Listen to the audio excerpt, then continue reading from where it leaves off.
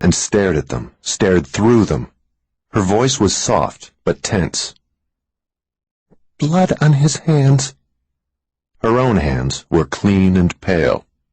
Her husband leaned forward from the back seat of the patrol car. "Mary?" She didn't respond. "Mary, can you hear me?" Yes. "Whose blood do you see?" I'm not sure. "The victim's blood?" No, in fact, it's his own. "The killer's?" Yes. "He has his own blood on his hands." That's right. She said. "He's hurt himself." But not badly. "How?" I don't know. "Try to get inside of him." I am already. "Get deeper." I'm not a mind reader. "I know that, darling, but you're the next best thing." The perspiration on Mary Bergen's face was like the ceramic glaze on the plaster countenance of an altar saint. Her smooth skin gleamed in the green light from the instrument panel. Her dark eyes also shone, but they were unfocused, blank. Suddenly she leaned forward and shuddered. In the driver's seat, Chief of Police Harley Barnes shifted uneasily. He flexed his big hands on the steering wheel. He's sucking the wound, she said. Sucking his own blood. After 30 years of police work, Barnes didn't expect to be surprised or frightened. Now, in a single evening, he had been surprised more than once and had felt his heartbeat accelerate with fear. The tree-shrouded streets were as familiar to him as the contours of his own face. However, tonight, cloaked in a rainstorm, they seemed menacing. The tires hissed on the slick pavement. The windshield wipers thumped, an eerie metronome. The woman beside Barnes was distraught, but her appearance was less disturbing than the changes she had wrought inside the patrol car. The humid air became clearer when she entered her trance. He was certain he was not imagining that. The ordinary sounds of the storm in the car were overlaid with the soft humming of ghost frequencies. He sensed an indescribable power radiating from her. He was a practical man, not at all superstitious, but he could not deny what he felt so strongly. She bent as far toward the dashboard as her seatbelt would allow. She hugged herself and groaned as if she were having labor pains. Max Bergen reached out from the rear seat, touched her. She murmured and relaxed slightly. His hand looked enormous on her slender shoulder. He was tall, angular, hard-muscled, hard-faced, 40 years old, 10 years older than his wife. His eyes were his most arresting feature. They were gray, cold, humorless. Chief Barnes had never seen him smile. Clearly, Bergen harbored powerful and complex feelings for Mary, but he gave no indication that he felt anything but contempt for the rest of the world. The woman said, "Turn at the next corner." Barnes braked gently. "Left or right?" "Right," she said. Well-kept 30-year-old stucco houses and bungalows, most of them California Spanish in style, lay on both sides of the street. Yellow lights glowed vaguely behind drapes that had been drawn against the chill of the damp December night. The road was much darker than the one they had left. Sodium vapor lamps stood only at the corners, and purple-black rain-pooled shadows filled the long blocks between them. After he made the turn, Barnes drove no faster than 10 miles an hour. From the woman's attitude, he gathered that the chase would end nearby. Mary sat up straight. Her voice was louder and clearer than it had been since she began to use her strange talent, her clairvoyance. "I get an impression of a fence. Yes, I see it now. He's cut his hand. On a fence." Max stroked her hair. "And it's not a serious wound?" "No, just a cut. His thumb, deep, but not disabling." She raised one thin hand, forgot what she meant to do with it, let it flutter back into her lap. But if he's bleeding from a deep cut, won't he give up tonight? Max asked. No, she said. You're sure? He'll go on. The bastard's killed 5 women so far, Barnes said. Some of them fought like hell, scratched him and cut him and even tore out his hair. He doesn't give up easily. Ignoring the policeman, Max soothed his wife, caressed her face with one hand, and prompted her with another question. What kind of fence do you see? Chain link, she said. Sharp and unfinished at the top. Is it high? 5 feet. What does it surround? A yard. Storage yard? No, behind a house. Can you see the house? Yes. What's it like? It's a 2-story. Stucco? Yes. What about the roof? Spanish tile. Any unique features? I can't see. A veranda? No. A courtyard, maybe? No, but I see a winding tile walkway. Front or back? Out front of the house. Any trees? Matched magnolias on either side of the walk. Anything else? A few small palms, farther back. Harley Barnes squinted through the rain-dappled windshield. He was searching for a pair of magnolias. Initially, he had been skeptical. In fact, he'd been certain the Bergens were frauds. He played his role in the charade because the mayor was a believer. The mayor brought them to town and insisted the police cooperate with him.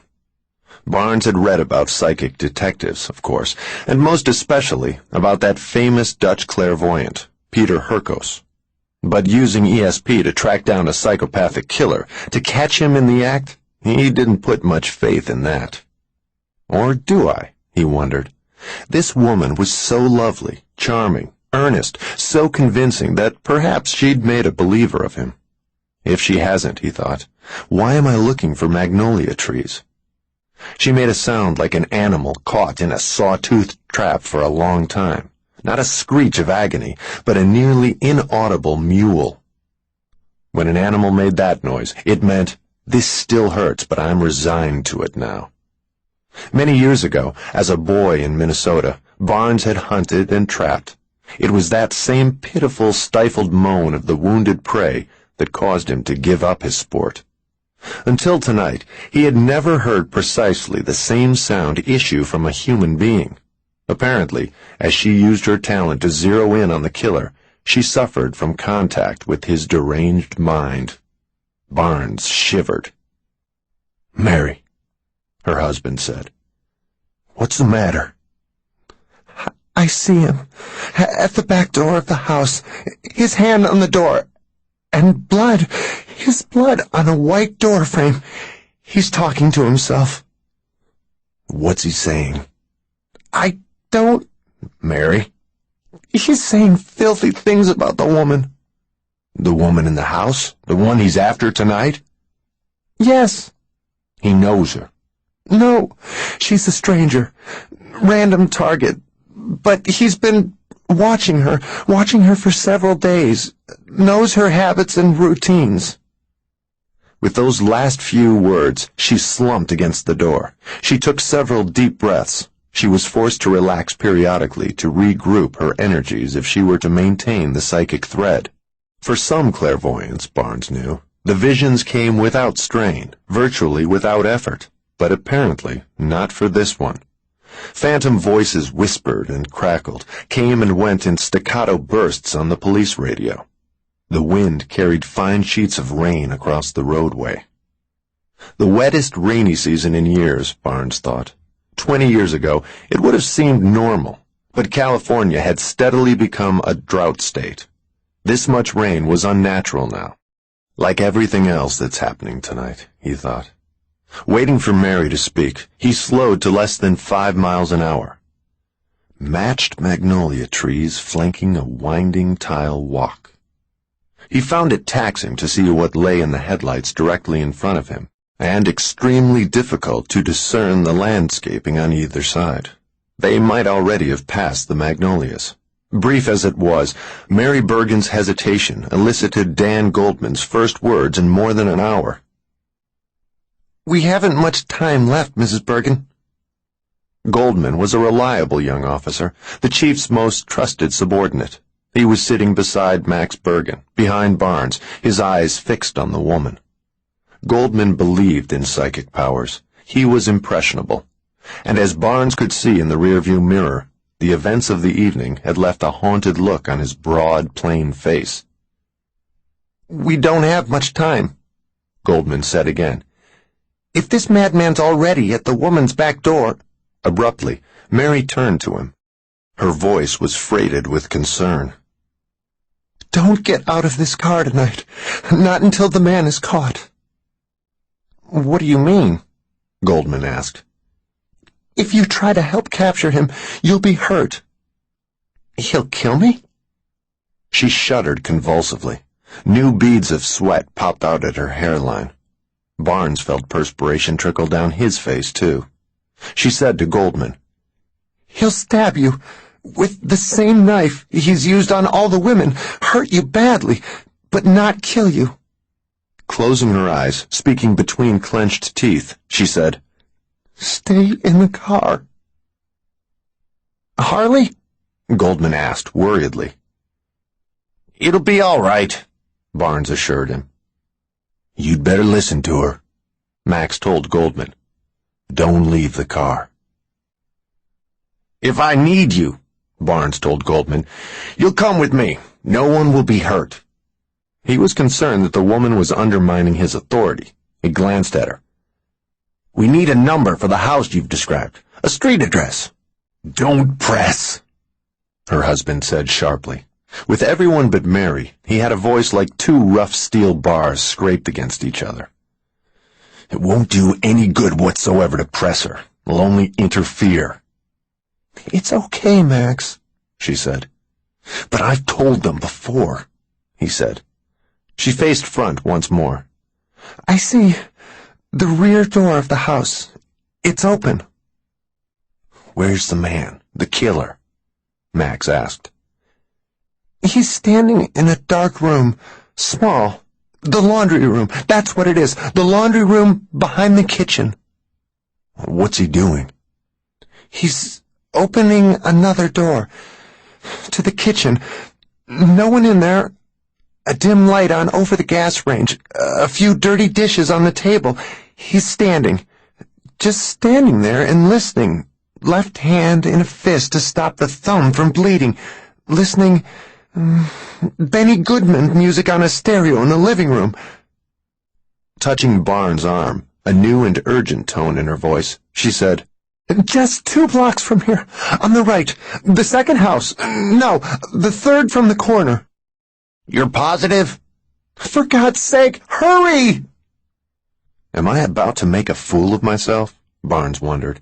If I take her seriously and she's wrong, I'll be the punchline of bad jokes for the rest of my career.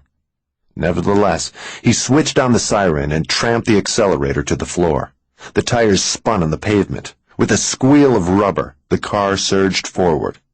Breathlessly, she said, "I still see. He's crossing the kitchen, moving slowly." If she's faking all this, Barnes thought, she's a hell of a good actress. The Ford raced along the poorly lit street. Rain snapped against the windshield. They swept through a 4-way stop, then toward another. Listening between steps, cautious, nervous, taking the knife out of his overcoat pocket, smiling at the sharp edge of the blade. Such a big knife. In the block she had specified, they fishtailed to a stop at the curb in front of the third house on the right. A pair of matched magnolias, a winding walk, a 2-story stucco with lights on downstairs. "God damn," Goldman said, more reverently than not. "It fits your description perfectly." 2. Barnes got out of the car as the siren moaned into silence. The revolving red emergency lights cast frenetic shadows on the wet pavement. Another black and white had pulled in behind the first, adding its beacons to the cascade of bloody color. Several men had already climbed out of the second car. Two uniformed officers, Malone and Gonzalez, hurried toward Barnes. Mayor Henderson, round and shiny in his black vinyl rain slicker, looked like a balloon bouncing along the street. Close behind him was whip-thin little Harry Oberlander, Henderson's most vocal critic on the city council. The last man was Alan Tanner, Mary Tanner Bergen's brother. Ordinarily, he would have been in the first car with his sister, but he and Max had argued earlier and were keeping away from each other. "Malone, Gonzalez, split up," Barnes said. "Flank the house. Go around it and meet at the rear door. I'll take the front. Now move it." "What about me?" Goldman asked. Barnes sighed. "You better stay here." Goldman was relieved. Taking the .357 Magnum from his holster, Barnes hurried up the tile walk. The name Harrington was printed on the mailbox. As he rang the doorbell, the rain suddenly lost most of its power.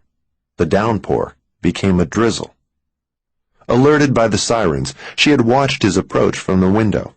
She answered the door at once. "Mrs. Harrington?" "Miss Harrington. After the divorce, I took my maiden name." She was a petite blonde in her early 40s. She had a lush figure, but she wasn't carrying any excess weight. Apparently, her primary occupation was taking good care of herself. Although she wore jeans and a t-shirt and didn't appear to be going out for the evening, her hair looked as if it had been styled minutes ago. Her false eyelashes and makeup were perfectly applied, and her nails were freshly painted, the color of orange sherbet.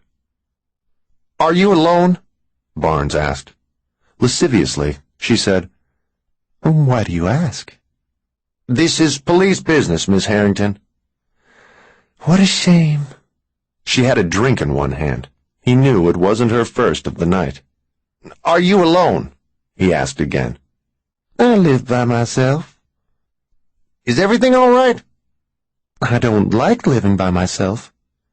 "That's not what I meant. Are you all right? Is there any trouble here?" She looked at the revolver that he held at his side. "Should there be?" Exasperated with her, and with having to talk above the loud swing music that boomed behind her, he said, "Maybe. We think your life's in danger." She laughed. "I know it sounds melodramatic, but who's after me?" "The newspapers call him the Slasher." She frowned, then instantly dropped the expression as if she had remembered that frowning caused wrinkles. "You're kidding." "We have reason to believe you're his target tonight." "What reason?" "A clairvoyant." "A what?" Malone entered the living room behind her and switched off the stereo. She turned, surprised. Malone said, "We found something, Chief." Barnes stepped into the house, uninvited. "Yeah?" The back door was open. "Did you leave it open?" Barnes asked the woman. "On a night like this?" "Was it locked?" "I don't know." "There's blood on the door frame," Malone said. "More of it on the door between the laundry room and the kitchen." "But he's gone?" "Must have run when he heard the sirens." Sweating, aware of his too rapid heartbeat, wondering how to fit clairvoyance and the other psychic phenomena into his previously uncomplicated view of life, Barnes followed the younger officer through the kitchen and laundry room. The woman stayed close beside him, asking questions that he didn't bother answering. Hector Gonzalez was waiting at the back door. "There's an alleyway behind that chain-link fence," Barnes told him. "Get back there and search for our man. 2 blocks in each direction." The woman said, "I'm bewildered." "So am I," Barnes thought. To Malone, he said, "Beat the shrubs around both sides of the house and check out that line of bushes near the fence." "Right." "And both of you keep your guns drawn." Waiting by the squad cars in front of the house, Harry Oberlander was baiting the mayor. He shook his head, as if the very sight of Henderson amazed him. "What a mayor you are," he said with heavy sarcasm. hiring a witch to do police work."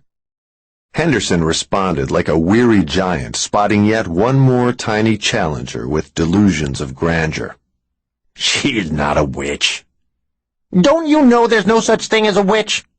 "Like I said, Councilman, she's not a witch. She's a fake. A clairvoyant. Clairvoyant schmearvoyant. So clever with language. It's just a fancier name for a witch." Dan Goldman watched Oberlander, as weary of the argument as the mayor was. There are no worse enemies, he thought, than two men who used to be best friends.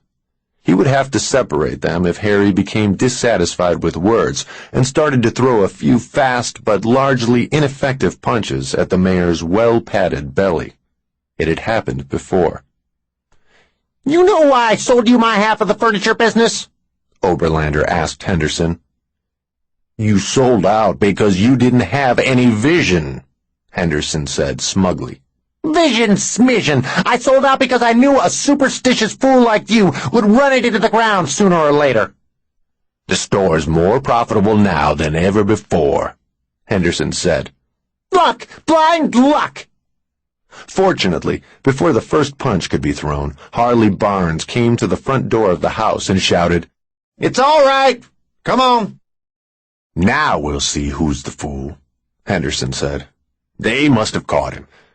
He ran across the sidewalk and the slippery wet lawn with that unexpected grace peculiar to certain very fat men. Oberlander scurried after him, an angry mouse snapping at the heels of a behemoth. Suppressing a laugh, Goldman followed. Alan Tanner sat behind the steering wheel in order to be in the front seat with his sister. When he saw Harley Barnes at the door of the house, he said, "Did they get the killer, Mary?" "I don't know," she said. Her voice was hollow. She sounded drained. "Wouldn't there have been a shot?" "I don't know." "There would have been some commotion." "I guess so." From the rear seat, Max said urgently, "Mary, is it safe for Goldman?" She sighed and shook her head and pressed her fingertips to her eyes. "I really can't say. I've lost the thread. I don't see anything else." Max rolled down his window. The damp air carried his voice well. "Hey, Goldman!" The officer was halfway across the lawn. He stopped and looked back. "Maybe you better stay here," Max said. "Harley wants me," Goldman said. "Remember what my wife told you." "It's all right," Goldman said. "Nothing's going to happen. They caught him." "Are you sure of that?" Max asked. But Goldman had already turned and was headed for the house again. Alan said, "Mary?" "Mm-hmm."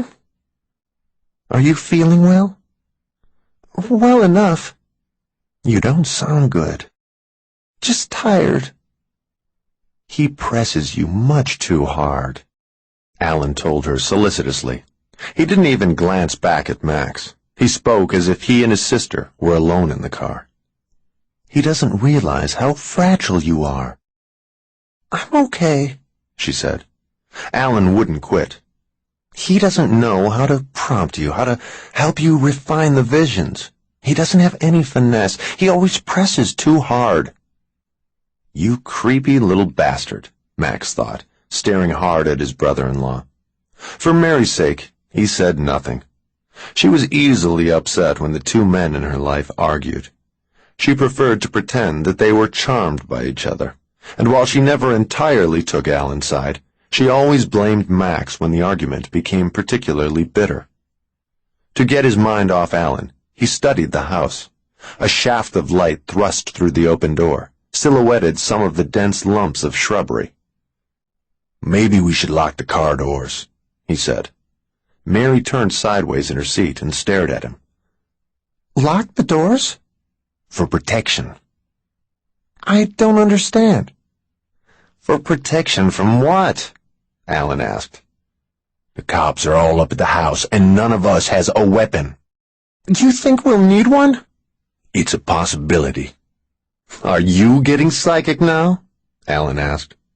Max forced himself to smile. "Nothing psychic about it, I'm afraid. Just good sense." He locked his and Mary's doors, and when he saw that Alan wouldn't cooperate, he latched both doors on the driver's side.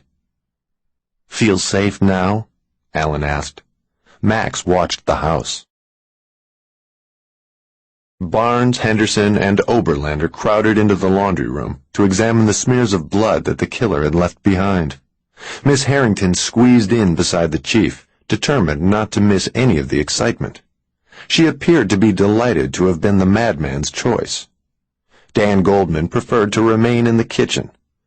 As Barnes explained how these few pieces of physical evidence matched the clairvoyant's visions, the mayor would begin to gloat. Harry Oberlander would be embarrassed, then outraged. The nasty bickering would quickly escalate into a loud and vicious exchange. Goldman had had enough of that. Besides, the big kitchen deserved an appreciative inspection.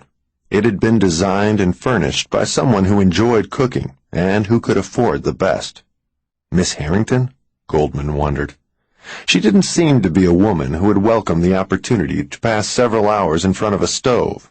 No doubt the cook had been her ex-husband. Quite a lot of money had been spent to create a professional kitchen with a country home atmosphere. The floor was of Mexican tile with brown grouting. There were oak cabinets with porcelain hardware, white ceramic countertops, 2 standard ovens and a microwave oven, 2 large refrigerator freezers, 2 double sinks, an island cooking surface, a built-in appliance center, and a dozen other machines, tools, and gadgets.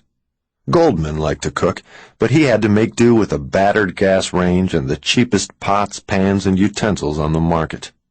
His envious appraisal of the kitchen was interrupted when, from the corner of his eye, he saw a door opening beside and somewhat behind him, no more than a yard away. It had been ajar when he'd entered the room, but he hadn't thought anything of it. Now he turned and saw a man in a raincoat stepping out of a pantry that was lined with canned goods.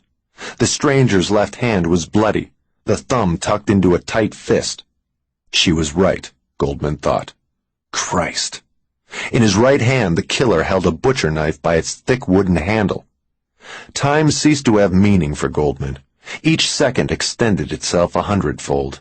Each moment expanded like a soap bubble, encapsulated him, separated him from the rest of the world where clocks maintained their proper pace. In the distance, Henderson and Oberlander were arguing again. It didn't seem possible that they were only 1 room away. They sounded extremely odd, as if they had been recorded at 78 revolutions per minute and were being played back at 45. The stranger stepped forward. Light slithered along the well-honed edge of the blade.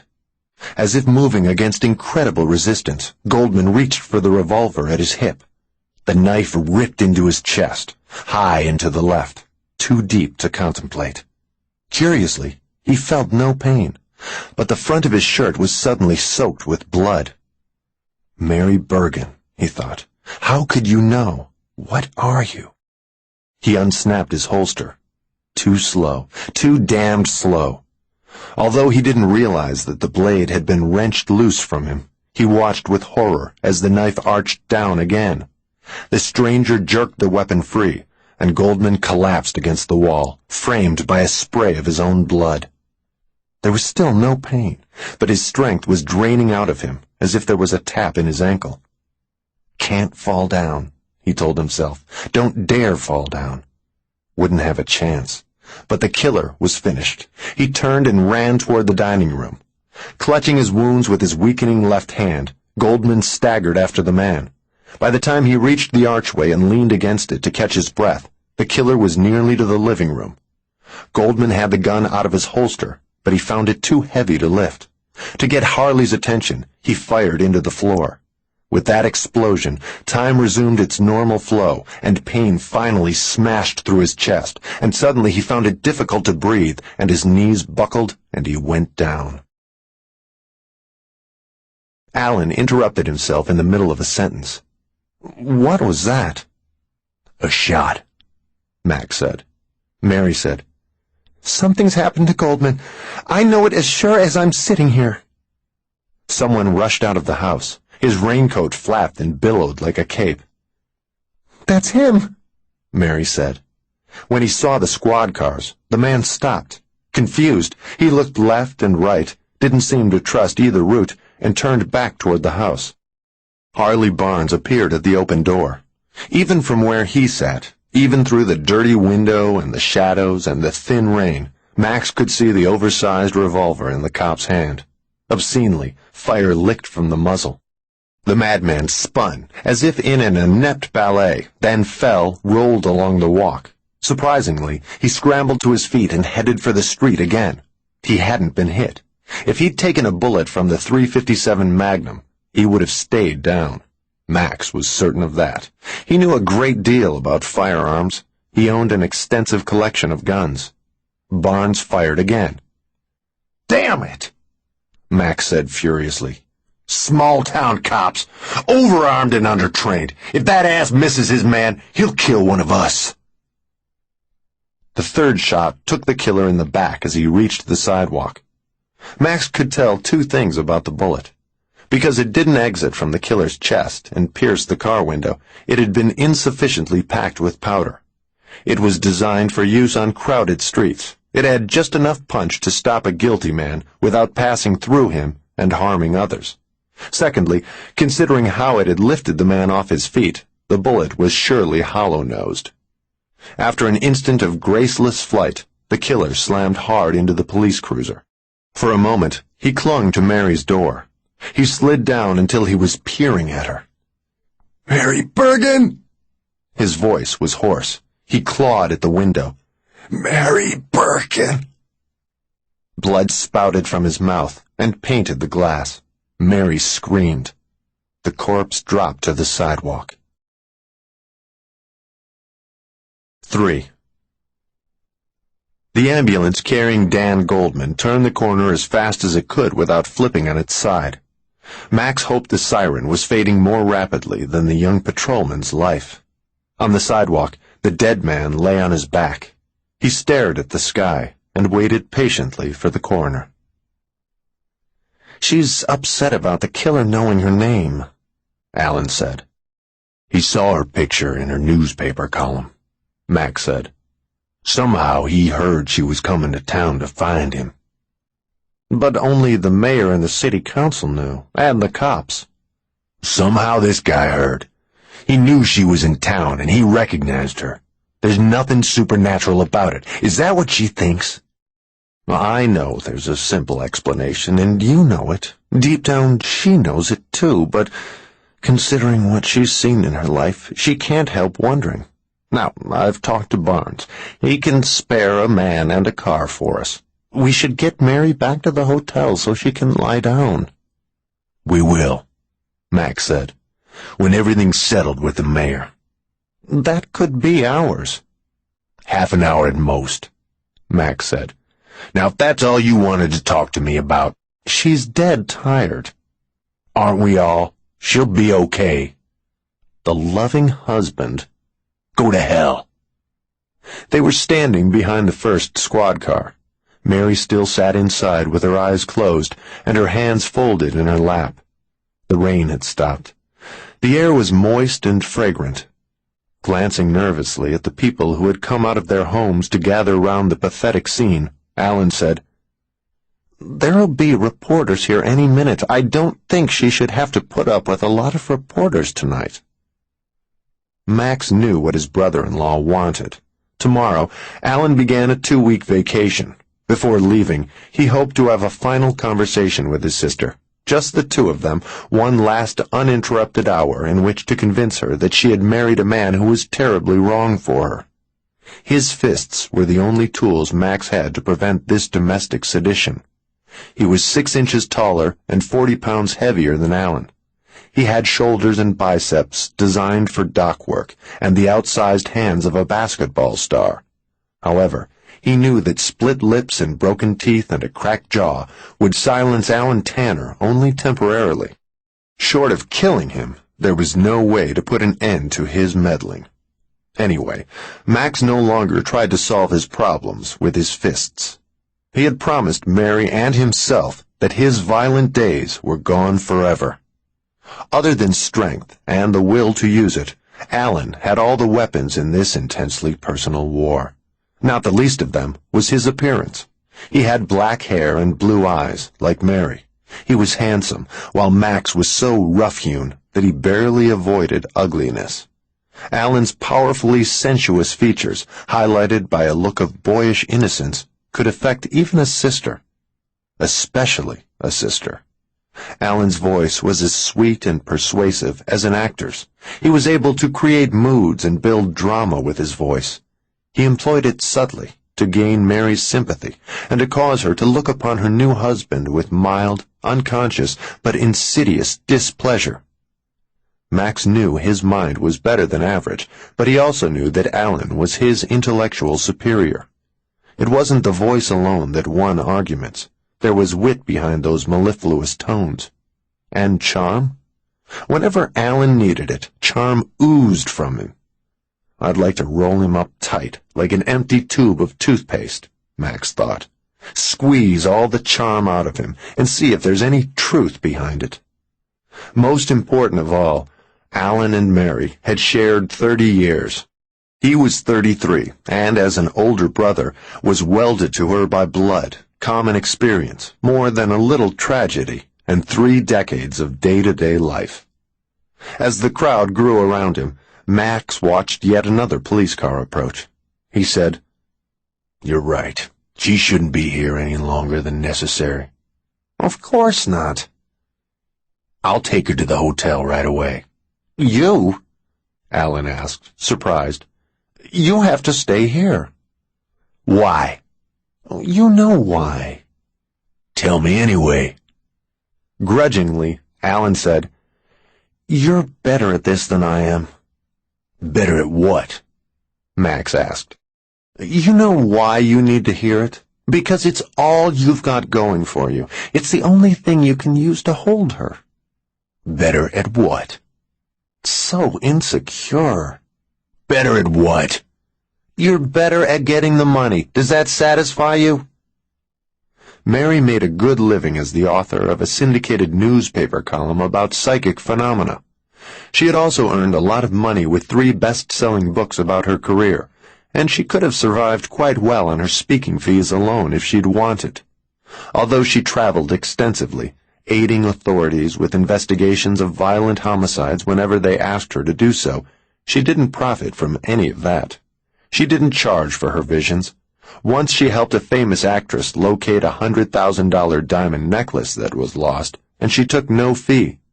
She never required more than expenses, airline tickets, car rentals, meals, and lodging, from those whom she assisted, and she refused even that much if she thought she'd been of little or no service.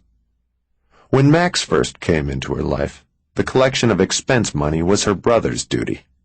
But Alan had no talent or taste for quibbling with mayors, councilmen, and bureaucrats. As often as not, when Mary had done her work and the guilty man had been found, the local politicians who had summoned her tried to get rid of her without paying what they owed. Alan seldom pressured them. As a result, tens of thousands of dollars in expenses were lost each year, and although Mary earned considerable sums, she was slowly going broke. Within 2 months following the wedding, Max straightened out Mary's financial affairs. He renegotiated her contract with the lecture bureau and doubled her speaking fee. When her contract with the newspaper syndicate came due for renewal, he made a far more advantageous deal than she had thought possible, and he never failed to get a check for expenses. "Well," Alan said. "All right.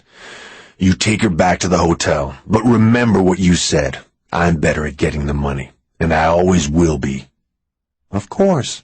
You have a nose for it," Alan said. His smile had no warmth. "You sniffed out Mary's money pretty damned fast, didn't you?" "Go," Max said. "Too much truth in that for you?" "Get out of here before you find yourself looking up your own ass for the rest of your life." Alan blinked. Max didn't. Alan walked over to Harley Barnes. Gradually, Max became aware of a number of people in the crowd who were staring at him. He stared back at them, one at a time.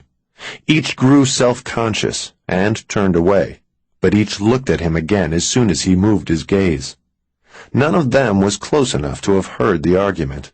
He realized that they were staring because his face was contorted by rage, because his shoulders were drawn up like those of a stalking panther, because his huge hands were in tight fists at his sides. He tried to relax, to let his shoulders fall, and he put his hands in the pockets of his raincoat so that no one could see he was too infuriated to uncurl them. 4. The hotel room had 4 ugly lamps with garishly patterned shades, but only one of them was on. In a black vinyl armchair that stood on a swivel base, Alan folded his hands around a glass of scotch that he wasn't drinking. The light fell over him from the left, carving his face with sharp shadows. Mary was sitting up in bed, on top of the covers, well out of the light. She wished Max would get back so they could go out for a late supper and a couple of drinks. She was hungry and tired and emotionally exhausted. "Still have a headache?" Alan asked. "The aspirin helped." "You're drawn, so pale." "There's nothing wrong that 8 hours of sleep won't cure." "I worry about you," he said. She smiled affectionately. "You've always worried about me, dear, even when we were children. I care about you very much." "I know that." "You're my sister. I love you." "I know, but he presses you too hard." "Not this again, Alan." "He does." "I wish you and Max could get along." "Well, so do I, but we never will." "But why?" "Because I know what he is." "And what's that?" "Well, for one thing, he's so different from you," Alan said. "He's not as sensitive as you are. He's not as kind." He seemed to be pleading with her. "You're gentle, and he can be gentle, too." "Can he?" "With me he can. He's sweet." "You're entitled to your opinion." "Oh, thank you very much," she said sarcastically. Anger flared briefly in her, but was quickly extinguished. She couldn't stay angry with Alan for more than a minute. Even a minute was stretching it. "Mary, I don't want to argue with you." "Then don't." "We never had cross words, not in 30 years, until he came into the picture." "I'm not up to this tonight." "You're not up to anything because he presses you too hard and too fast when he's guiding you through your visions." "He does it well." "Not as well as I did it." "At first he was too insistent," she admitted. "Too anxious, but not any more." Alan put down his scotch, got up, turned his back on her. He went to the window. Moody silence enveloped him. She closed her eyes and wished Max would get back. After a minute, Alan walked away from the window. He stood at the foot of the bed, staring down at her. "I'm afraid to go away on vacation." Without opening her eyes, she said, "Afraid of what?" "I don't want to leave you alone." "I won't be alone. I'll be with Max." "That's what I mean, alone with Max." "Alan, for Christ's sake!" "I mean it." She opened her eyes, sat up straighter. "You're being silly, ridiculous. I won't listen to any more of this." "If I didn't care what happens to you, I could walk out right now. Whether you want to hear it or not, I'm going to say what I think is true about him." She sighed. "He's an opportunist," Alan said. "So what?" "He likes money." "So do I. So do you." "He likes it too much." She smiled indulgently. "I'm not sure you can ever like it too much, dear." "Don't you understand?" "Enlighten me." Alan hesitated. There was sadness in his beautiful eyes. "Max likes other people's money too much." She stared at him, surprised. "Look, if you're saying he married me for my money—" "That's precisely what I'm saying." "Then it's you who's pressing me too hard." There was steel in her voice now. He changed his tone with her, spoke softly. All I'm trying to do is make you face facts. I don't... She raised herself up, away from the headboard. Am I so ugly that no one would want me if I were poor? You're beautiful. You know that. She wasn't satisfied. Then am I some mindless little twit who bores men to death? Don't shout, Alan said. Calm down, please. He seemed genuinely grieved that he had hurt her, but he didn't change the subject. Plenty of men would give everything they own to marry you, and for all the right reasons. Why you ever picked Max? He was the first decent prospect, the first full-fledged man who asked. Well, that's not true. I know of 4 others who asked.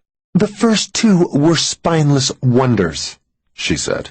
The third one was about as gentle and considerate in bed as a bull is in the ring. The other one was virtually impotent. Max wasn't any of that. He was different, interesting, exciting. You didn't marry him because he was exciting or because he was intelligent or mysterious or romantic. You married him because he was big, strong, and gruff, a perfect father image. Since when have you practiced psychiatry? She knew Alan didn't want to pick at her like this. He continued only because he felt she needed to hear it. He was being a conscientious big brother. Even though he was misguided, his intentions were admirable. If she hadn't been certain of that, she would have asked him to leave. I don't have to be a psychiatrist to know that you need to lean on someone. You always have.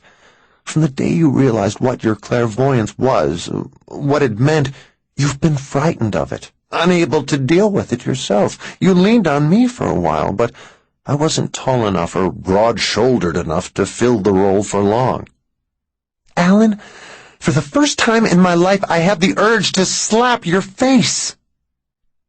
He came around and sat down on the edge of the bed. He took her left hand in both of his.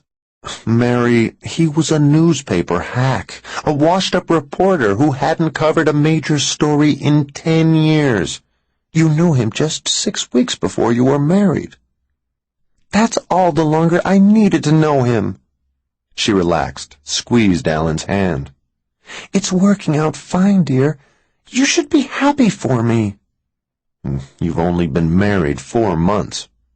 Long enough to like him even better than I did when he proposed. He's a dangerous man. You know his past. A few fights in barrooms, and he doesn't go to barrooms anymore. It's not as innocent as that. He nearly killed some people in those brawls. When they've had too much to drink and are feeling mean, some men will go after the biggest man in the room. Max was a natural target. He didn't start any of those fights. So he says. No one ever pressed charges. Maybe they were afraid to. He's changed. What he needed was someone who loved him, someone he could feel responsible for. He needed me. Alan nodded forlornly. Want a drink? I'll wait for Max. He drank his scotch in 3 swallows. You're absolutely sure about him? About Max? Positive. He went to the window again, studied the night sky for a moment. I don't think I'll be returning to work with you after my vacation. She got up, went to him, took hold of his shoulder, and turned him around. Say again? I'm a 5th wheel now. Nonsense. You take care of so much of my business. That's nothing a secretary couldn't handle, Alan said. Before Max, I was vital.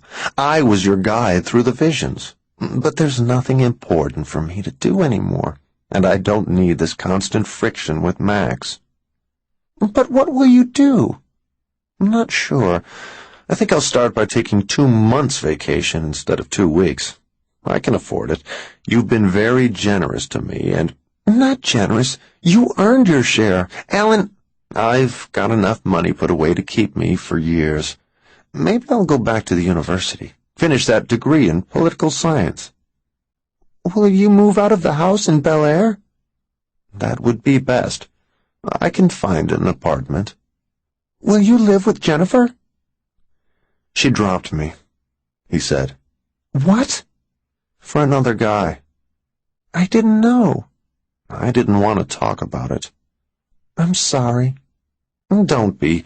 She wasn't my type. You two seemed happy. We were, briefly. What went wrong? Everything. You won't move far away, will you? Probably just to Westwood. Oh, then we'll practically be neighbors. That's right. We'll have lunch once a week. All right, he said. And dinner occasionally.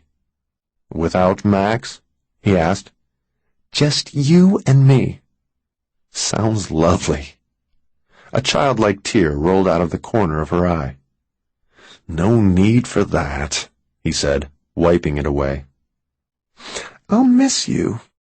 A brother and sister can't live in the same house forever. It's unnatural. The sound of a key in the lock made them turn to the door. Max came in and stripped off his raincoat. Mary went to him, kissed him on the cheek. Putting an arm around her, refusing to acknowledge Alan, Max asked, "Feeling better?" Just tired, she said. Everything went smoothly in spite of Oberlander, Max said. I got the check for expenses. You always do, she said proudly. During that exchange, Alan went to the door and opened it. I'll be going. Only minutes ago, she had hoped he would leave before Max returned in order to avoid one of those tiresome quarrels. Now she felt that Alan was drifting out of her life, and she was unwilling to let go of him so soon or so easily. Can't you stay for another drink? He looked at Max and shook his head. I don't think that would be wise.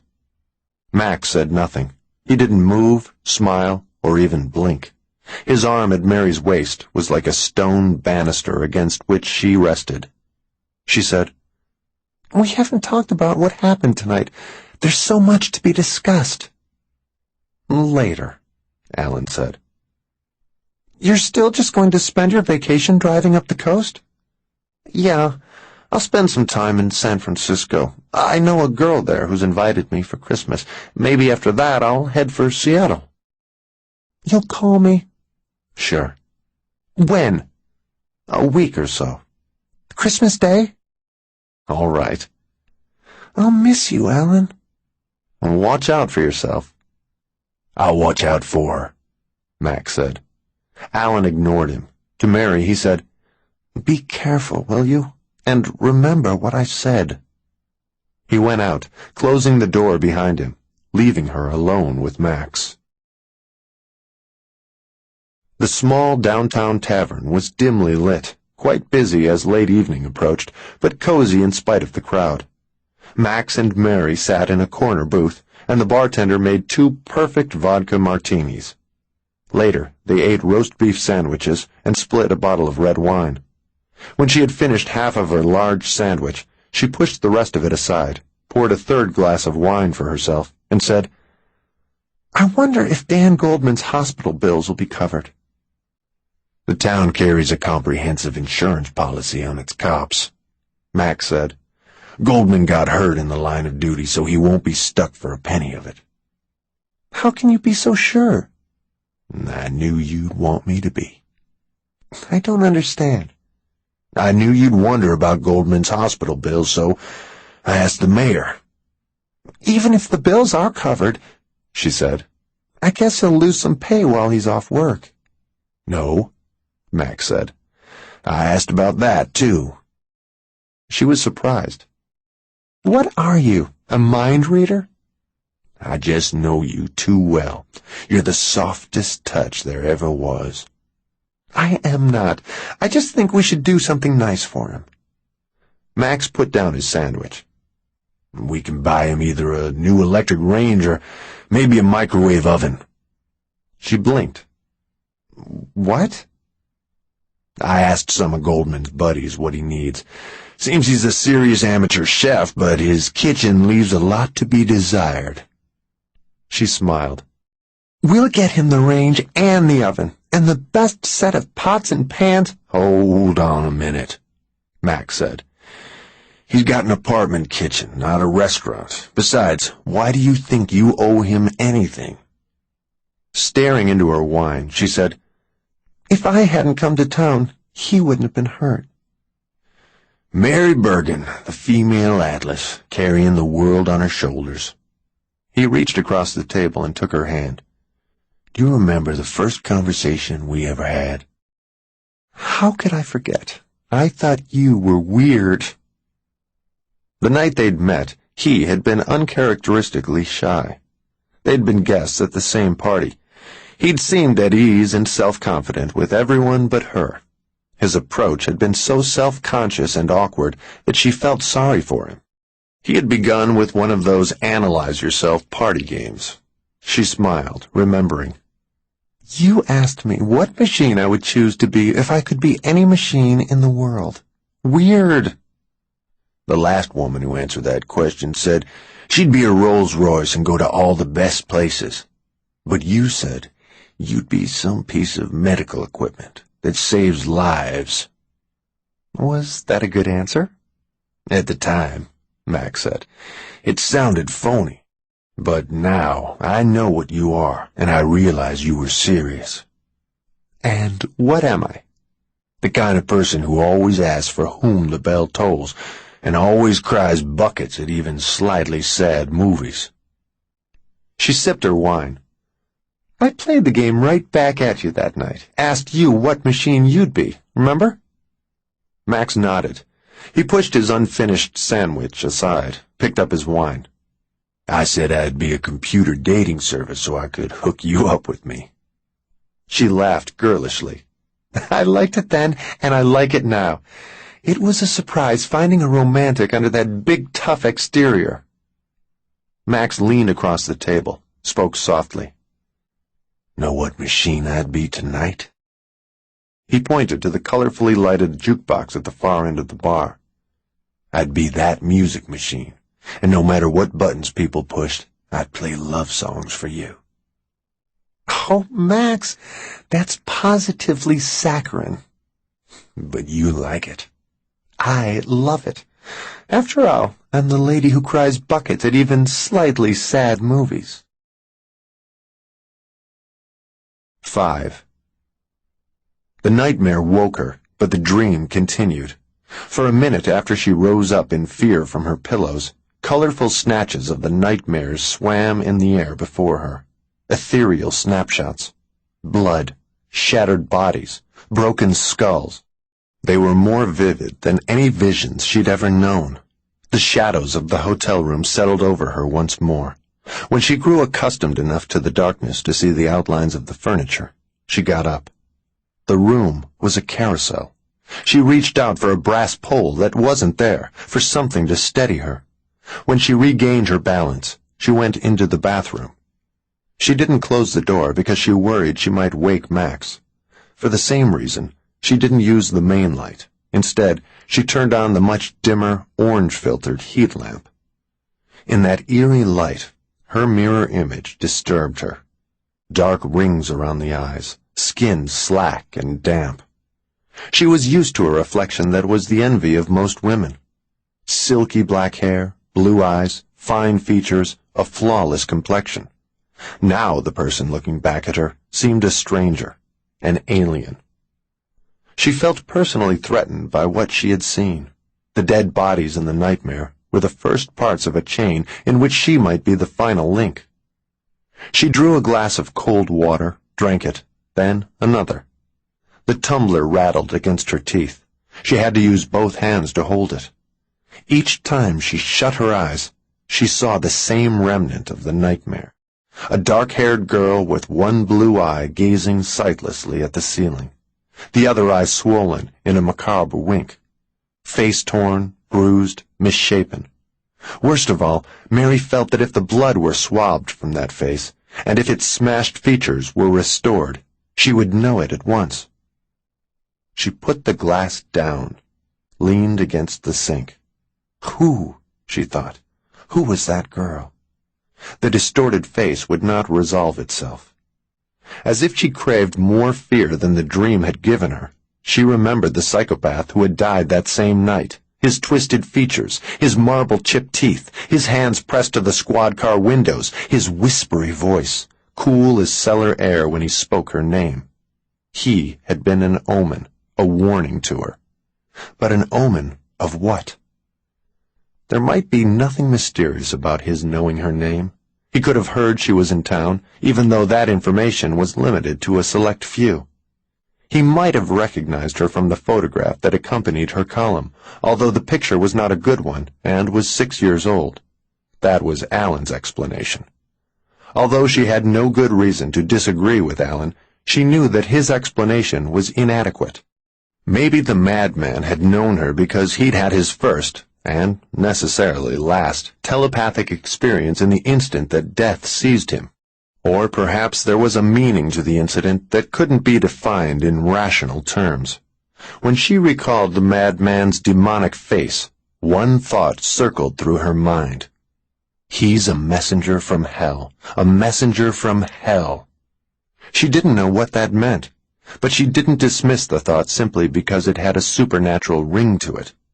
Through her extensive travels, through her many conversations with clairvoyants like Peter Herkos and Gerard Croisset, through her conversations and correspondence with other psychically gifted people, she had come to think anything was possible. She'd been in homes where poltergeists were active, where dishes and paintings and bric-a-brac and heavy furniture sailed through the air and exploded against walls when no one had touched them or been near them. She hadn't decided whether she'd seen ghosts at work or, instead, the unconscious telekinetic powers of someone in the house, but she did know that something was there. She had seen Ted Sirios create his famous psychic photographs, which Time and Popular Photography and many other national publications had tried unsuccessfully to debunk. He projected his thoughts onto unexposed film, and he did so under the intense scrutiny of skeptical scientists. She had seen an Indian mystic, a fakir, but not a faker, do the impossible. He planted a seed in a pot of earth, covered it with a light muslin sheet, then went into a deep trance.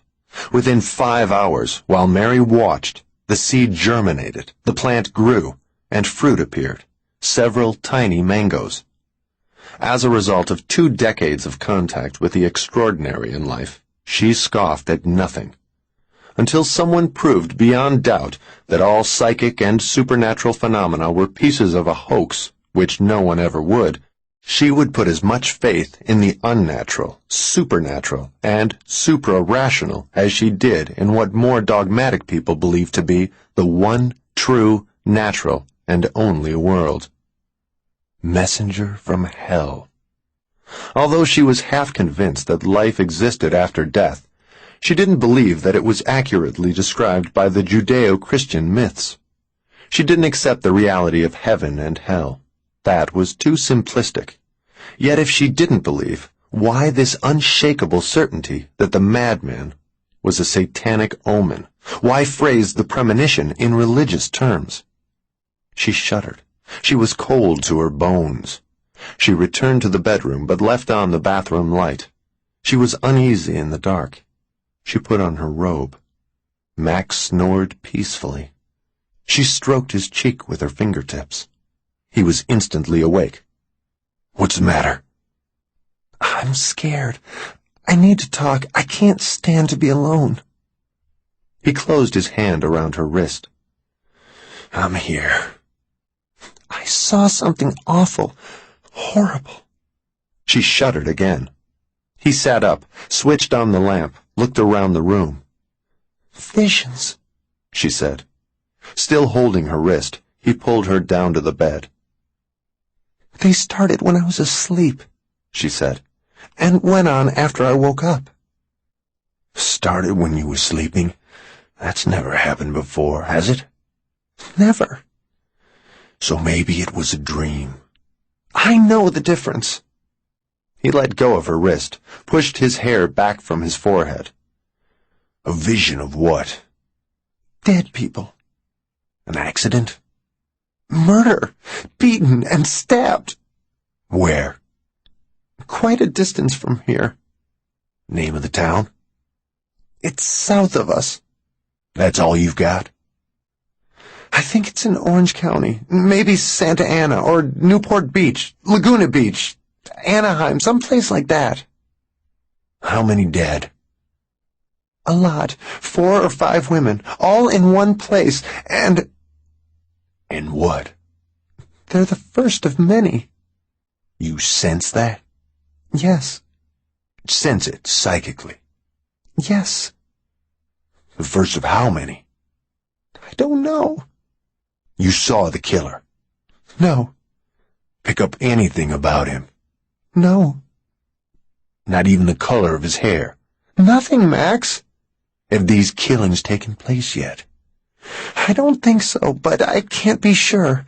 I was so surprised by the visions that I didn't make any attempt to hold on to them. I didn't pursue them like I should have. He got out of bed and slipped into his own robe. She stood up, moved against him. You're shivering, he said. She wanted to be loved and sheltered. It was horrible. They always are. This was worse than usual. Well, it's over. No. Maybe it is over, or shortly will be for those women, but not for us. We're going to get tangled up in this one. Oh, God. So many bodies, so much blood. And I think I knew one of the dead girls. Who was she? He asked, holding her still closer. The face I saw was so badly disfigured, I couldn't tell who she was, but she seemed familiar. It had to be a dream, he said, reassuringly. The visions don't come to you out of the blue. You've always had to concentrate, focus your attention in order to pick them up. Like when you start tracking a killer, you have to handle something that belonged to his victim before you can receive images of him. He was telling her what she already knew, soothing her in the manner of a father explaining to his still frightened young daughter that the ghosts she had seen in the dark bedroom were only the draft-stirred curtains she could now see with all the lights on. Actually, it didn't matter to her what he said. Just hearing him speak and feeling him close, Mary grew calm. Even when you're searching for a lost ring or necklace or brooch, Max said, you have to see the box or drawer where it was kept. So what you saw tonight had to be a dream because you didn't seek it. I feel better. Good. But not because I believe it was a dream. I know it was a vision. Those women were real. They're either dead by now or they soon will be. She thought of the brutally beaten faces, and she said, God help them. Mary? It was real, she insisted, letting go of his hand and sitting on the mattress. And it's going to involve us. You mean the police will ask for your help? More than that, it's going to affect us intimately. It's the start of something that'll change our lives. How can you know that? The same way I know everything else about it. I sense it psychically. Whether or not it's going to change our life, he said. Is there any way we can help those women? We know so little. If we called the police, we couldn't tell them anything worthwhile.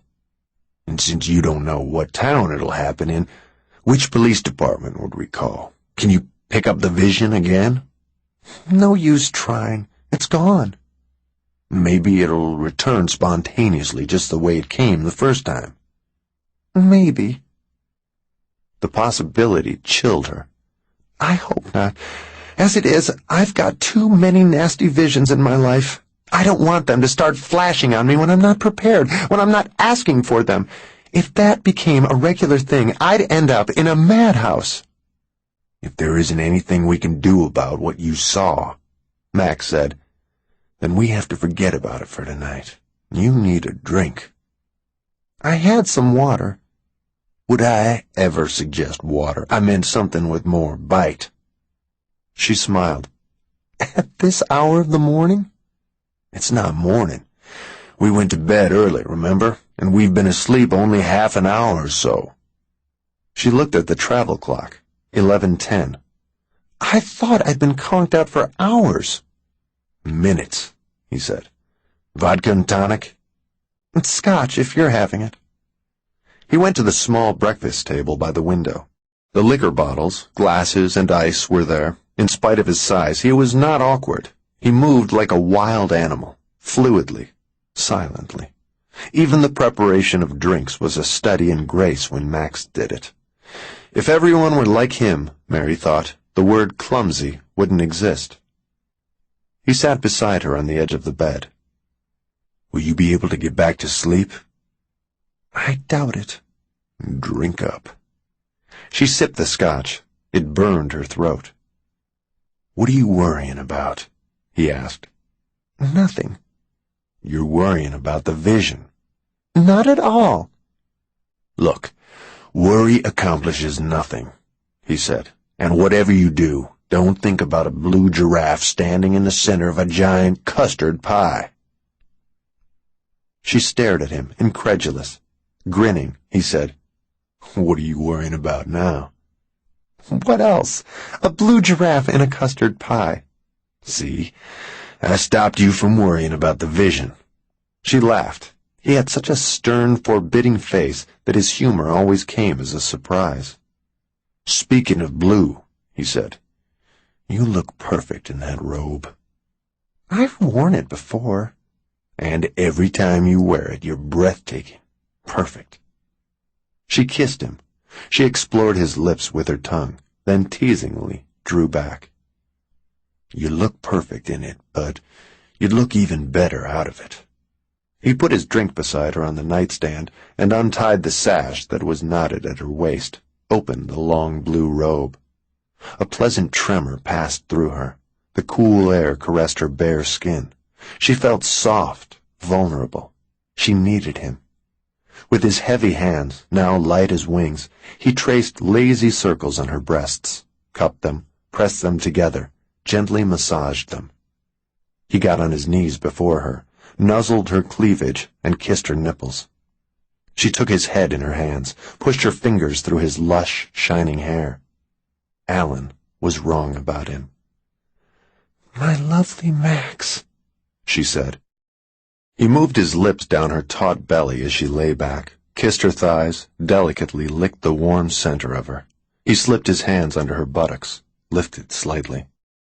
After many minutes during which her murmurs rose and fell again, like the enigmatic susurration of the sea, he raised his head and said, "I love you."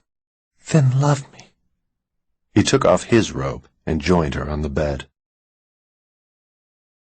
Agreeably exhausted, they separated at midnight, but the spell was not broken. Still enchanted, eyes closed, she drifted. In some ways, she was more intensely aware of her body than she had been during intercourse.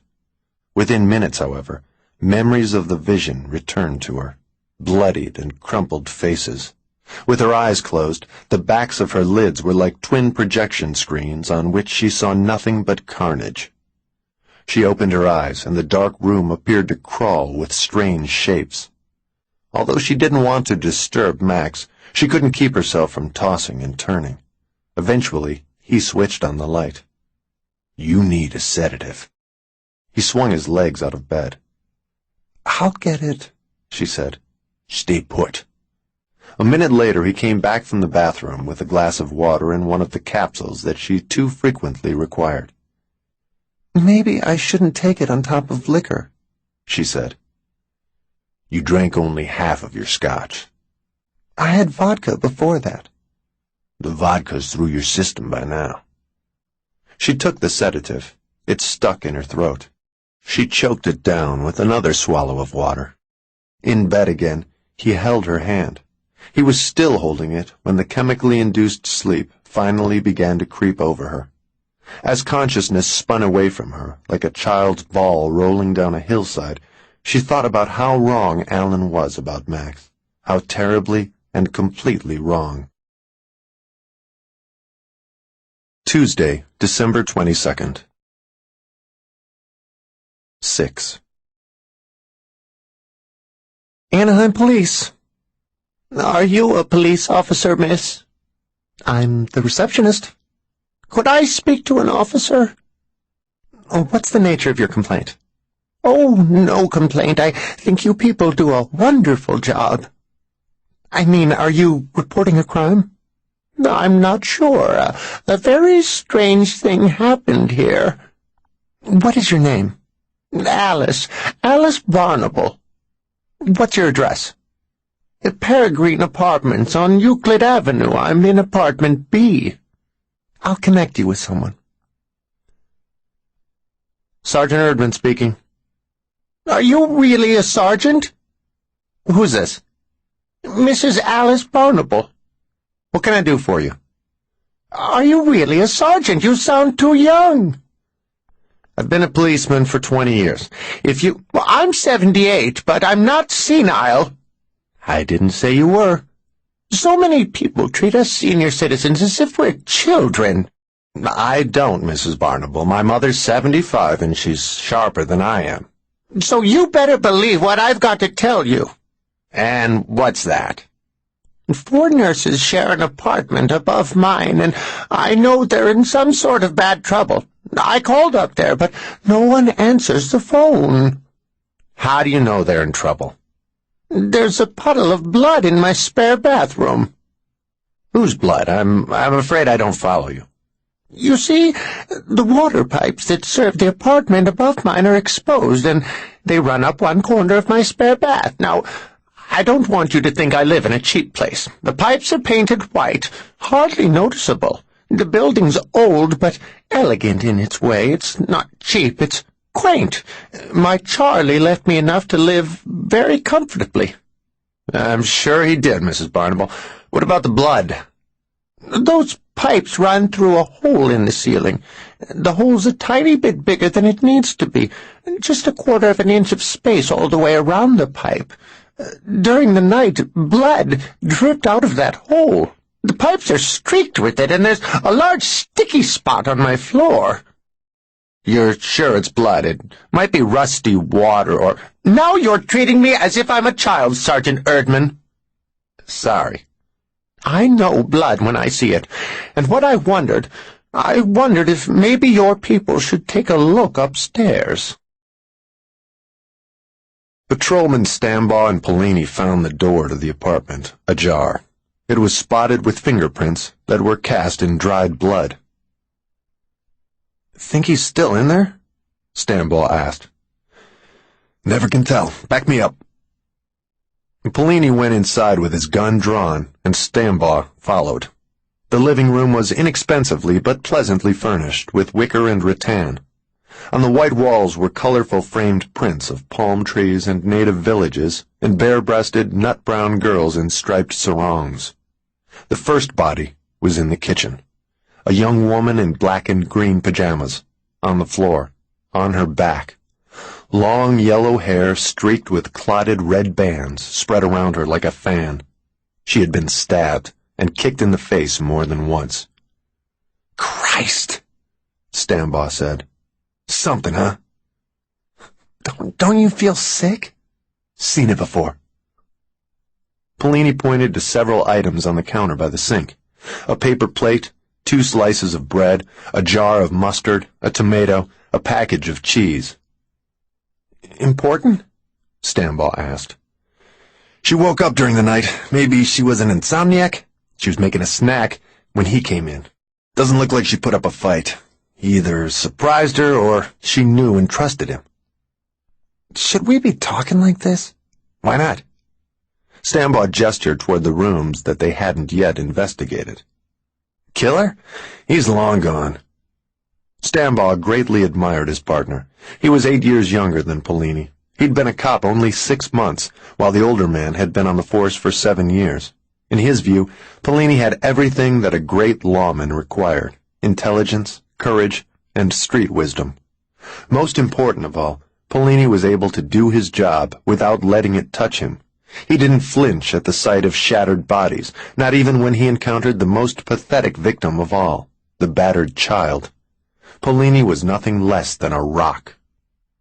Although he tried to imitate his mentor, Stambaugh usually got sick to his stomach in the midst of too much spilled blood. Come on, Polini said. He led Stambaugh back through the hall to the spare bath, where the harsh light glared on blood-splashed porcelain and on the hideously stained white vanity top. There was a struggle this time, Stambaugh said. But not much of one. It was over in seconds. Another young woman, wearing only panties, was curled fetally in a corner of the bathroom. She had been stabbed repeatedly in the breasts and stomach, back and buttocks. There were between 50 and 100 wounds. Her blood had pooled around the pipes that came up from Alice Barnable's first-floor apartment. "Funny," Polini said. "Funny?" Stambaugh had never seen such slaughter. He could not comprehend the violent mind behind it. "Funny that he didn't rape either of them." "Is that what he should have done?" "His kind does, 90% of the time." Across the hall, the spare bedroom contained 2 unmade beds, but no bodies. In the master suite, they found a nude redhead on the bed nearest the door. Her throat had been cut. "No struggle at all," Polini said. "He caught her while she was sleeping. Doesn't look like he raped this one either." Stambaugh nodded. He was unable to speak. Both women in the master bedroom appeared to be Catholics who were, if not devout, at least attentive to their faith. A number of religious objects were scattered on the floor. A damaged crucifix lay beside the redhead's nightstand. The wooden cross had been broken into 4 pieces. The aluminum image of Christ was bent at the waist, so that its crown of thorns touched its bare feet, and its head was twisted around so that Christ was looking over his shoulder. "This wasn't just broken in a scuffle," Polini said, stooping over the remains of the icon. "The killer pulled this off the wall and spent a good bit of time demolishing it." 2 small religious statues had been on the redhead's dresser. These were also broken. Some of the pieces had been ground into chalky dust. There were a few white heel prints on the carpet. "He sure has something against Catholics," Polini said, "or against religion in general."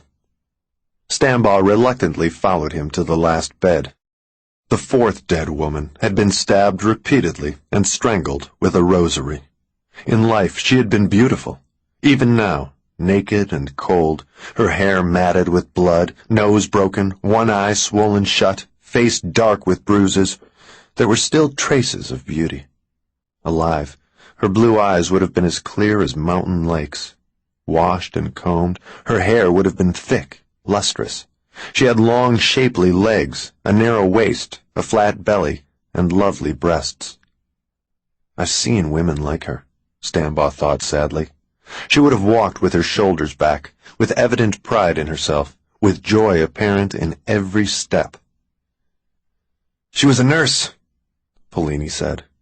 Stambaugh looked at the uniform and cap that were on a chair near the bed. His legs felt weak. "What's the matter?" Polini asked. Stambaugh hesitated, cleared his throat. "Well, my sister's a nurse." "This isn't your sister, is it?" "No, but she's about my sister's age." "You know her? She work with your sister?" "Never saw her before," Stambaugh said. "Then what's wrong?" "This girl might have been my sister." "You cracking up on me?" "I'm okay. I'm fine." "You'll get used to this stuff." Stambaugh said nothing. "This one was raped," Polini said. Stambaugh swallowed hard. He was dizzy. "See that?" Polini asked. "What?" "On the pubic hair. It's semen." "Oh. I wonder if he had her before or after." "Before or after what?" "Before or after he killed her." Stambaugh hurried into the master bath, dropped to his knees before the toilet, and threw up. When his stomach spasms passed, he knew that in the past 10 minutes he had learned something important about himself. In spite of what he'd thought this morning, he never wanted to be like Ted Polini. 7. Max came back to the room at 11:30, just as she finished dressing. He kissed her lightly on the mouth. He smelled of soap, shaving lotion, and the cherry-scented pipe tobacco that he favored. "Out for a walk?" Mary asked. "When did you wake up?" "Only an hour ago." "I was up at 8:30. "I slept 10 hours. When I finally managed to throw myself out of bed, I felt dopey. I shouldn't have taken the sedative on top of liquor." "You needed it." "I didn't need to feel the way I felt this morning." You look wonderful now. Where have you been? At the coffee shop downstairs. Had some toast and orange juice, read the papers. Anything that's connected with what I saw last night? The local paper has a nice story. You and Barnes catching the slasher. They say Goldman is already off the critical list. That's not what I meant. The dead women in the vision, what about them? Nothing in the papers. There will be this afternoon. A worried look crossed his face. He put a hand on her shoulder. You've got to relax once in a while. You've got to let your head clear out now and then. Don't run after this one, Mary. Forget about it. Please. For me?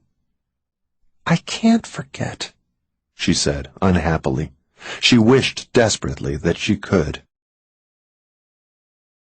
Before leaving town, they stopped at an appliance store, chose and paid for an electric range and microwave oven for Dan Goldman.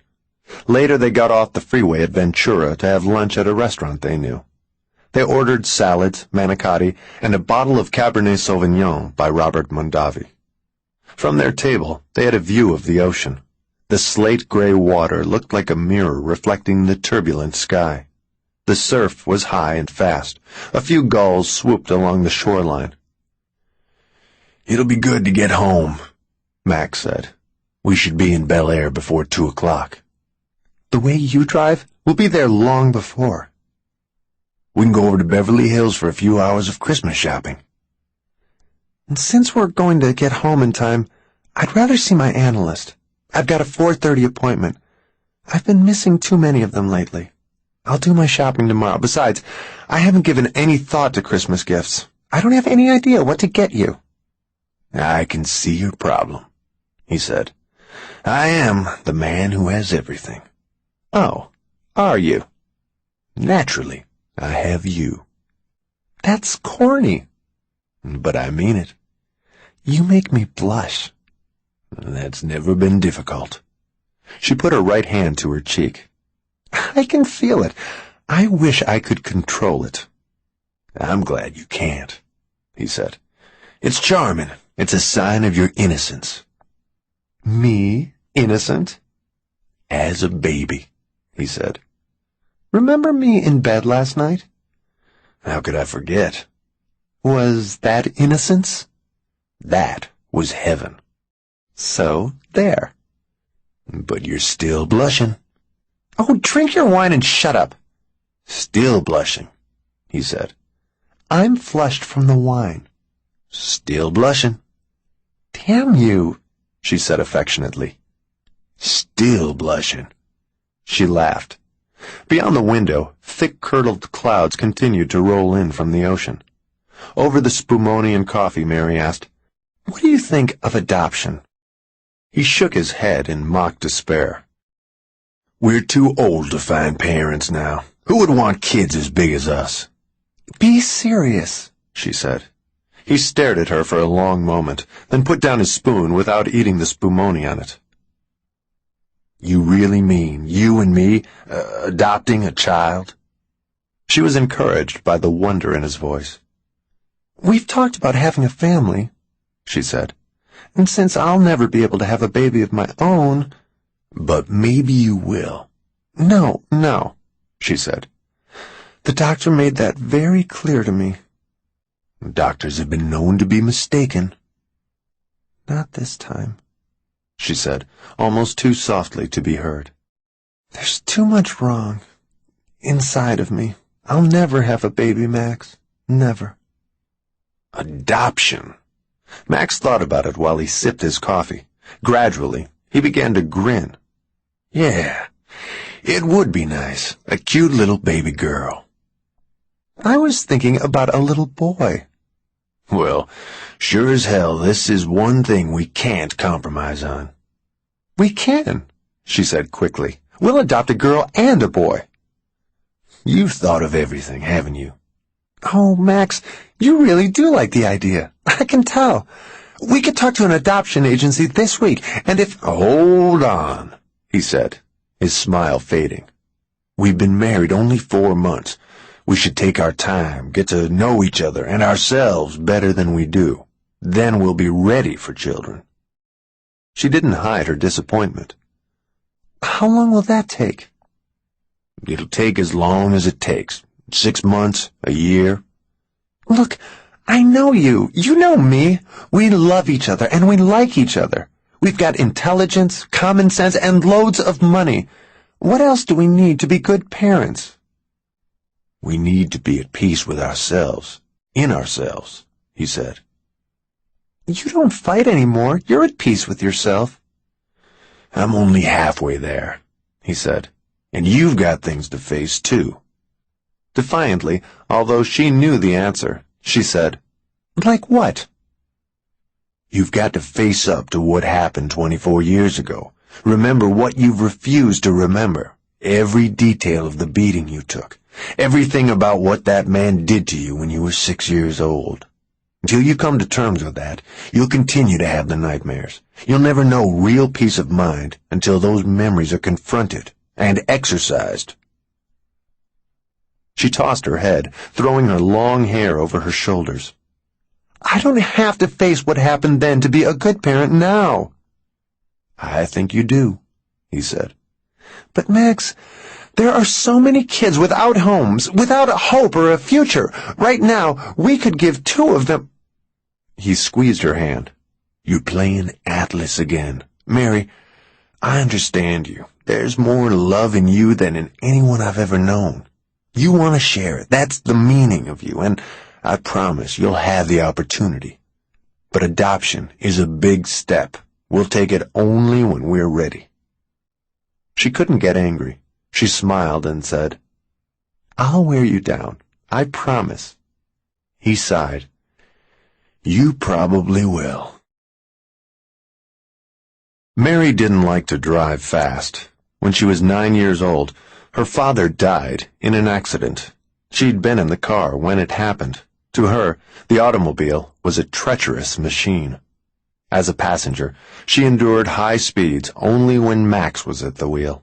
With him in command, she was able to relax and even to feel exhilarated as the scenery whipped past her window. Max was her guardian. He watched over her and protected her.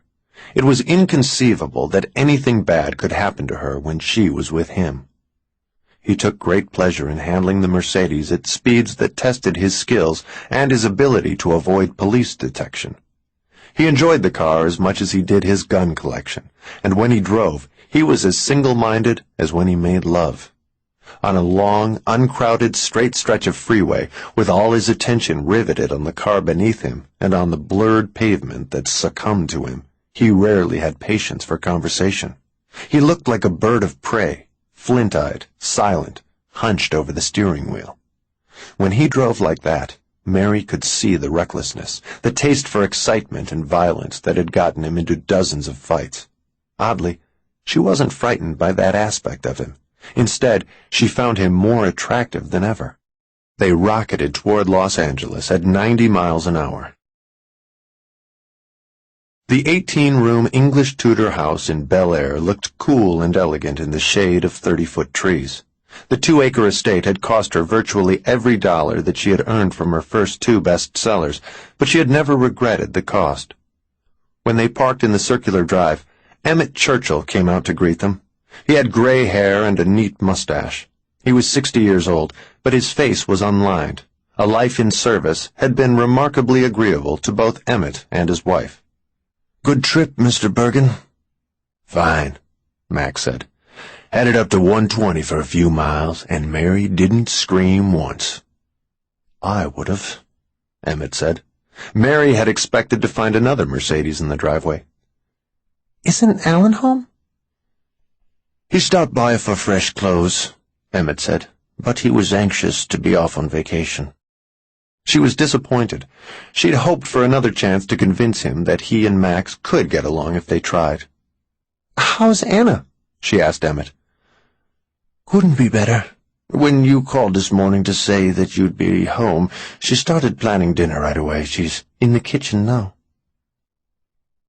As soon as Max freshens up, he'll be going to Beverly Hills to do some shopping, Mary told Emmett.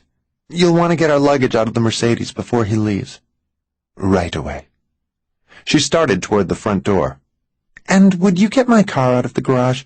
I've got a 4:30 appointment with Dr. Koval. I want—" The man coming at her, relentless, power in the blow, a knife deep in her stomach, blade twisting, flesh tearing, blood erupting, pain erupting, blackness flowing. She regained consciousness as Max put her down on the bed in the second-floor master suite. She clung to him. She couldn't stop shaking. "Are you all right?" "Hold me," she said. He did. Easy now. She could feel the strong, unhurried beat of his heart. After a while, she said, "I'm thirsty." "Is that all? Aren't you hurt? Should I call a doctor?" "Just get me some water." "You passed out." "I'm fine now." When he came back from the bathroom with the water, he helped her sit up. He held the glass, tilted it as she drank, nursed her as if she were a sick child. When she was finished, he said, "What happened?"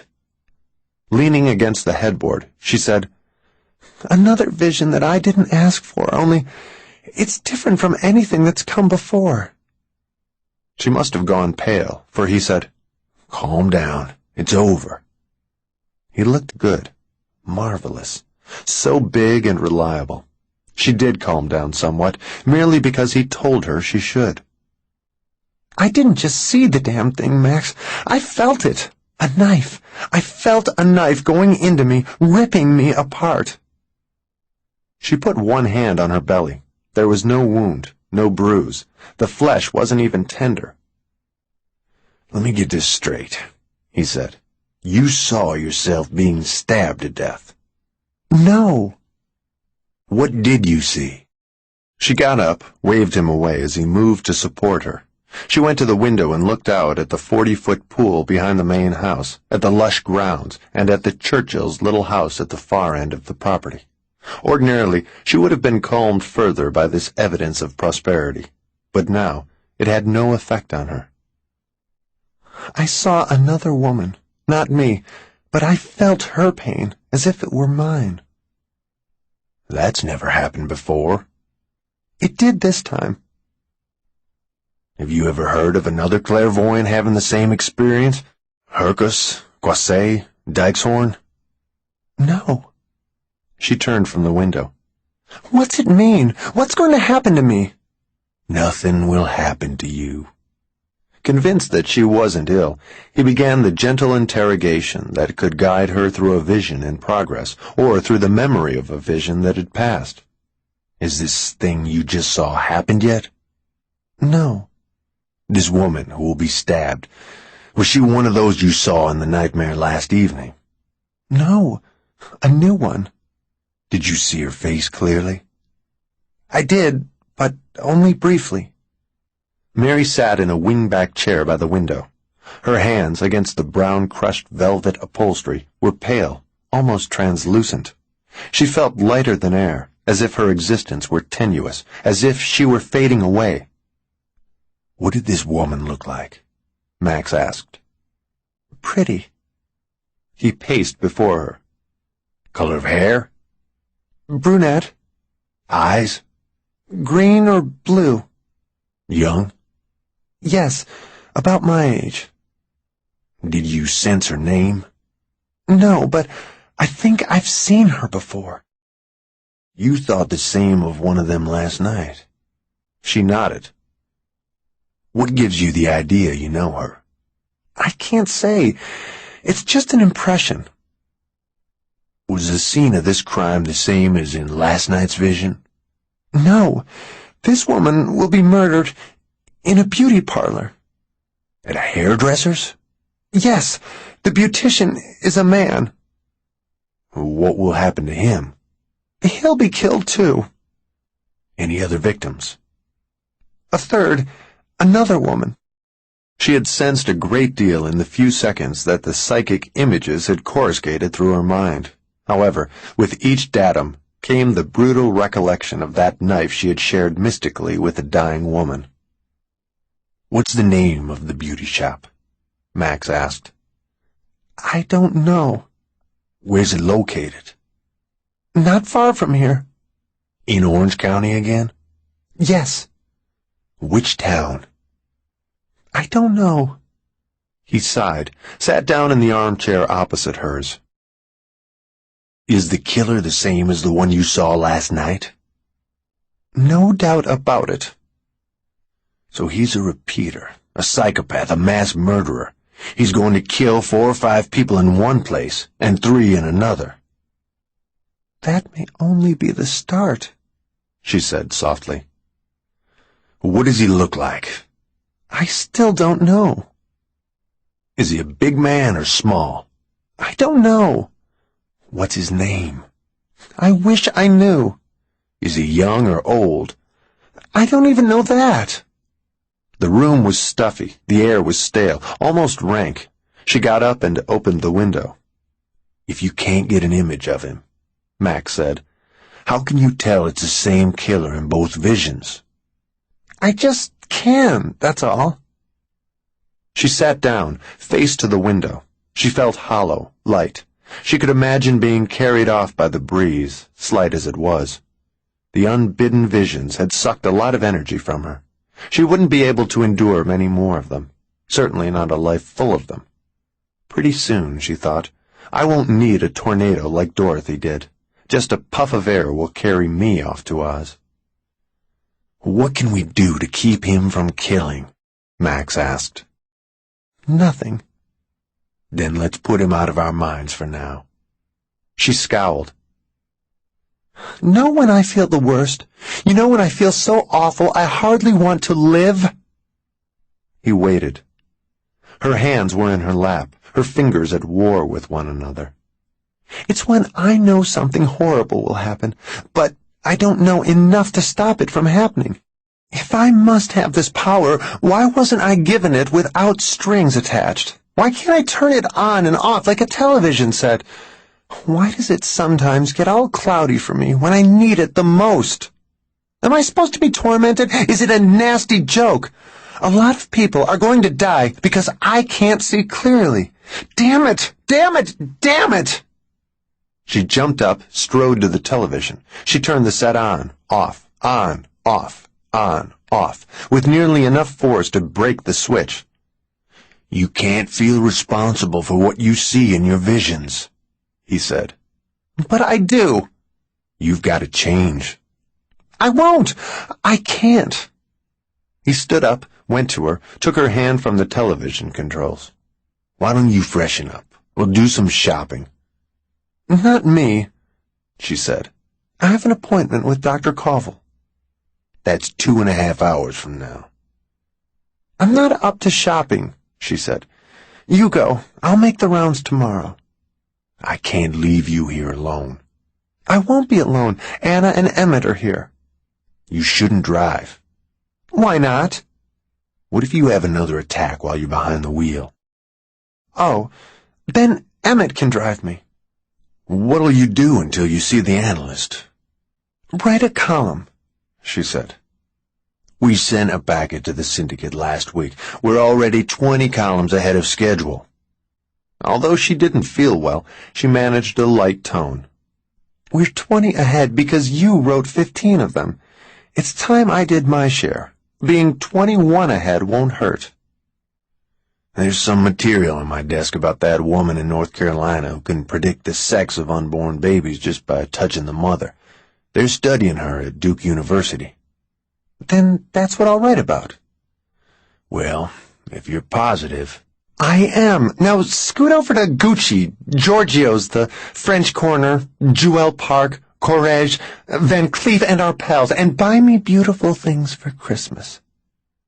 Trying to keep from smiling, he said, But I already have something picked out at Woolworth's. Oh, she said, playing along with him. Then you won't mind that I'm only getting you a gift certificate for some McDonald's hamburgers. He pretended to be disappointed. Well, I might stop at Gucci and Edwards Lowell for a few things that'll go with the Woolworth's piece. She grinned. You do that. Then maybe I'll let you sleep in here tonight instead of on the couch. He laughed and kissed her. Hmm, she said. Again. She knew that she was loved, and that knowledge compensated somewhat for the horror of the past few days. 8. The focal point of Dr. Covell's office was a collection of hundreds of glass dogs that were displayed on glass and chrome shelves to one side of his desk. No member of the menagerie was larger than Mary's hand, and most were a great deal smaller than that. There were blue dogs, brown dogs, red dogs, clear dogs, milky white dogs, black dogs, orange and yellow and purple and green dogs, transparent and opaque, striped and polka-dotted, hand-blown, and solid glass dogs. Some of them were lying down, some sitting, standing, pointing, running. There were basset hounds, greyhounds, Airedales, German shepherds, Pekingese, terriers, St. Bernards, and a dozen other breeds. A bitch with a litter of fragile glass puppies stood near a comic scene of dogs playing tiny glass instruments, flutes and drums and bugles for beagles. Several curious figures shone darkly in the silent zoo, snarling hellhounds, demons with dog faces and forked tongues. Glass was also the focal point of the doctor himself. He wore thick spectacles that made his eyes appear abnormally large. He was short, athletic-looking, and compulsively neat about himself. The spectacles were never smudged. He polished them continually. Mary and the doctor sat across from each other at a folding table in the middle of the room. The psychiatrist shuffled a deck of playing cards. He dealt 10 of them face down in a single row. She picked up a 6-inch loop of wire that he had provided and held it over the cards. She moved it back and forth. Twice it dipped toward the table, as if invisible fingers were tugging it out of her hands. After less than a minute of dowsing, she put down the loop and indicated 2 of the 10 cards. These are the highest values in the batch. What are they? Covell asked. One might be an ace. Of which suit? I don't know. He turned them over, an ace of clubs, a queen of hearts. She relaxed. He revealed the other cards. The highest value was a jack. Incredible, he said. This is one of the most difficult tests we've tried, but out of 10 attempts, you've been 90% accurate. Ever think of going to Las Vegas? To break the bank at the 21 tables? Why not? He asked. The only way I'd have a chance is if they spread out the cards and let me use a wire loop on them before they dealt. Like all of his movements and expressions, his smile was economical. Not likely. For the past 2 years, her Tuesday and Friday appointments had begun at 4:30 and ended at 6 o'clock. On these days, she was Covell's final patient. During the first 3/4 of an hour, she participated in some experiments in extrasensory perception for a series of articles he intended to publish in a professional journal. He devoted the second 45 minutes to treating her in his capacity as a psychiatrist. In return for her cooperation, he waived his fee. She could afford to pay for treatment. She permitted the current arrangement because the experiments interested her. Brandy? He asked. Please. He poured Remy Martin for both of them. They moved from the card table to a pair of armchairs that faced each other across a small, round cocktail table. Covell used no standard technique with his patients. His style was very much his own. She liked his quiet, friendly approach. Where would you like to begin? He asked. I don't know. Take your time. I don't want to begin at all. You always say that, and you always begin. Not today. I'd just like to sit here. He nodded, sipped his brandy. Why am I always so difficult for you? She asked. I can't answer that. You can. Why don't I want to talk to you? Oh, you do want to talk, otherwise you wouldn't be here. Frowning, she said, Help me start. What were you thinking about on your way here? That's no place to start. Try it. Well, I was thinking about what I am. And what's that? A clairvoyant. Well, what about it? Why me? Why not someone else? The top researchers in this field believe we all have the same paranormal talents. Maybe, she said, but most people don't have it to the extent that I do. We just don't recognize our potential, he said. Only a handful of people have found a way to use their ESP. So why did I find a way? Haven't all of the best clairvoyants suffered head injuries at some time prior to the discovery of their psychic powers? Peter Herkus did, she said, and a number of others, but not all of us. Did you? Suffer a head injury? No. Yes, you did. She sipped her brandy. What a wonderful taste. You were injured when you were 6 years old. You've mentioned it a few times, but you've never wanted to pursue it. And I don't want to pursue it now. You should, Koval said. Your reluctance to discuss it is proof that— You're talking too much today. Her voice was hard, too loud. I pay you to listen. You don't pay me at all. As always, he spoke gently. I could walk out of here right now. He took off his glasses and polished them with his handkerchief. Without me, she said sharply, disliking his studied calm, you wouldn't have the data to write those articles that make you a big man among the other shrinks. The articles aren't that important. If you want so much to walk out, do it. Shall we terminate our arrangement? She sagged back into her chair. Sorry. She seldom raised her voice. It wasn't like her to shout at him. She was blushing. No need to apologize, he said. But don't you see that this experience 24 years ago might be the root of your problem?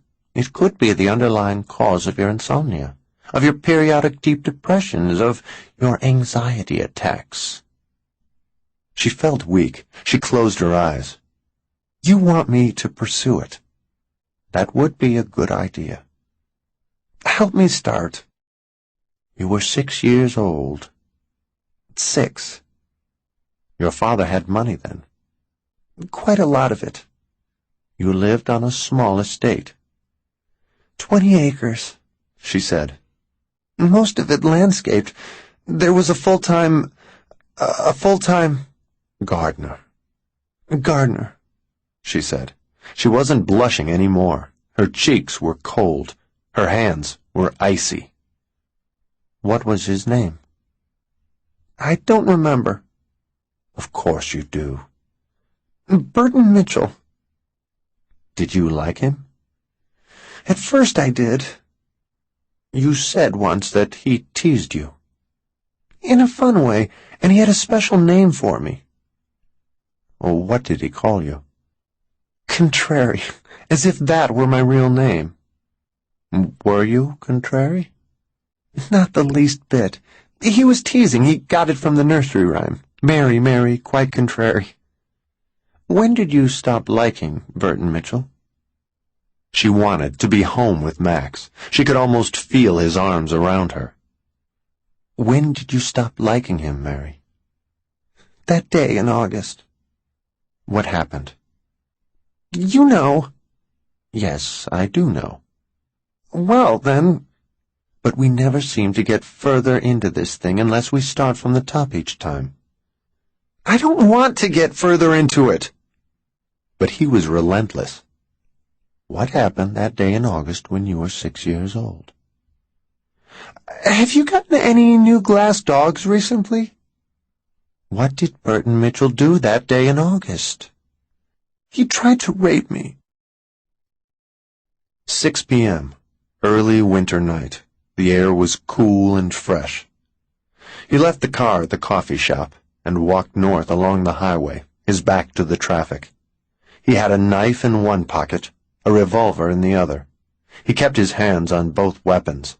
His shoes crunched in the gravel. The wind from the passing cars buffeted him, mussed his hair, pasted his overcoat to his legs. The beauty shop, Hair Today, occupied a small, detached building on Main Street, just north of the Santa Ana city limits. With its imitation thatched roof, leaded windows, plaster and exposed beam exterior, the place resembled a cottage in the English countryside, except for the floodlights shining on the front of it, and except for the pink and green paint job. The block was strictly commercial.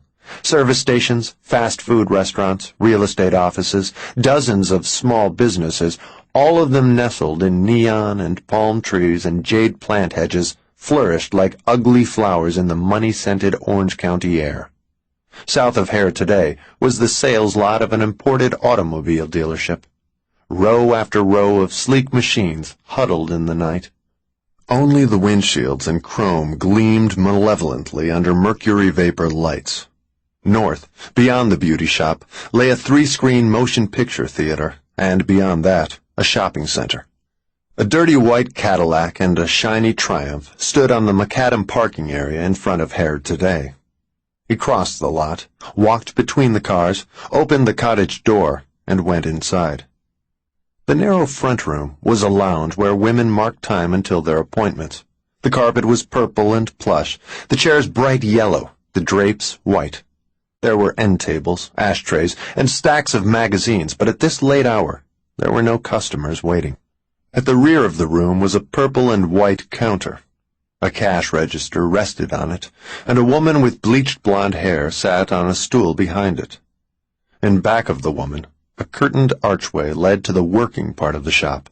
The sound of a handheld hairdryer penetrated the curtain like the buzz of angry bees. "We're closed," the bleached blonde said. He went to the counter. "Are you looking for someone?" she said. He took the revolver out of his pocket. It felt good in his hand. It felt like justice. She stared at the gun, then into his eyes. She licked her lips. "What do you want?" He didn't speak. She said, "No, wait!" He pulled the trigger. The sound was masked somewhat by the noisy dryer. She fell off the stool and didn't get up. The hairdryer shut off. From the back room, someone said, "Tina?"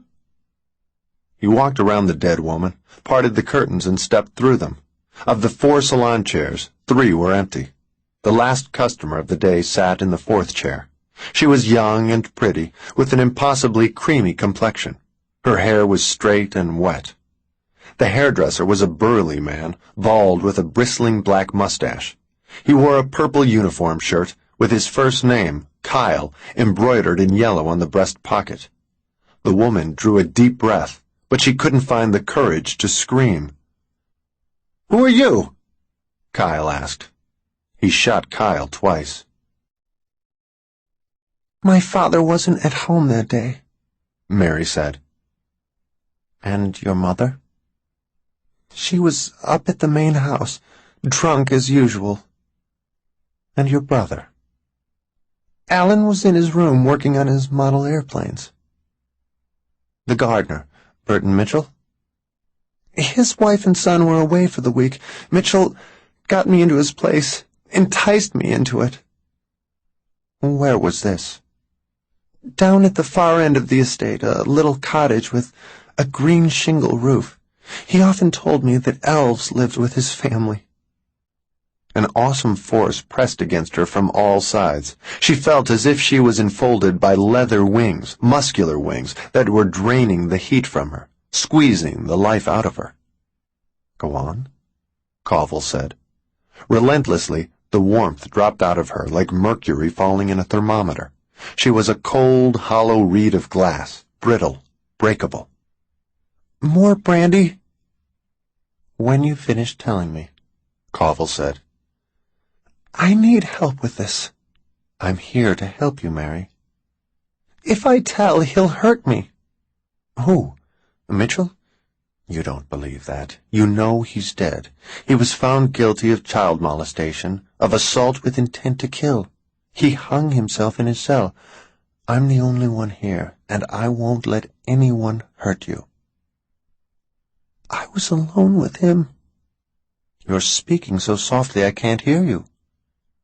"I was alone with him," she said again. "He touched me, exposed himself. Were you frightened? Yes. The pressure was intense, unbearable, and getting worse. Covell didn't speak, and she said, I was frightened because he wanted me to do things. What things?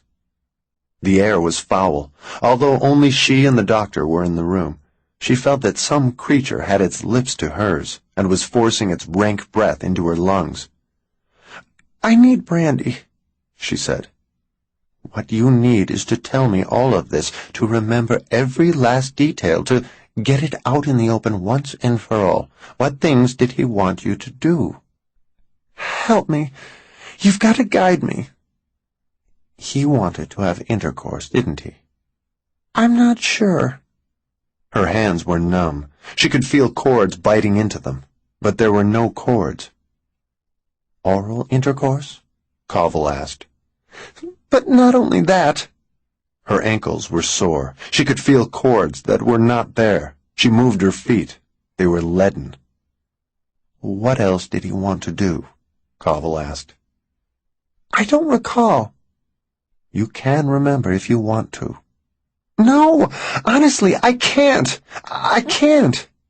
What else did he want you to do? The embrace of the imaginary wings was so tight that she had difficulty breathing. She could hear them beating the air. Wicka, wicka, wicka. She stood up, walked away from the chair. The wings held her. What else did he want you to do? Covell asked. Something awful, unspeakable. A sex act of some sort?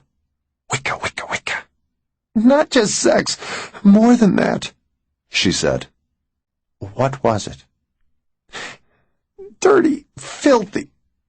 In what way? Eyes watching me. Mitchell's eyes? Not his. Who then? I can't remember.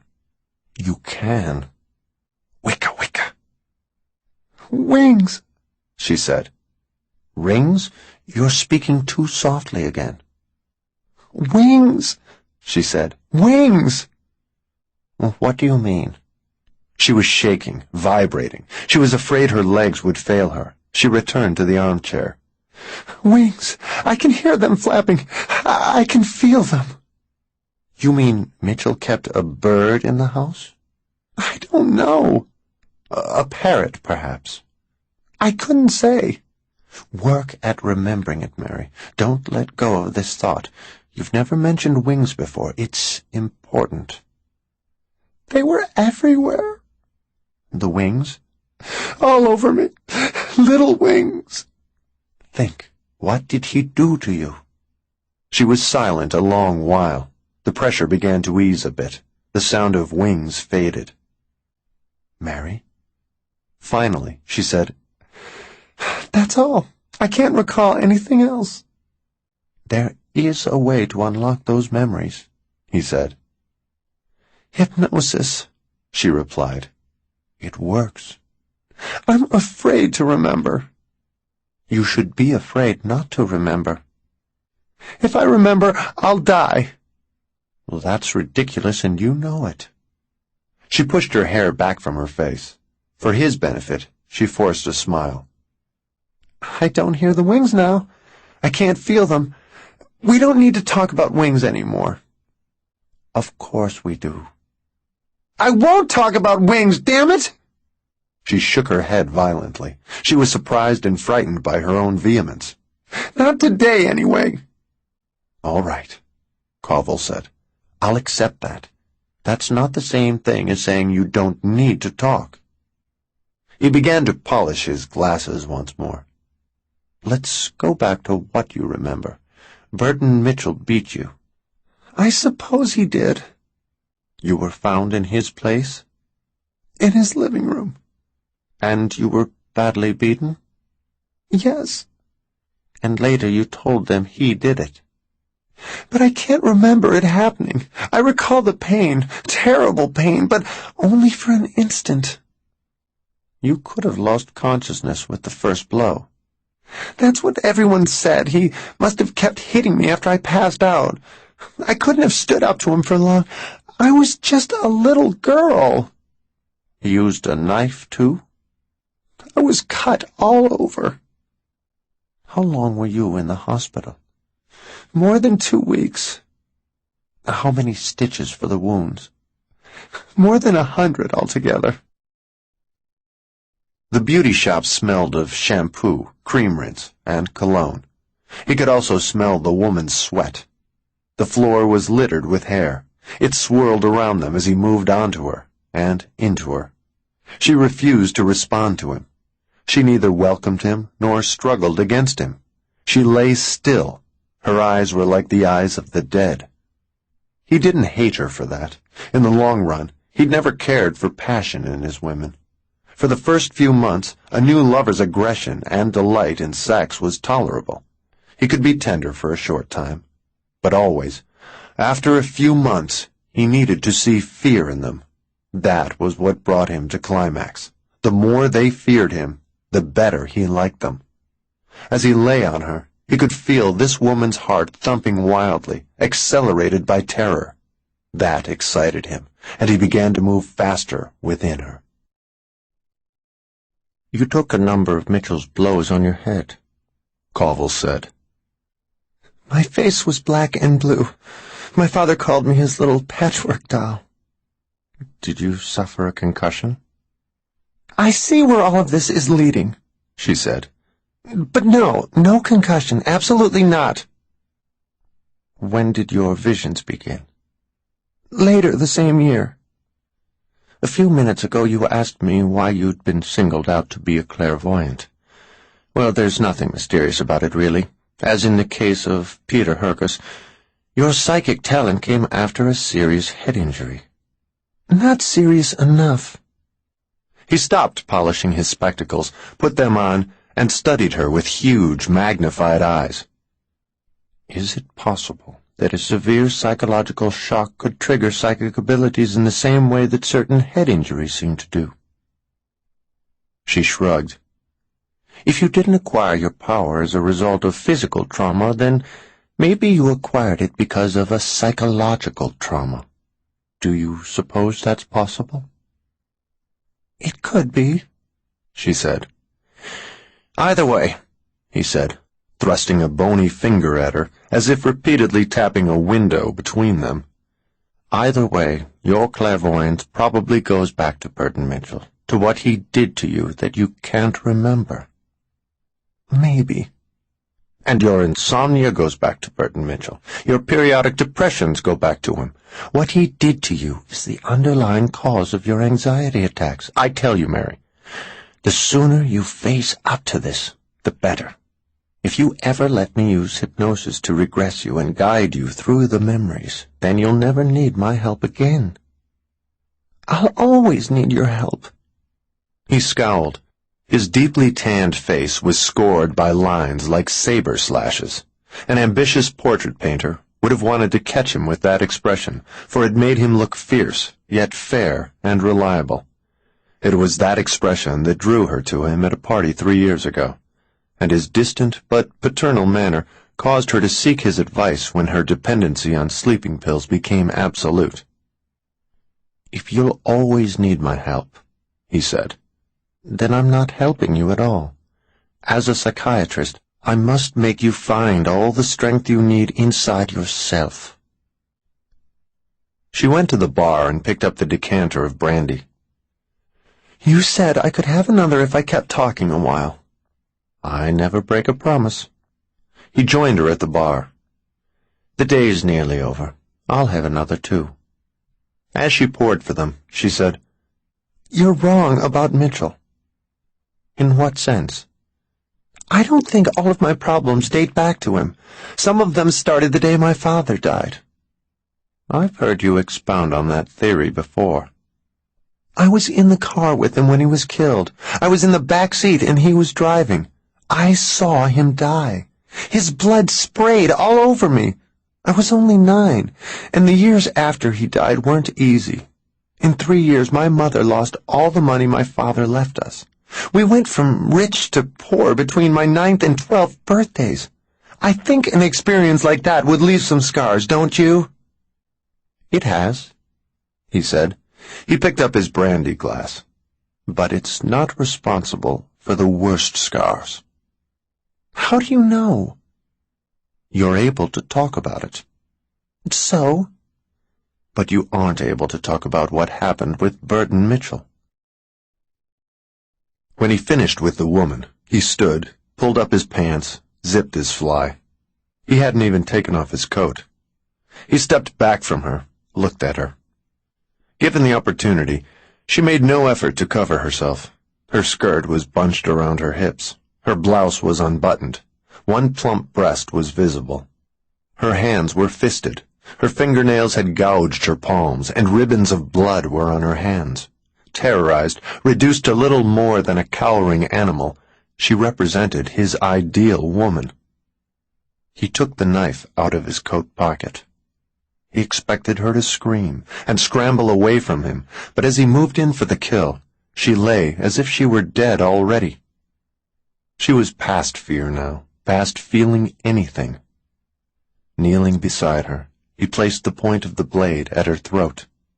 The flesh dimpled around it, but she didn't blink. He raised the blade high, held it in her line of sight, over her breasts. No response. He was disappointed. When time and circumstance allowed, he preferred to kill slowly. To get any thrill from that game, he required a lively woman for prey. Angry with her for spoiling the moment, he rammed the knife down. Mary Bergen gasped. The razor edge, ripping her skin, opening muscle, opening the reservoir of blood, opening the dark place where pain was stored. She leaned into the corner formed by the wall in the side of the antique oak bar. She was only half aware that she knocked over an unopened bottle of scotch. "What's the matter?" Covell asked. "It hurts." He touched her shoulder. "Are you sick? Can I help?" "Not sick. The vision. I feel it." The knife again, thrust deep. She put both hands to her stomach, trying to contain the eruption of pain. "I won't faint this time. I won't." "A vision of what?" Covell asked worriedly. "The beauty shop. The same one I saw a few hours ago, only it's happening now. The slaughter, God Almighty! Happening somewhere, happening right this minute." She put her hands to her face, but the images would not be shut out. "Oh, God, sweet God, help me." "What do you see?" "A dead man on the floor." "The floor of the beauty shop?" "He's bald, mustache, purple shirt." "What is it you're feeling?" The knife. She was sweating, crying. "Mary? Mary?" "I feel the woman being stabbed." "What woman? There's a woman?" "Mustn't black out." She started to sag, and he held her by both shoulders. She saw the knife gouging flesh again, but she felt no pain this time. The woman in the vision was dead, therefore there was no more pain to share. "Have to see his face. Have to get his name," she said. The killer standing up from the body, standing in a cape, no, a long coat, an overcoat. "Can't lose the thread, mustn't lose the vision. Have to hold it. Have to find out where he is, who he is, what he is. Stop him from doing these awful things." The killer standing with the butcher knife in one hand, standing in shadow, his face in shadow, but turning now, turning very slowly and deliberately, turning so that she'll be able to see his face, turning as if he is looking for her. "He knows I'm with him," she said. "Who knows?" "He knows I'm watching." She didn't understand how that could be true, yet the killer knew about her. She was certain of that, and she was scared. Suddenly, half a dozen glass dogs leaped from the display shelves, flew through the air, and smashed with a great deal of force into the wall beside Mary. She screamed. Covell turned to see who had thrown them. What the hell? As if they had come to life and had acquired wings, a dozen glass dogs swept off the top shelf. They spun, glittering like fragments of an exploded prism, to the high center of the room. They bounced off the ceiling, struck one another with the musical rattle of Chinese wind chimes. Then they streaked toward Mary. She raised her arms, covered her face. The miniatures battered her harder than she had expected. They stung like bees. "Stop them!" she said, not certain to whom she was speaking. A hellhound with pointy horns struck the doctor in the forehead between the eyes and drew blood. Covell turned away from the shelves, moved against her, tried to shield her with his body. Another 10 or 15 dogs bulleted around the room. 2 of them smashed through a stained glass panel in the bar. Others burst to pieces on the wall around Mary, icing her hair with chunks and slivers of colored glass. "It's trying to kill me!" She was struggling unsuccessfully to avoid hysteria. Covell pressed her into the corner. More glass dogs whistled across the room, swooped over the psychiatrist's desk, scattered a sheaf of onion-skin papers. The figurines clattered against the Venetian blinds without shattering, rose up again, zigzagged crazily from one end of the chamber to the other, then pelted Covell's shoulders and back, rained fragments over Mary's bowed head. Yet another squadron of dogs took flight. They danced in the air, swarmed ominously, fluttered against Mary, flew away, came back with greater determination, struck her with incredible force, stung, bruised, hung over her like locusts. As suddenly as the macabre assault began, it ended. Almost 100 glass miniatures remained on the display shelves, but they did not move. Mary and Covell huddled together, not trusting the calm, waiting for another attack. Silence prevailed.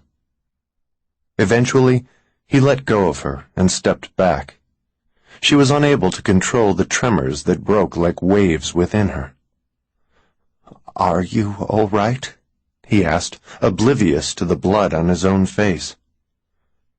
"I wasn't meant to see him," she said. Covell was dazed. He stared, uncomprehendingly. "His face," she said. "I wasn't meant to see it." "What are you talking about?"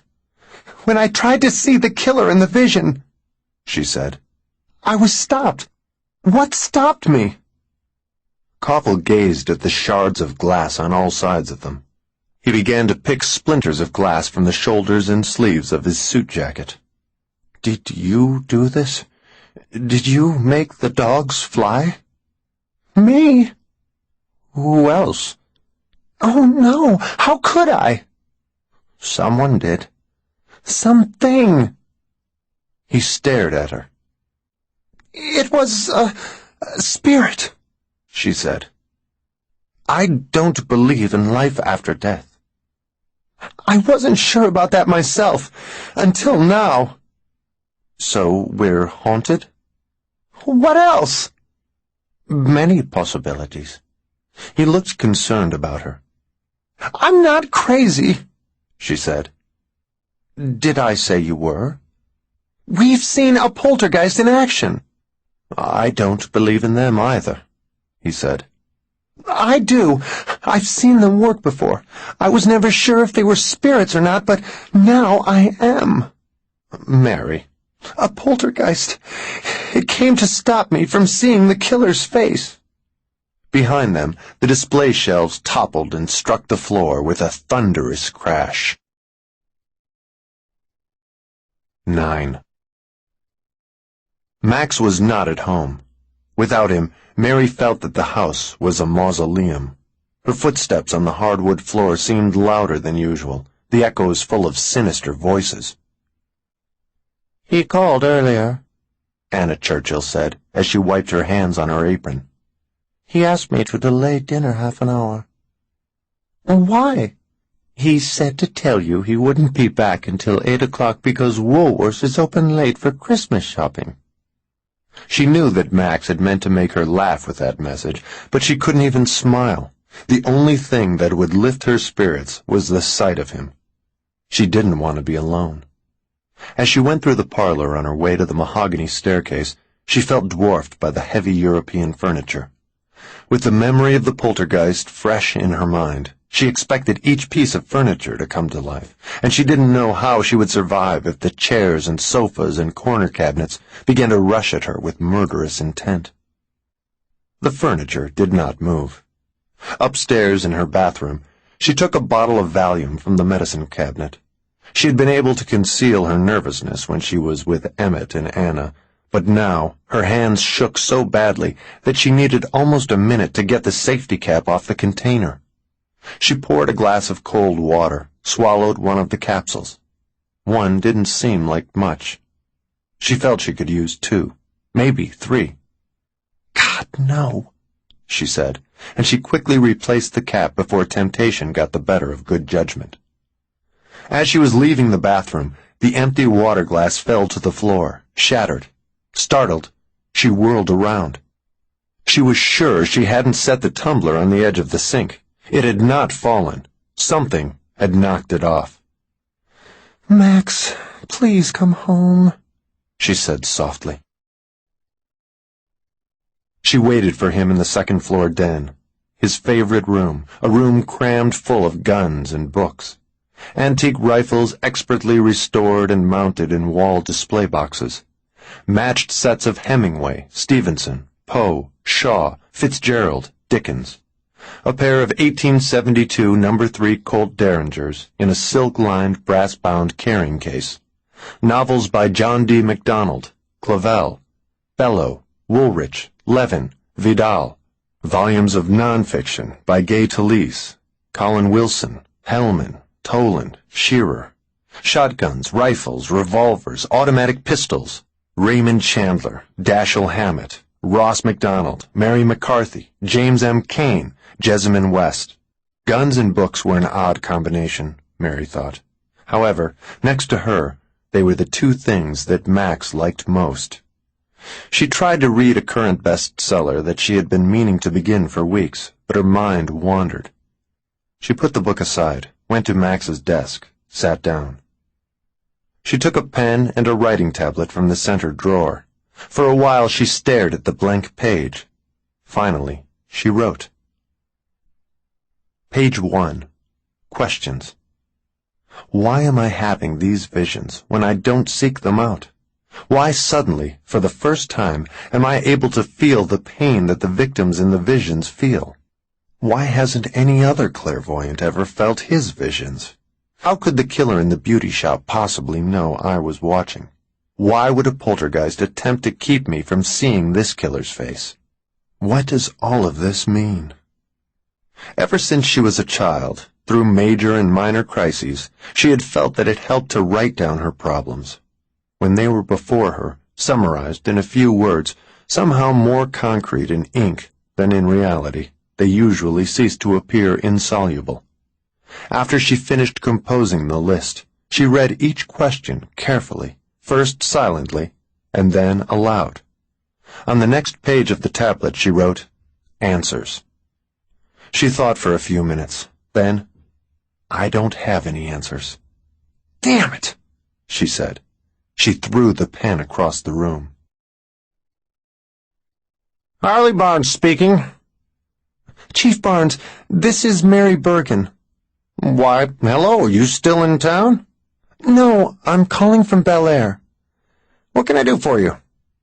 I'm writing a column about what happened last night, and I had some questions. The man we caught last night, what was his name?" Can't you get it with your clairvoyance? "I'm afraid not. I can't see everything I want." Name's Richard Lingard. "A resident of your town or an outsider?" Born and raised here. I knew his mom and dad. He owned a pharmacy. "His age?" Early 30s, thereabouts. Was he married?" Divorced years ago, no children, thank God. "Are you sure?" Sure there aren't children? Oh, yes, positive. "No, I meant, is he really dead?" Dead? Of course he's dead. Didn't you see him? I just thought, have you found anything unusual about him?" Unusual? In what way? "Did his neighbors think he was odd in any way?" They liked him. Everyone liked him. Was anything strange found in his home? Nothing. He lived like anyone else. It's frightening how ordinary he was. If Dick Lingard could turn out to be a psychopathic killer, then who can you trust? No one. Mrs. Bergen? Barnes hesitated. Did you take the knife? What knife? Lingard's knife. You can't find it? It vanished from the scene. Vanished? Does that happen often? Never before to me. I don't have it. Perhaps your brother picked it up. Alan wouldn't do that. Or your husband? We've worked with the police many times, Chief. We know enough not to make souvenirs out of the evidence. We've searched Mrs. Harrington's place from top to bottom. The knife isn't there. Maybe Lingard dropped it on the front lawn. We've gone over every inch of that, too. He might have dropped it in the gutter when he collapsed against your squad car. Or on the sidewalk. We didn't search for the knife immediately, like we should have done, and there was a large crowd of spectators. Maybe one of them picked it up. We'll ask around. I imagine we'll come across the thing. At least we don't need it for any trial. Death solved that problem. There's no way a smart attorney can get Richard Lingard out on the streets again. At 7:30, the all-news radio station in Los Angeles carried a story about 4 young nurses who had been found beaten and stabbed to death in their Anaheim apartment. Beverly Polchaski, Susan Haven, Linda Proctor, Marie Sanzini. Mary didn't recognize even one of them. Perplexed, she sat back from the edge of her chair. She recalled the battered face in last night's vision, the black-haired, blue-eyed woman. She was certain she knew that face. 8 p.m. She met Max at the front door. When he came inside and closed the door, he put his arms around her. His clothes were cold, crisp with the night air, but the warmth of his body pressed through the fabric. 6 hours of shopping? She said. And no packages? I left them to be gift-wrapped. I'll pick them up tomorrow. Grinning, she said, I didn't know Woolworths did gift-wrapping. He kissed her cheek. Missed you. She leaned back in his arms. Hey, where's your overcoat? You'll catch the flu. Got splashed with mud, he said. I dropped it off at the dry cleaners. How'd it get muddy? I had a flat tire. A Mercedes wouldn't. Ours did. The spot where I had to change it was muddy. I got splashed by a passing car. Did you get his license number? If you did, I'll— Unfortunately, I didn't, Max said. At the time it happened, I thought, if I could get the bastard's number, Mary would find out who he is and thrash him within an inch of his life. Nobody hurts my Max and gets away with it. I also cut my finger changing the tire, he said, holding up his right hand. The cuff of the shirt sleeve was soaked with blood, and one finger was bound in a bloody handkerchief. There's a sharp metal edge on the jack, he said. She took hold of his wrist. So much blood! Let's see the cut. It's nothing. He pulled his hand away before she could remove the handkerchief. It stopped bleeding. Maybe it needs stitches. It needs pressure, that's all. It's a deep cut, but the area's too small to take stitches, and the sight will ruin your dinner.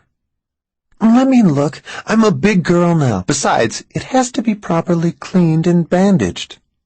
I'll take care of that, he said. You go ahead to the table. I'll join you in a few minutes. You can't handle it yourself. Of course I can. I wasn't always married, you know. I lived alone for years. He kissed her forehead. Let's not upset Mrs. Churchill. If we don't get to the table soon, she'll be in tears. With his good hand, he pushed Mary toward the dining room. If you bleed to death, she said, I'll never forgive you. Laughing, he hurried to the staircase and climbed the steps 2 at a time to the second floor. Dinner was to Mary's taste, hearty, yet not heavy. They had onion soup, salad, Chateaubriand, with béarnaise sauce and strips of zucchini marinated in oil and garlic, then broiled briefly. Over coffee in the library, drifting on a pool of serenity formed by a second volume taken just before Max arrived for dinner, she told him about her day. Cauvel, the pain-filled vision, the poltergeist that had kept her from probing the vision for the name and face of the killer. They discussed the radio report of the dead nurses in Anaheim, which he had also heard, and last of all, she told him about her conversation with Harley Barnes. "You're emphasizing the missing knife," Max said. "Isn't Barnes's explanation credible enough? A spectator could have taken it." Could have, but didn't. Then who did? She was beside him on the sofa. She kicked off her shoes, drew one leg under her, delaying until she could summon the right words. This was a delicate situation. If Max was unable to believe what she had to tell him, he would think her at least slightly mad. "These visions are totally different from any I've ever known," she said at last. "Which means the killer, the source of the psychic emanations, is different from any killer I've ever tracked before. He isn't an ordinary man. I've been trying to find a theory that will make sense of what's happened to me since last night, and when I talked with Barnes, I found the key. The missing knife is the key. Don't you see? Richard Lingard has the knife." Lingard? He's dead. Barnes shot him. Lingard couldn't have taken his knife anywhere but to a drawer in the morgue. He could have taken it wherever he wanted.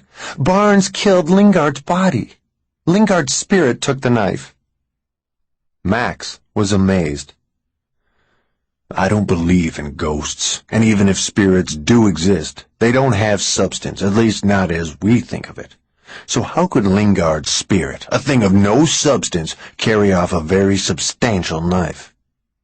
"A spirit has no substance, but it does have power," she said emphatically. 2 months ago, when you helped me cover that story in Connecticut, you saw a poltergeist in action." "What of it?" "Well, a poltergeist has no apparent substance, yet it tosses around solid objects, doesn't it?" Reluctantly, he said, "Yes, but I don't believe a poltergeist is the spirit of a dead person." "What else could it be?" Before he responded, she said, "Lingard's spirit carried away the butcher knife. I know it." He drank his coffee in 3 long swallows. "Suppose that's true. Where's his spirit now?" "In possession of someone living." "What?" "As soon as Lingard's body died, his spirit slipped out of it and into someone else." Max got up, walked to the bookshelves. He looked at Mary with eyes that studied, weighed, and judged. "In every session with Cauvel, you've come closer to remembering what Burton Mitchell did to you." "So, you think that because I'm on the verge of knowing, I might be seeking escape from the truth, escape in madness?" "Can you face up to what he did?" "I've lived with it for years, even if I have suppressed it." "Living with it and accepting it are two different things." "If you think I'm a candidate for a padded room, you don't know me," she said, irritated in spite of the Valium. "I don't think that. But demonic possession?" "Not demonic. I'm talking about something less grand than that. This is the possession of a living person by the spirit of someone dead." His square, almost ugly face was creased with worry. He spread his arms, his hands, palms up, a supplicant bear. "And who is this living person?" "The man who killed those nurses in Anaheim. He's possessed by Lingard, and that's why the psychic emanations he puts out are so different." Max returned to the sofa. "I can't accept it." "That doesn't mean I'm wrong." "The poltergeist phenomena in Cauvel's office. You think—" "That was Lingard," she said. "There's a problem with that theory," he said. She raised her eyebrows. "How could Lingard's spirit be in 2 places at once?" he asked. "How could Lingard be in possession of a man who he's forcing to commit murder and at the same time be throwing glass dogs around Cauvel's office?" "I don't know. Who's to say what a ghost can do? At 10 o'clock, Max came to the master bedroom. He had gone downstairs to the library for a novel and had returned carrying a thick volume, not the book he'd been after. "I talked to Dr. Koffel just now," he said. Mary was sitting up in bed. She used the flap of the dust jacket to mark her place in the book she was reading. "What did the good doctor have to say?" "He thinks you are the poltergeist." "Me?" "He says you were under stress." "Aren't we all?" "Especially you." "Was I?" "Because you remembered about Burton Mitchell." "I've remembered about him before." "This time you recalled more than ever. Koffel says you were under great psychological stress in his office, and that you caused the glass dogs to fly about." She smiled. "A man your size looks just too cute in pajamas." "Mary." "Especially yellow pajamas. You should wear just a robe." "You're avoiding this." He came to the foot of the bed. "What about the glass dogs?" "Koffel just wants me to pay for them," she said airily. "He didn't mention money." "That's what he was angling for." "He's not the type," Max said. "I'll pay half the value of the dogs." Exasperated, Max said, "Mary, that's not necessary." "I know," she said lightly. "I didn't break them." "I mean, Koffel isn't asking to be paid. You're trying to avoid the main issue." Okay. So how did I cause glass dogs to fly about?" "Unconsciously. Koffel says—" "Psychiatrists always blame the unconscious." "Who's to say they're wrong?" "They're stupid." "Mary." "And you're stupid for believing Koffel." She didn't want to argue, but she couldn't control herself. She was frightened by the direction the conversation was taking, although she didn't know why she should be. She was terrified of some knowledge that lay within her, but she couldn't understand what that might be.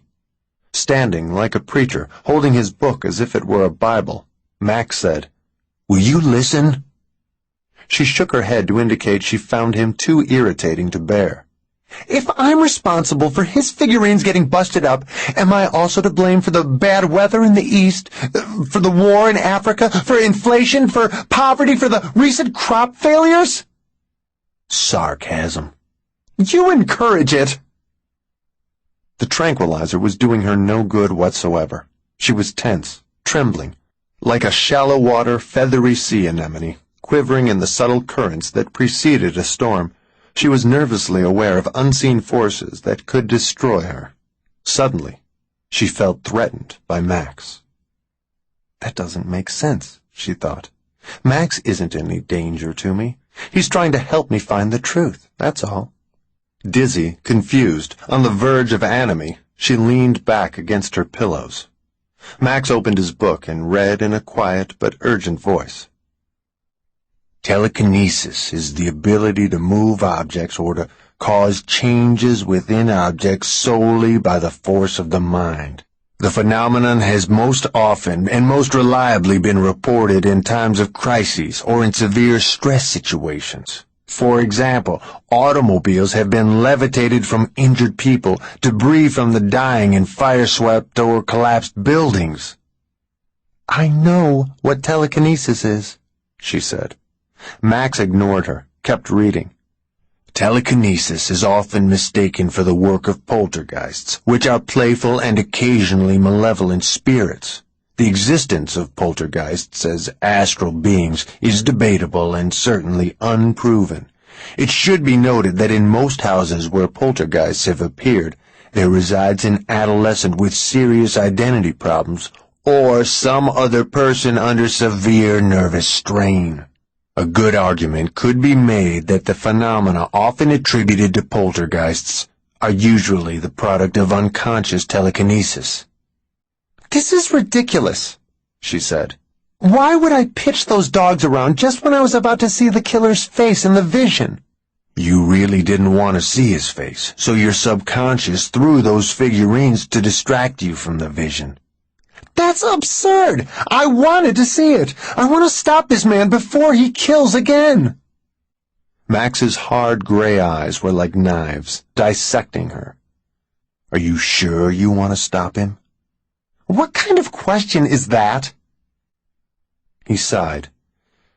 Do you know what I think? I think you've sensed, through your clairvoyance, that this psychopath will kill you if you pursue him. You've seen a possible future, and you're trying like hell to avoid it. Surprised, she said, Nothing of the sort. The pain you felt Was the pain of the victims. It wasn't the foreshadowing of my own death. Maybe you haven't foreseen the danger consciously, Max said, but subconsciously, perhaps. You've seen yourself as a victim if you pursue this case. That would explain why you're trying to mislead yourself with poltergeists and with talk about possession. I'm not going to die, she said sharply. I'm not hiding from anything like that. Why are you afraid to even consider it? I'm not afraid. I think you are. I'm not a coward, and I'm not a liar. Mary, I'm trying to help you. Then believe me! He looked at her quizzically. You don't have to shout. You never hear me unless I shout. Mary, why do you want to argue? I don't, she thought. Stop me. Hold me. You started this, she said. I only asked you to consider an alternative to this business about possession. You're overreacting. I know, she thought. I know I am, and I don't know why. I don't want to hurt you. I need you. But all she said was, Listening to you, I'd think I was never right about anything. I'm always overreacting or mistaken or misled or confused. You treat me as if I'm a child. You're treating yourself with condescension. Just a silly little child. Hug me, kiss me, love me, she thought. Please make me stop this. I don't want to argue. I'm scared. He started toward the bedroom door. This isn't the time to talk. You're not in the mood for constructive criticism.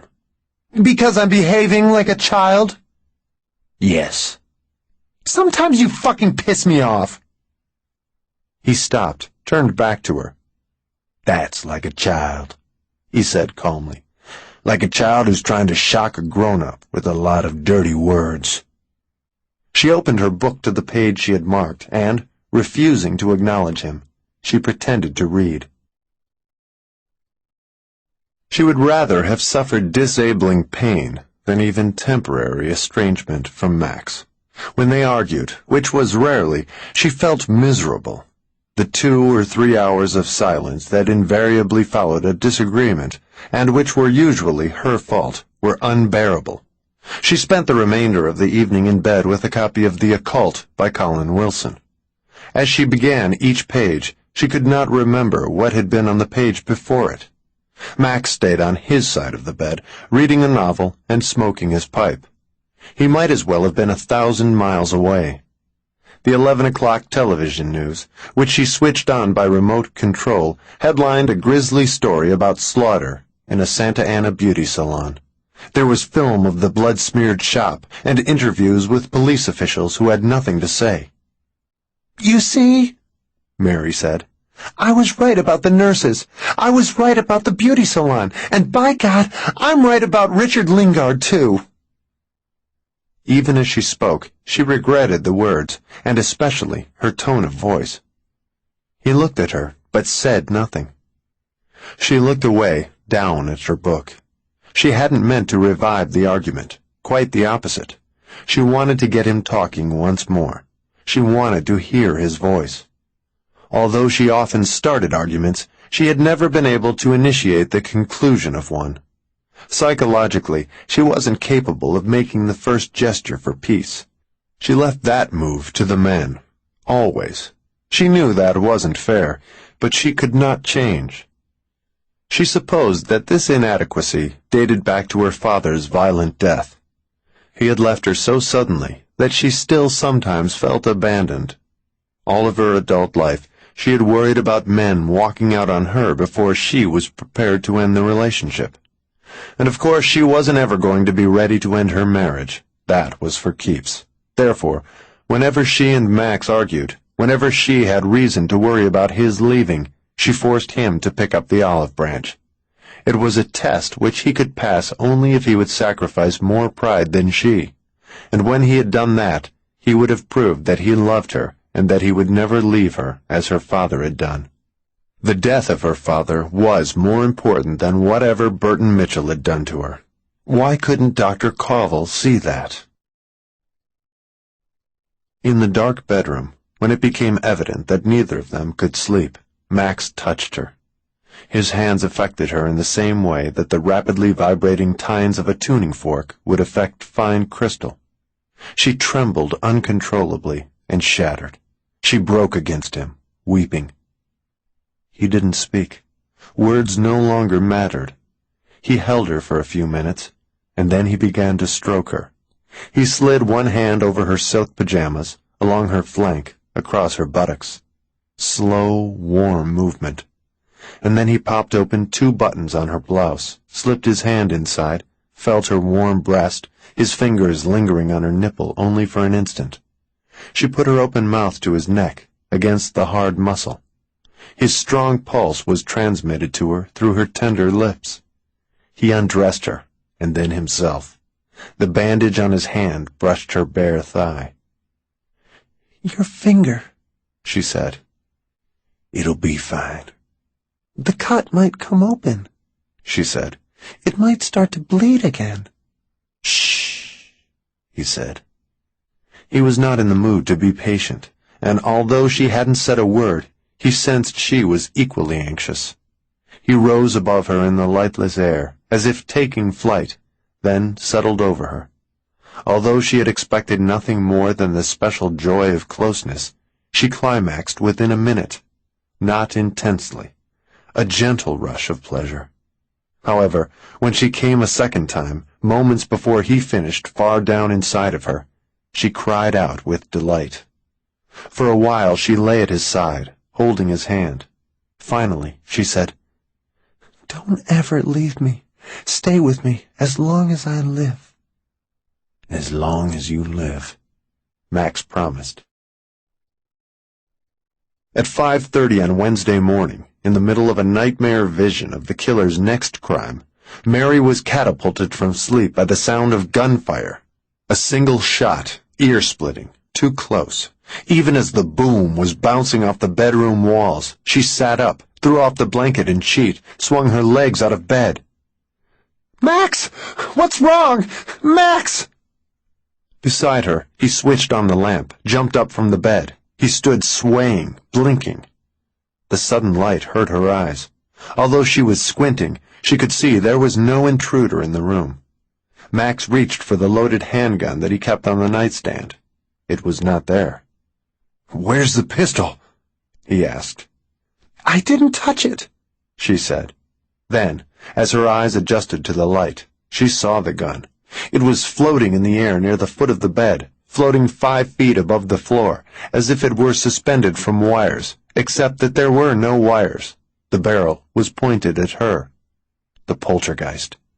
"Jesus!" Max said. Although no visible finger pulled the trigger, a second shot exploded. The bullet tore into the headboard, inches from Mary's face. She panicked. Gasping, whimpering, she ran across the room, hunched as if she were crippled. The gun traversed to the left, covering her. She came to a corner, stopped, trapped. She realized she should have gone in the opposite direction, where she could have at least locked herself in the bathroom. The third shot smashed into the floor beside her feet. Bits of a throw rug and splinters of wood sprayed up. "Max!" He grabbed at the gun, but it slid away from him, rose and fell and swung from side to side, bobbled and weaved, forced him into a clumsy ballet. She looked for something to hide behind. There was nothing. The fourth shot passed over her head, piercing a framed, glass-covered watercolor of Newport Beach Harbor. Max connected with the pistol, clutched it.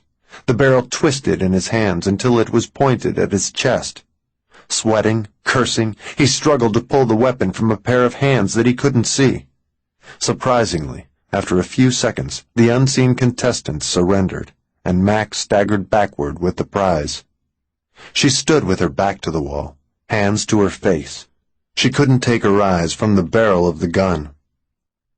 "It's safe now," Max said. "It's over." He started toward her. "For God's sake, unload it!" she said, pointing at the gun in his hand. He stopped, stared at the pistol, and then took the magazine out of the hand grip. "All of the bullets should be taken from the clip," she said. "I doubt that's necessary if I—" "Do it!" His big hands were shaking as he took the bullets from the magazine. He placed all of the pieces on the bed: pistol, empty magazine, unspent ammunition. For a minute he studied the items as she did, waiting for one of them to rise off the blanket. Nothing moved. "What was it?" he asked. "Poltergeist." "Whatever it was, is it still here?" She closed her eyes, tried to relax, tried to feel. After a while, she said, "No, it's gone." Wednesday, December 23rd. 10. Percy Osterman, the Orange County Sheriff, opened the door for Max and Mary, motioned for them to go ahead of him. The room was gray. The paint was gray, the floor tile gray, the windowsills gray with dust. A set of gray metal storage shelves was bolted to one wall, and the wall opposite the shelves contained a lot of built-in file drawers with burnished steel fronts. The few pieces of furniture were fashioned of tubular steel and gray vinyl. The screens over the ceiling lights were gray, and the fuzzy fluorescent illumination transformed the scene into a chiaroscuro print. The only spots of brightness in the room were the well-scrubbed porcelain sinks and the slanted autopsy table, which was fiercely white with polished, gleaming stainless steel fixtures. The sheriff was all hard lines and sharp angles. He was nearly as tall as Max, but 40 pounds lighter and far less muscular. Yet he did not appear wasted or weak. His hands were large, bony, almost fleshless, the fingers like talons. His shoulders sloped forward. His neck was thin with a prominent Adam's apple. In his pinched, sun-browned face, his eyes were quick, nervous, a curious pale shade of amber. Osterman's frown was ominous, his smile easy and kind. He was not smiling when he opened one of the 6 large drawers and pulled the shroud from the face of the corpse. Mary stepped away from Max, moved closer to the dead man. "Kyle Nolan," Osterman said. "owned a beauty shop. Worked there as a hairstylist." Nolan was short, broad-shouldered, barrel-chested, bald, a bushy mustache. Shave off the mustache, Mary thought, and he'd look like that actor, Edward Asner. She put one hand on the drawer and waited for a rush of psychic impressions. Although she didn't understand how or why, she knew that, for a time after passing away, the dead maintained a bubble of energy around them, an invisible capsule that contained memories, vivid scenes of their lives and especially of their last minutes. Ordinarily, contact with the victim of a murder, or with the victim's belongings, would generate a torrent of clairvoyant images, sometimes clear as reality, and sometimes hopelessly blurry and meaningless, most of them dealing with the moment of death and with the identity of the killer. In this case, for the first time in her experience, she sensed absolutely nothing, not even a shapeless flurry of movement or color. She touched the dead man's cold face. Still nothing. Osterman closed the drawer, opened the one next to it. As he folded back the shroud, he said, "Tina Nolan, Kyle's wife." Tina was an attractive but hard-faced woman with brittle, bleached hair that her husband should have found professionally embarrassing. Although they had been closed hours ago by the coroner, her eyes had come open again. She stared at Mary, as if she were trying to impart some dreadfully important news, but in the end, she provided nothing more than poor Kyle had done. The woman in the 3rd drawer was in her late 20s. She had once been beautiful. Rochelle Drake, Percy Osterman said. Nolan's last customer for the day. Rochelle Drake? Max said. He came closer, peered into the drawer. Don't I know that name? Recognize her? Sheriff Osterman asked. Max shook his head. No, but, Mary, does that name mean anything to you? No, she said. When you foresaw these killings, you said you thought you knew one of the victims. I was wrong, she said. These people are strangers. That's odd, Max said. I'd swear, well, I don't know what I'd swear except this one's name, Rochelle Drake. It's familiar. Mary was not paying much attention to him, for she perceived a familiar electricity in the air, a stirring of psychic forces. The Drake woman was going to provide what the other body should have offered, but didn't. Mary opened her mind to the psychic emanations, made herself as receptive as she could, and put her hand on the dead woman's forehead. Wicca, wicca, wicca. Wings. Startled, Mary pulled her hand away from the corpse, as if she had been bitten. She felt wings, leathery wings, shuddering like the membranes of drums. This isn't possible, she thought frantically. The wings have something to do with Burton Mitchell, not with this dead woman, not with the man who killed her. The wings have to do with the past, not the present. Burton Mitchell couldn't be involved in this. He hung himself in a jail cell nearly 24 years ago. But now she could smell the wings as well as feel them, smell the wings and the creatures behind them, a dank, musty odor that nauseated her. What if the man who murdered Rochelle Drake and the others was not possessed by the spirit of Richard Lingard? What if, instead, he was possessed by the soul of another psychopath, by the spirit of Burton Mitchell? Wasn't it conceivable that Lingard himself had been possessed by Burton Mitchell? And when Barnes shot Lingard, perhaps Mitchell's spirit moved on to another host. Perhaps she had unknowingly crossed the path of an old nemesis. Perhaps she would spend the remainder of her life in pursuit of Burton Mitchell. Perhaps she would be compelled to follow him from one host to another until he finally found the opportunity to kill her. No, that was madness. She was thinking like a lunatic. Max asked, "Is something wrong?" Wings brushed her face, her neck, shoulders and breasts and belly, fluttered against her ankles and up her calves and then against her inner thighs. She was determined not to succumb to fear, but she was also half convinced that if she didn't stop thinking about the wings, they would carry her off into everlasting darkness. A ridiculous notion. Nevertheless, she turned away from the morgue drawer. "Are you receiving something?" Max asked. "Not now," she lied. "But you were." "For an instant." "What did you see?" he asked. "Nothing important, just meaningless movement." "Can you pick it up again?" Max asked. "No."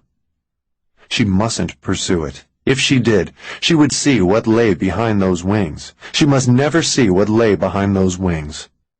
Osterman closed the drawer. Mary sighed with relief. Sheriff Osterman went with them to the far corner of the municipal parking lot where they had left their car. The December sky was like the morgue, shades of gray. The fast-moving clouds were reflected in the polished hood of the Mercedes. Shivering, Mary put her hands in her coat pockets and hunched her shoulders against the wind. "I heard good things about you," Osterman told Mary in his peculiarly economical way of speaking. "Often thought about working with you. Pleased when you called this morning. Hoped you'd come up with a lead." "I hoped so, too," she said. "Foresaw these murders, did you?" "Yes," she said. "Those nurses in Anaheim, too?" "That's right." "Same killer, you think?" "Yes," she said. Osterman nodded. "We think so, too. Have some evidence of it." "What sort of evidence?" Max asked. "When he killed the nurses," Osterman said, each word sharp and quick. "He busted up some stuff, religious things, 2 crucifixes, statuette of the Virgin Mary, even strangled one girl with a rosary. found something similar in this beauty shop case." "What?" Mary asked. "Pretty ugly bit of business. Maybe you don't want to hear it." "I'm used to hearing and seeing ugly things," she said. He regarded her for a moment, amber eyes hooded. "Guess that's true." He leaned against the Mercedes. "This woman in the beauty shop, Rochelle Drake, she wore a necklace, a gold cross. He raped her, killed her, tore the cross off her neck, pushed it up inside of her." Mary felt ill. She hugged herself. "Then he's a psychopath with some sort of religious hang-up," Max said. "Appears so," Osterman said. He looked at Mary and asked, "So where do you go from here?" "Down to the shore," she said. "King's Point," Max said. "Why there?" She hesitated, glanced at Max. "That's where the next murders will take place." Osterman did not seem surprised. "Had another vision, did you?" "Early this morning," she said. "When will it happen?" "Tomorrow night," she said. "Christmas Eve?" "Yes." "Where in King's Point?" "On the harbor," she said. "Pretty good-sized harbor." "It'll be near the shops and restaurants." "How many will he kill?" Osterman asked. "I'm not sure." She was so cold, colder than could be accounted for by the California winter day and the wind, cold in the pit of her stomach, cold in her heart. She was wearing a stylish but thinly lined calfskin coat from North Beach leather. She wished she'd chosen her heaviest fur. "Maybe I'll be able to stop him before he kills anyone else," she said. "You feel a responsibility to stop him?" Osterman asked. "I won't have peace of mind until I do." "Wouldn't want this talent you've got." "I never asked for it," she said. A truck rumbled by in the street. Osterman waited for the noise to die down. "King's Point used to be in my jurisdiction," he said. 2 years ago they voted in their own police force. Now I can't poke my nose in unless they ask, or unless a case that starts in the county ends up on their doorstep." "I wish I could be working with you," Mary said. "You'll be working with a jackass," Osterman said. "Excuse me?" "Chief of police at King's Point. Name's Patmore. John Patmore. A jackass. He gives you trouble. Tell him to call me. He kind of respects me, but he's still a jackass." "We'll use your name if we have to," Mary said.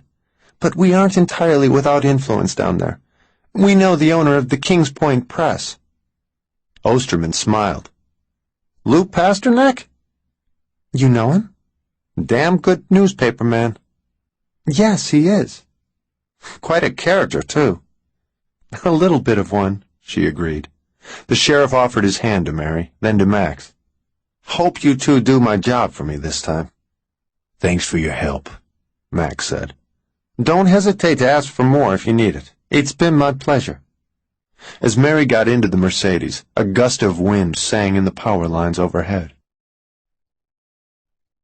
They reached Kings Point at 2:30 in the afternoon. Their first glimpse of it, as they topped a rise in the road, was from high above the harbor. The sky was low. Thick gray clouds scudded inland. A mile offshore, the ocean was shrouded in mist, and closer to the beach, formidable waves churned beneath half a dozen scuba-suited surfers, fell frothily onto the sand, and exploded into spray against the stone breakwaters on both sides of the harbor entrance. The town was on the Pacific Coast Highway, a few miles south of Laguna Beach, in a perpetually smogless pocket of sunshine and money. The sun was in hiding today, but the money was everywhere evident. Houses on the verdant hillsides were priced from $75,000 to $500,000, nearly all of them with well-manicured decorative gardens and ocean views. Waterfront homes with docks were not as expensive as those in Newport Beach, but real estate brokers had no time for would-be customers who flinched at a base price of $250,000. In the flat land between harbor and hills, the houses were cheaper. There were some apartment buildings, too, but even they were expensive by most standards. The travel guide said that Kings Point was charming, and quaint and picturesque, and for once they were telling the truth. The lawns were lush and green, the many small parks were filled with palms of all varieties, oleander, jade plants, magnolia trees, scheffalera, dracaena, olive trees, and seasonal flowers. The houses were well cared for, freshly painted every year or two as protection against the corrosive sea air. Businessmen were required to forego the most offensive neon signs and were forbidden by law to paint their stores in anything but soft, natural tones. The residents of Kings Point appeared to think that with the proper local ordinances, they could keep out everything that made the rest of the world a less desirable place to live. And they did keep out much that was tasteless, cheap, and gaudy. But they can't keep out everything they don't want, Mary thought.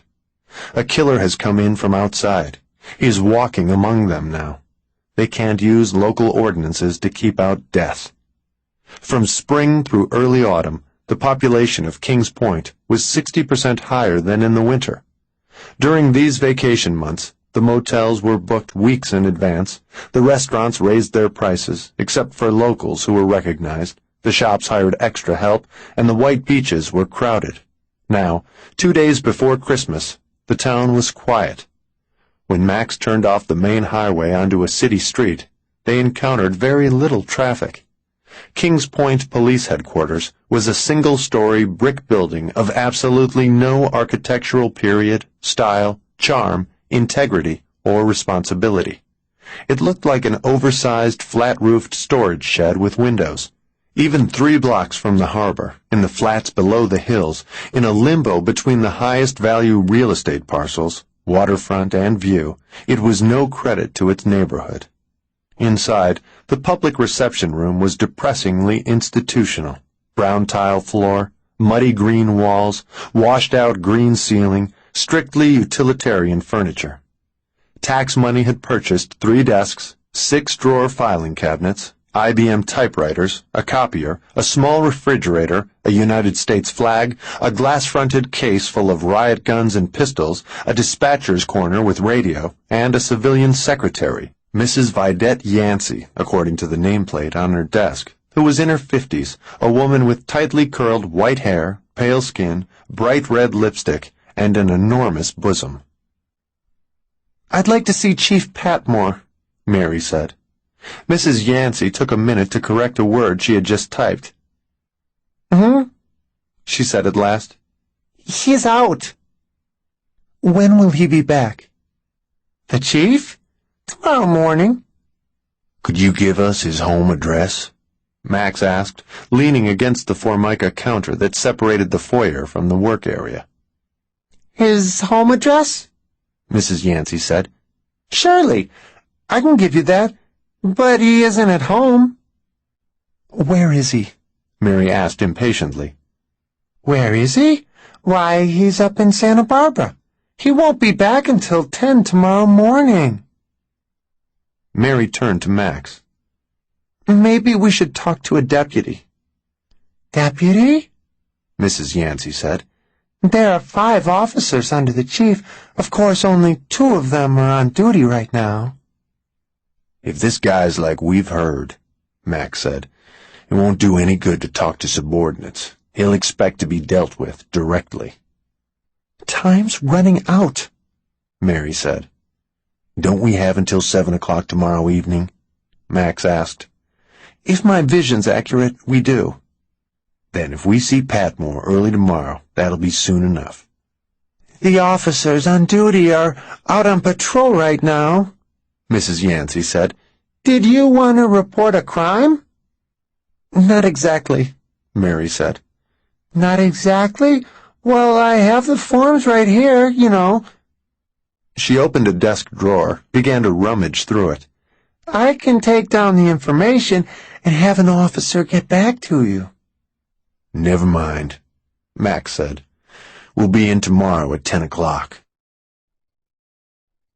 At the bay end of the harbor, valuable shoreline was occupied by commercial enterprises, yacht clubs, yacht sales offices, dry docks, restaurants, and shops. Each of these businesses was as clean and attractive and well-maintained as the many expensive homes that lined both sides of the harbor channel. The Laughing Dolphin was a restaurant and cocktail lounge that fronted on the harbor. On the second level, a narrow open-air deck was suspended over the water. In good weather, patrons could get pleasantly drunk while the sun warmed their faces. This afternoon, the deck was deserted. Max and Mary had it to themselves.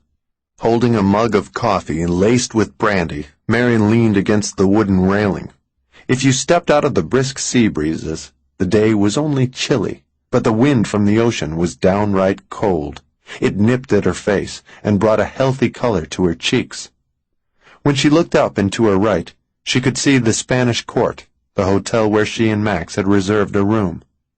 It stood on the North Hill, high above the harbor. It was majestic, all white plaster and natural woods and red tile. Closer to hand, 8 dinghies were sailing in formation, snaking back and forth across the smooth, slate-colored water. Against a backdrop of 60, 80, and 100-foot sailing ships and motor yachts, the small vessels were lovely and amusing. Even today, without the sun upon them, their sails were dazzlingly white. Their graceful progress was a definition of serenity. "Study the boats, the houses, the entire harbor," Max said. "Maybe something you see will trigger the vision." "I don't think so," she said. "It was knocked out of my mind forever when I woke up and found I was being shot at." "You've got to try." "Do I?" "Isn't that why you wanted to come?" "If I don't go after this killer," she said, "he'll eventually come after me."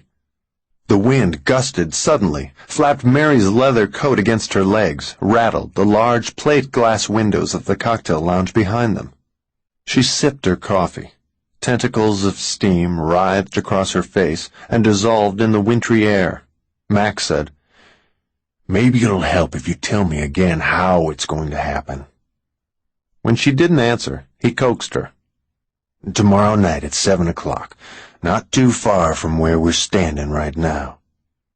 "Within a couple of blocks," she said. "You said he'll come with a butcher knife." "Lingard's knife." "Some knife, anyway."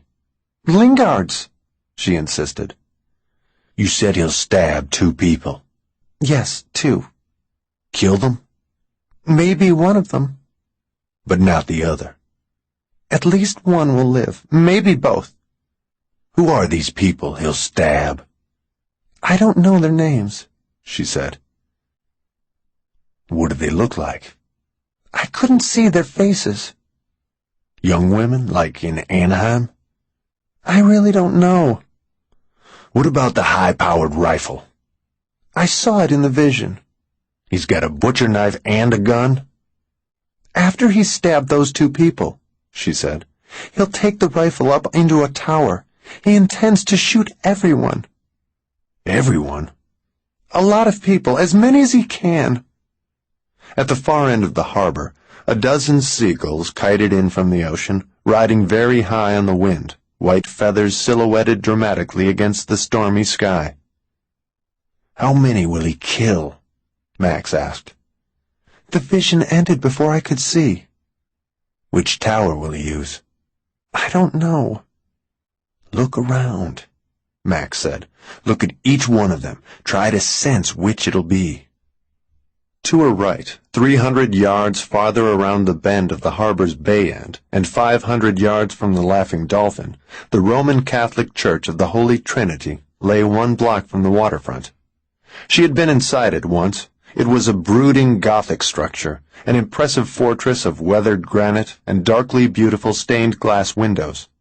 The 100-foot bell tower, which had a low-walled open deck directly beneath its peaked roof, was the highest point within 2 blocks of the harbor. The sound of seagulls distracted her for a moment. Above the formation of sailboats that were playing Follow the Leader, still soaring inland, the gulls began to squeal with excitement. Their sharp voices were like fingernails scraped across a blackboard. She tried not to hear the birds, concentrated on Trinity. She received nothing, no images, No psychic vibrations, not the vaguest premonition that the killer would strike out at Kings Point from Trinity's bell tower. St. Luke's Lutheran Church was between Mary and the Church of the Holy Trinity. It was 200 yards north and a half a block from the harbor. It was a Spanish-style building with massive carved oak doors and a bell tower slightly more than half as high as the one at the Catholic Church. Nothing from St. Luke's either. Just the ghostly wind and the cries of agitated seagulls. The third tower was to her left, 200 yards away, at the edge of the water.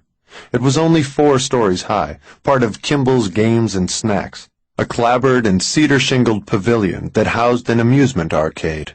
In the summer, camera-laden tourists climbed to the top and took photographs of the harbor. Now the place was closed for the season, quiet, empty. "Will it be Kimball's tower?" Max asked. "I don't know," she said. "It could be any of them." "You've got to try harder," he said. She closed her eyes and concentrated.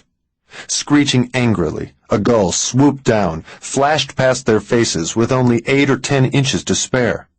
Mary jumped back in surprise, dropped her coffee mug. "You okay?" Max asked. "Startled, that's all." "Did it touch you?"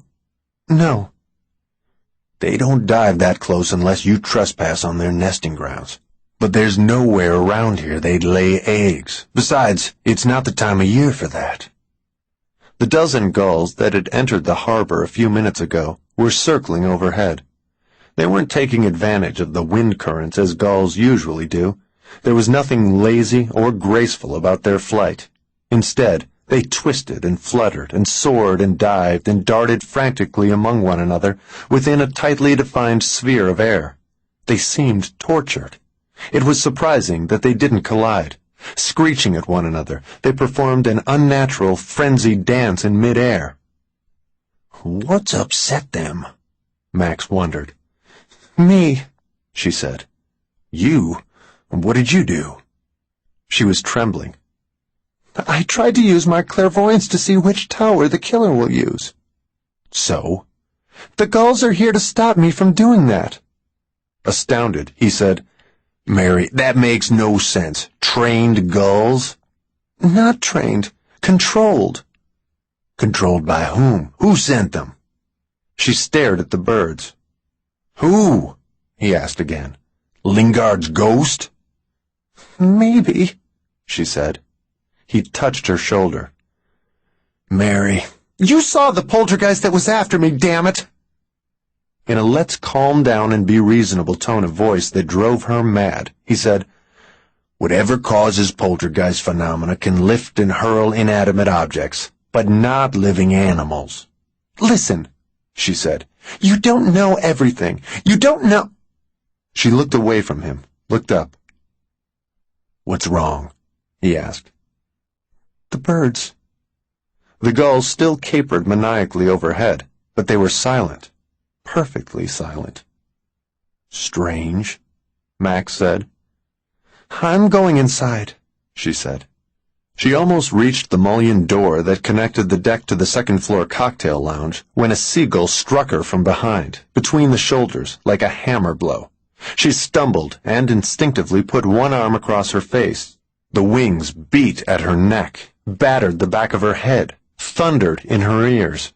These weren't like the wings that she associated with Burton Mitchell. Those wings had been leathery, membranous. These were feathered. But that didn't make the seagulls any less frightening. She thought of the bird's wickedly sharp, hooked beak, thought of it pecking out her eyes, and she screamed. Max shouted something that she couldn't hear. She started to reach for the bird, realized it might tear her fingers, jerked her hand back. Max knocked the gull away from her. It flopped on the deck, temporarily stunned. Max opened the door, pushed her inside, went in after her, and pulled the door shut. The bartender had seen the attack, and he was hurrying around the end of the counter, wiping his hands on a towel. A heavy-set, red-haired man at the bar swiveled around on his stool to see what was happening. In one of the black vinyl booths by the windows, a young couple, a pretty blonde in a green dress and a dark, intense man, looked up from their drinks. Before the bartender had taken 3 steps, a seagull struck the mullioned door behind Max. 2 small panes broke inward. Glass tinkled musically on the floor. The cocktail waitress dropped her tray and ran toward the stairs that led down to the restaurant foyer. With a sound like a shotgun blast, another gull slammed into one of the 5-foot by 6-foot windows that overlooked the harbor. The glass cracked, but held. The injured bird toppled backward to the deck outside, leaving a smear of blackish blood to mark the collision. "They'll kill me." "No," Max said. "That's what they want." He held her protectively, but for the first time since she had known him, his arms didn't seem big enough, his chest broad enough, his body strong enough to guarantee her safety. A seagull caromed off the window beside the young couple's table. The glass cracked in a jagged lightning bolt pattern. The pretty blonde shrieked and scrambled out of the booth. An instant after her companion prudently followed her, another gull rammed the same window and shattered it. Large shards of glass collapsed onto the dark pine table, bounced up in many smaller pieces, and showered over the vinyl where the couple had been sitting. The decapitated gull landed in the center of the table, and its bloody head plopped into the woman's martini. 2 more gulls flew in through the broken window. "Don't let them!" Mary shouted hysterically. "Don't let them! Don't! Please don't!" The young couple went to their knees, taking shelter behind and half beneath a table. Max pushed Mary into the nearest corner. He shielded her as best he could with his body. One of the birds sailed straight at him. He threw up one arm to ward it off. The creature squealed in anger, shied away, circled through the room. The other gull attempted to land on one of the round tables in the middle of the lounge. Its wings knocked over a centerpiece, a copper and stained glass lantern with a candle inside, and the candle set fire to the tablecloth. The bartender used his damp towel to extinguish the flame. The gull swooped from the table to the shelves of liquor behind the bar. 2, 3, 4, half a dozen, 8 bottles crashed to the floor. On his stool, a few feet from the crazed gull, the red-haired man was too bewildered to be frightened. He watched the bird with fascination as it flapped and kicked and sent more bottles to the floor. The fragrance of whiskey blossomed through the room. The first gull flew at Max again. It came in above him, fluttered wildly in the corner, then with malign intelligence dropped behind his back, onto Mary's head. Its feet tangled in her hair. "God, no! No!" She grabbed at the bird, not caring about its beak, not caring if it pecked her fingers. It was unclean. She had to get it off her. Max reached for it too. Then it rose from her, up and away once more, circling into the room. In a second, however, it darted back and thumped into the wall beside her head. It dropped to the floor at her feet and twitched spasmodically. Gasping for breath, her hands to her face and fingers spread, she backed away from it. "It's terror-stricken," Max said. "Kill it!" She hardly recognized her own voice. It was altered by fear and hatred. He hesitated. "I don't think it's dangerous anymore." "Kill it before it flies up!" He kicked the bird into the corner, raised his foot, and with evident reluctance stepped on its head. Gagging, Mary turned away. The other gull flew away from the bar and left the room through the broken window. Everything was quiet, still. At last, the intense, dark-skinned young man stood up, helped the blonde to her feet. The heavy-set, red-haired man at the bar tossed down his drink in one gulp. "Christ, what a mess," the bartender said. "What happened? Did anyone ever see gulls act like that before?" Max touched her cheek. "Are you okay?" She leaned on him and wept. 11. 6:30. Lights speckled the nighttime Kings Point hills like orange flame, gleaming from within a jack-o'-lantern with 1,000 eyes. To the west, the ocean and sky melted into a single black shroud. Max parked at the curb, switched off the headlights. He leaned over and kissed Mary. "You look lovely tonight." She smiled. Surprisingly, in spite of what had happened to her today, she felt lovely, feminine, buoyant. That makes 6 times you've told me. 7's a lucky number. You look lovely tonight. He kissed her again. Do you feel better? Are you relaxed? The man who invented Valium should be made a saint. You should be made a saint, he said. Now don't move. I'm feeling terribly chivalrous. I'll come around and open your door. The wind from the sea was no stronger than it had been during the day, although with nightfall it grew colder and seemed also to grow noisier. It shook badly fitted shutters until they clattered. It worried loosely hinged garage doors, made them groan and creak. It scraped tree branches against the side of the house, tipped over empty trash barrels, stirred brittle feathered and palm fronds together in a chorus of snake-like hissing, and rolled a few discarded soda cans along the streets. Sheltered from the worst of the wind by dense shrubs, pine trees, and date palms, the small single-story house at 440 Ocean Hill Lane looked warm and cozy. Soft light radiated from the leaded windows. A carriage lamp glowed beside the front door. Lou Pasternak, owner, publisher, and editor of the twice-a-week Kings Point Press, answered the bell and hustled them inside. While they told each other how well they looked and how happy they were to see each other again, Pasternak kissed Mary on the cheek, shook hands with Max, and hung their coats in the closet. Being in Lou's presence was, she thought, as relaxing as taking a tranquilizer. Except for Max and her own brother, Mary liked Lou more than any other man she had ever met. He was intelligent, kind, too generous. He was also the worst cynic she had ever met, but the cynicism was tempered by humility and a marvelous sense of humor. She worried about him because he drank too much, but he knew he did, and he was able to talk about his drinking dispassionately. He argued that if you understood how screwed up the world was, if you saw how like a paradise it could be, if you understood that what could be never would be because most people were hopeless jackasses, well, then you needed a crutch to get through life with your sanity intact. For some people, he said, it was money or drugs or any of 100 other things. His crutch was scotch and damned good bourbon. My mother, Mary sometimes said to him, led a miserable life as an alcoholic. Your mother, Lou always responded, sounds like an alcoholic who didn't know how to hold her liquor. There's nothing worse than a sloppy drunk, unless it's a self-pitying drunk.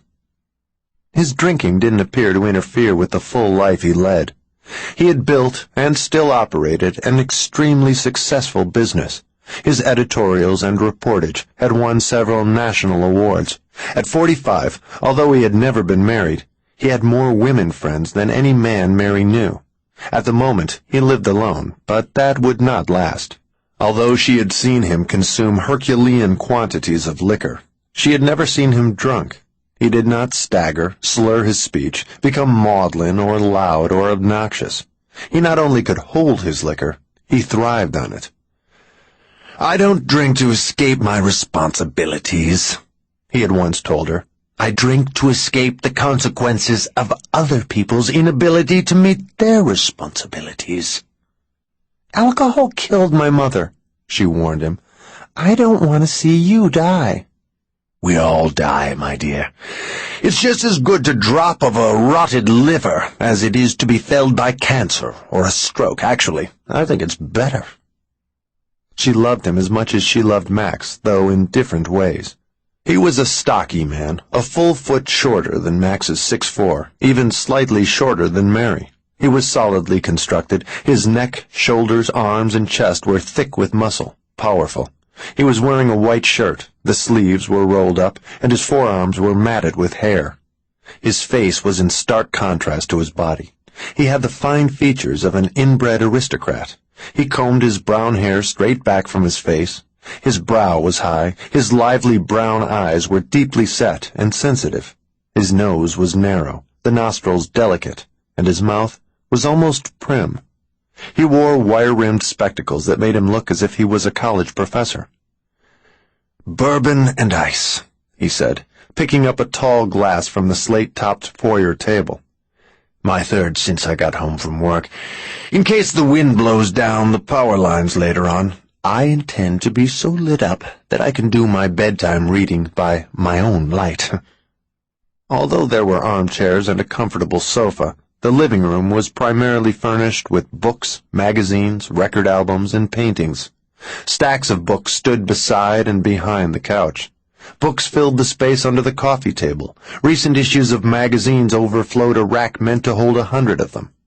The one wall that was free of records and books was covered with original oils, pastels, and watercolors by local painters. Dozens of pieces in every imaginable style had been squeezed so close that their beauty overlapped. They intruded upon one another. But Lou's taste was so good that even under these circumstances, the eye was caught and held by each work at some point during a long evening. One of the armchairs was more tattered and lumpy than the other. That was where Lou sat, reading half a dozen books each week, drinking too much, and listening to opera, Benny Goodman, or Bach. It was the friendliest room Mary had ever seen. Lou brought their drinks. He put Bach, interpreted by Eugene Ormandy, on the stereo at low volume. "Now, let's hear the whole story. Since you called this morning, I've been half crazy, wondering what this is about. You were so mysterious." Interrupted frequently by Lou's questions, digressing into discussions of poltergeists, Mary told him everything. She began with the tracking down of Richard Lingard and ended with the seagull attack at the Laughing Dolphin. When she finished, the house was abnormally quiet. A grandfather clock ticked solemnly in the dining room. Thinking about what she had said, Lou poured himself more bourbon. When he returned to his armchair, he said, "So, tomorrow night at 7 o'clock, this killer will stab 2 people, perhaps killing one of them. Then he'll climb a tower and start to shoot." You believe me? She asked. "Of course. I've followed your work for years, haven't I?" You believe about Lingard's spirit? "If you say I should, why wouldn't I?" She glanced at Max. "Will this man have anyone to shoot at tomorrow night?" Max asked. "Won't just about everyone be home with their families on Christmas Eve?" "Oh," Lou said, "he'll have plenty of targets around the harbor. There'll be Christmas Eve parties on dozens of boats, people on the decks, people on the docks, people everywhere." I don't think we can stop the stabbings from taking place, Mary said. But maybe we can keep him from shooting anyone. Policemen can be stationed in all 3 towers. "One problem," Lou said. What's that? "John Patmore." Your chief of police. Yes, unfortunately he is. It's not going to be easy to convince him that he should heed your visions. If he thinks there's even the slightest chance I might be right, Mary said, why shouldn't he cooperate? After all, his job is to protect the people of King's Point. Lou smiled crookedly. "My dear, you should know by now that many cops don't see their jobs quite the same way as taxpayers do. Some cops think that all they're required to do is wear fancy fascist uniforms, ride around in flashy patrol cars, collect envelopes of graft money, and retire at the public expense after 20 or 30 years of service." You're too cynical, she said. "Percy Osterman told us Patmore's difficult," Max added. "Difficult? He's stupid," Lou said. "Ignorant beyond description. The only reason you can't accuse him of being scatterbrained is because he doesn't have any brains to scatter. I'm sure he's never heard the word clairvoyant. And when we are finally able to make him understand what it means, he won't believe it. If something's not within his personal experience, he doesn't accept its existence. I'm positive he'd argue against the reality of Europe simply because he's never been there." "He can call some police chiefs I've worked with," Mary said. "They'll convince him I'm genuine." "If he's never met them, he won't believe a word they say. I tell you, Mary, if ignorance is really bliss, then he's the happiest man in the world." "Sheriff Osterman said we could tell Patmore to call him for an endorsement," Max said. Lou nodded. "That might help. Patmore's impressed with Osterman, and I'll go with you to see him if you'd like, but I've got to warn you that I won't help your cause very much. Patmore hates me." I can't imagine why, Max said. Except you probably talk like this about him to his face. Grinning, Lou said, I've never been able to hide my true feelings, and that's a fact. You've met Mrs. Yancey, his flunky? She was the only one in the office this afternoon, Max said. Isn't she a gem? Is she? A miracle worker, Lou said. It's a miracle when she works. She didn't seem too efficient, Mary said. Lou said, She's a steady worker, and if she gets any steadier, she'll be motionless. Mary laughed, sipped her dry sherry. Now, getting back to those seagulls, Lou said. No more about the gulls, Mary said. No more about any of that. Tomorrow's soon enough. Tonight, I want to forget about clairvoyance and talk about something else. Anything else. Dinner was filet mignon, salad, baked potatoes, and cold asparagus spears. As Max was opening the bottle of red wine they'd brought as a gift, Lou noticed the bandage. Max, what happened to your finger? Oh, I cut it changing a flat tire. Stitches? It wasn't that serious. He should have seen a doctor, Mary said. He wouldn't even let me look at it. There was so much blood. Blood all over his shirt.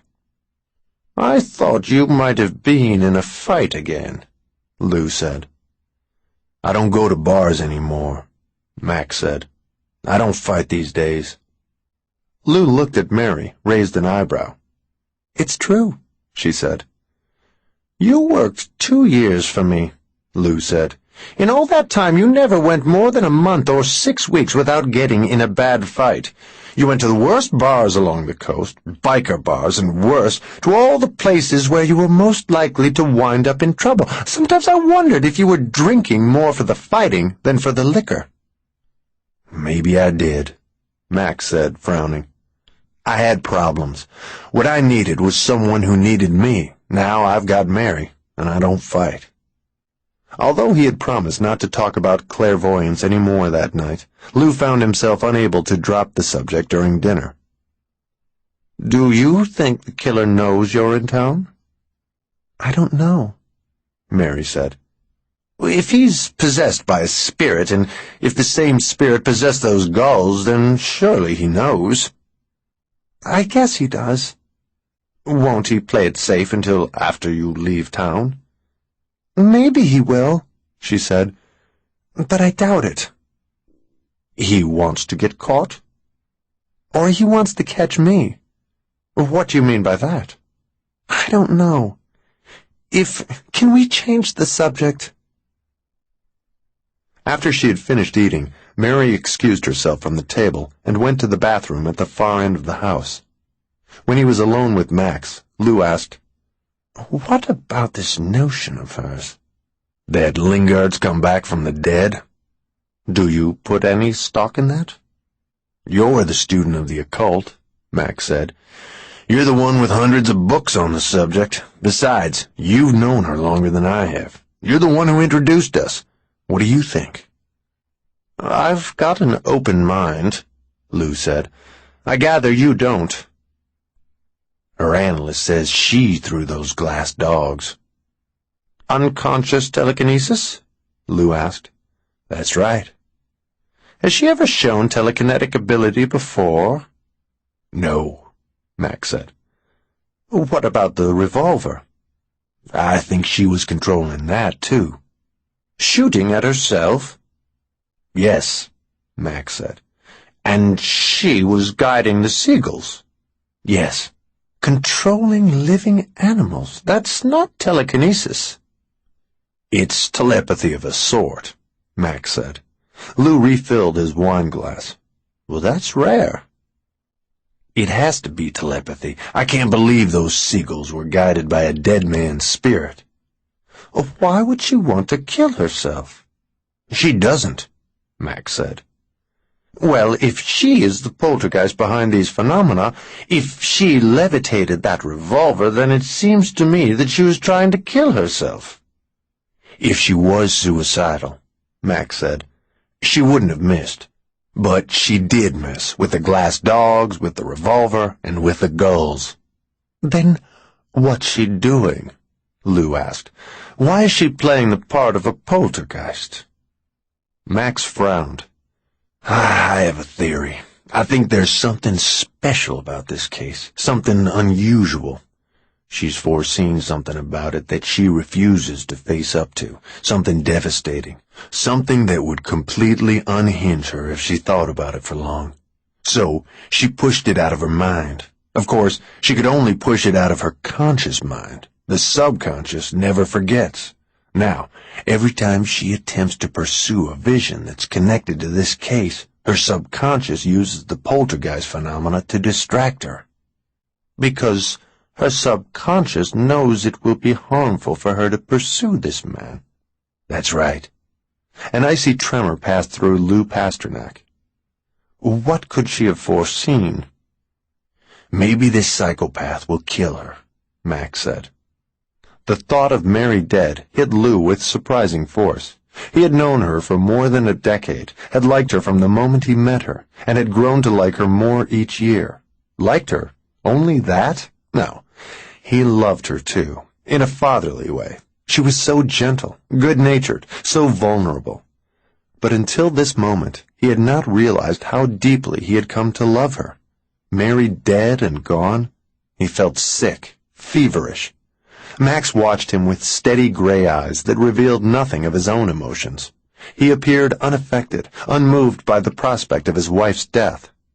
He's had more time to consider it than I have, Lou thought. He's had time to become accustomed to the idea of Mary dead. He cares as much as I do, but his feelings have settled from the surface into darker, more affecting regions. Or maybe the psychopath will kill me, Max said. The two of you should give up on this one, Lou said. Go home right now. Stay out of it. But if she did foresee something of that sort, Max said, won't it happen regardless of what we do to avoid it? I don't believe in predestination. Neither do I. Yet what she foresees always seems to happen. So, if we don't go after this killer, will he come after us? Damn you, Lou said. You've made me stone-cold sober. He drank his wine, poured more. There's something else, Max said. When she was 6 years old, a man apparently sexually molested her. Burton Mitchell, Lou said. How much has she told you about that? Not much. The general outlines of it, I gather she can't remember most of it. Did she tell you what happened to Mitchell? He was found guilty, Lou said. He hung himself in his prison cell, didn't he? Do you know that for a fact? She told me. But do you know it for a fact? Lou was puzzled. Why would she lie? I'm not saying she lied, but what if no one ever told her the truth? I don't follow you. Suppose, Max said, that Burton Mitchell was never sentenced to a prison term. Suppose he had a good attorney who got him off scot-free even though he was guilty. It happens. If you were the father of a 6-year-old girl who'd been molested and horribly traumatized, would you want to tell her that her assailant had walked away unpunished? Wouldn't you worry that she might suffer even more serious psychological damage if she knew that the monster who had abused her was on the streets, free to try for her again? If Burton Mitchell was acquitted, Mary's father might have decided the best thing was for her to believe that Mitchell was dead. Well, surely she would have discovered the truth when she got older, Lou said. Not necessarily. Not if she didn't want to discover it. Alan would have told her. Maybe Alan never knew the truth either, Max said. He was only 9 at the time. Their father would have lied to both of them, and if... Lou held up one hand for silence. Let's say you're right. Let's say Burton Mitchell was acquitted. What's that have to do with this case? Max picked up his fork and poked at the rumpled pile of potato skin on his plate. I told you, I think Mary's foreseen something that terrifies her. That she'll be killed, or you will. Perhaps that's it. But maybe she's also seen that the killer we're after is Burton Mitchell. He'd be 60 years old if he was alive. Is there some law that says all psychopathic killers have to be young? Max asked. In the bathroom, Mary washed her hands, picked up the towel, looked in the mirror above the wash basin, and did not see her own face. Instead, she saw the face of a total stranger, a young woman with pale yellow hair and even paler skin and wide-set blue eyes, her features distorted by terror. The mirror had become a window on another dimension, for it did not reflect anything in the bathroom. The blonde woman's face was disembodied, floating in misty shadows. Above and to the right of her, the only other object in the void, beyond the mirror, was a golden crucifix. Mary dropped the towel, backed away from the sink until she bumped into the wall. In the mirror, a man's hand, also disembodied, appeared in the foreground of the surrealistic collage of psychic images. It was gripping a butcher knife. Mary had never received a clairvoyant vision in this fashion. For a moment, she didn't know what to expect. She didn't know what she should do. She was afraid both to move and to stay still. The disembodied hand raised the knife. The blonde's face receded like a ball flying away, whirling and spinning and tumbling through endless space. The hand and the butcher knife receded too, in pursuit of her. Concentrate, Mary told herself. For God's sake, don't let the vision get away from you. Hold on to it at all costs. Hold it and expand upon it. Develop it until it provides the name of the man whose hand holds the knife. The crucifix swelled until it filled the mirror. Then, in perfect, eerie silence, the icon exploded into a dozen jagged pieces and was gone. Concentrate. The woman's face reappeared, and the knife loomed large in the mirror. The blade gave off a fierce light of its own, as if it were made of neon tubing. "Who are you?" Mary asked aloud. "You, with the knife! Who in the hell are you?"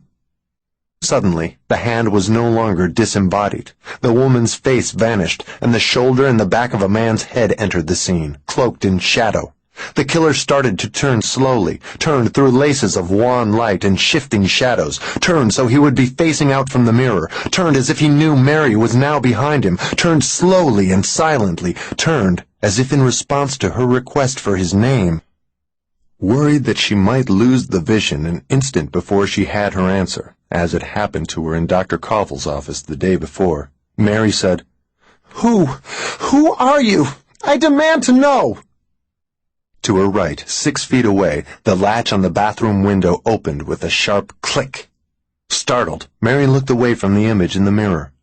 The window slid up. The wind threw aside the flimsy brown and black curtains and rushed into the room, making banshee noises as it came.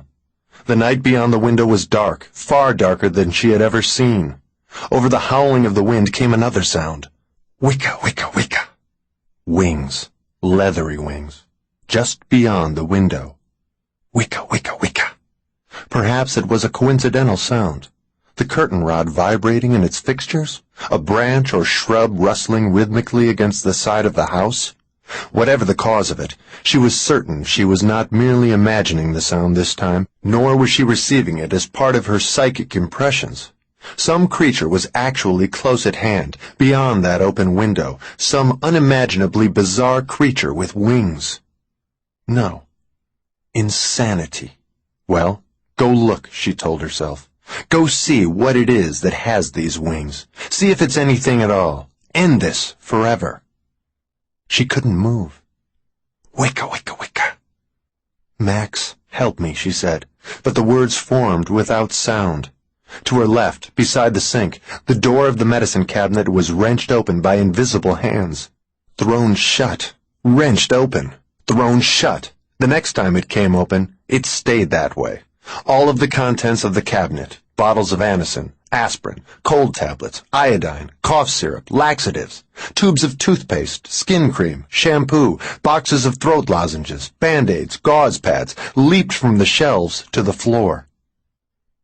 The shower curtain was flung back by an invisible hand, and the shower rod sagged and bent as if someone quite heavy was hanging from it. The rod tore out of the wall and fell into the tub. The commode seat began to bash itself up and down, faster and faster, making an incredible din. She took one step toward the bathroom door. It swung open as if urging her to leave, then a second later went shut with a crash like a thunderclap. It opened and closed itself repeatedly, almost in time with the clatter of the commode seat. She put her back to the wall once more, afraid to move. "Mary!" Max and Lou were on the other side of the door, briefly visible as it swung open. They were staring, amazed. The door closed with even greater power than it had before, flew open, shut, open, shut. Max tried to come in as the door opened again, but it slammed in his face. The next time it opened, he grabbed the doorknob and forced his way inside. The door stopped moving. The wind at the window decreased to a slight draft. There were no wings beating now. Stillness. Silence.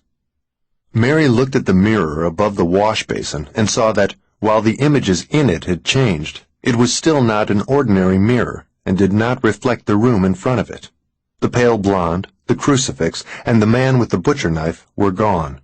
The mirror was black, except for the very bottom of it, where blood appeared to seep through the glass and over the frame, where it dripped into the room, as if the world on the other side was nothing but a lake of gore with a surface that reached slightly above the lower edge of the mirror. The blood splashed on the faucets that were directly below the mirror, spattered the white porcelain sink.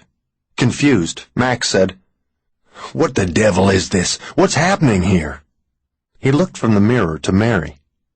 "Are you hurt? Have you cut yourself?"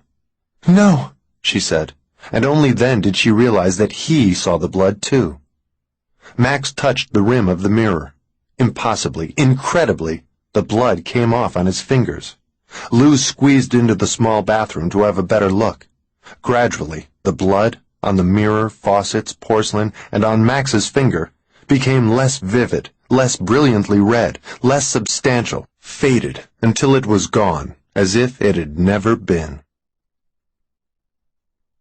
Mary sat on the living room sofa and accepted a glass of brandy from Lou.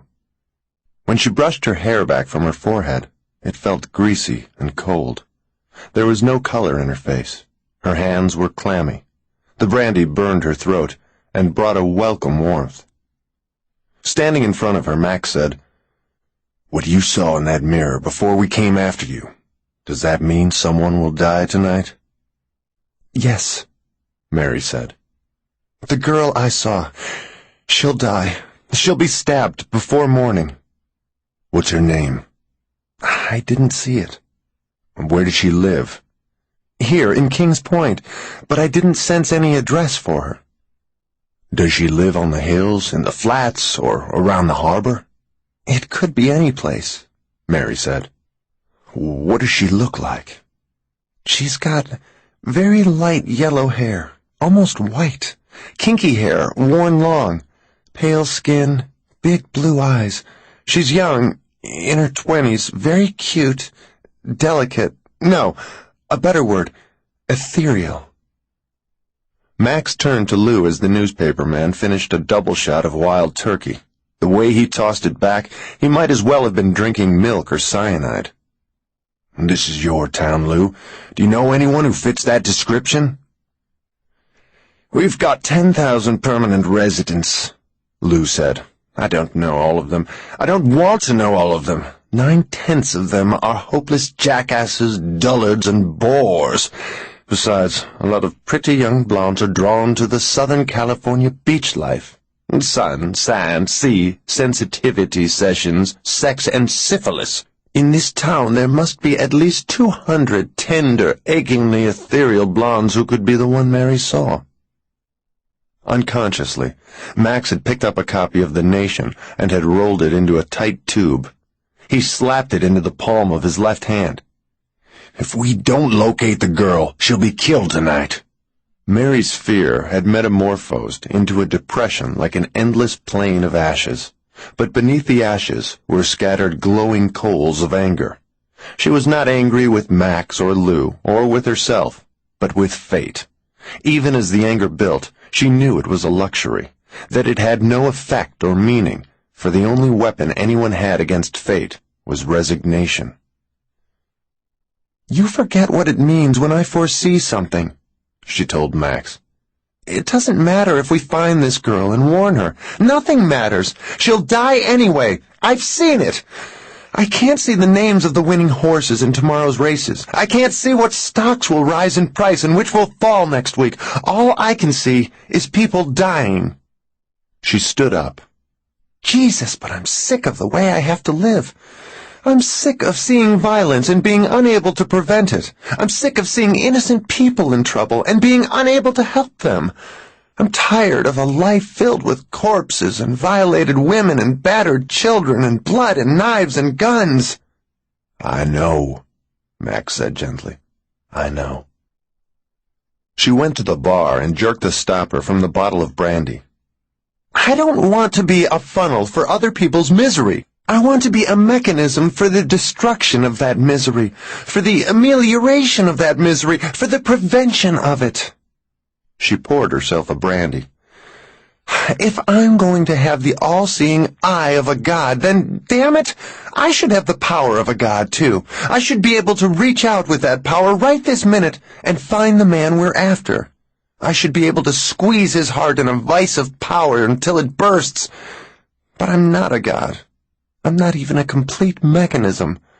I'm like half a radio set. I can receive, but I can't transmit. I can be affected, but I can't cause an effect. She drank the brandy as quickly and smoothly as Lou might have done. I hate it. I hate it. Why do I have to have this power? Why me? Later, at the front door, Lou said, I wish you'd stay here tonight.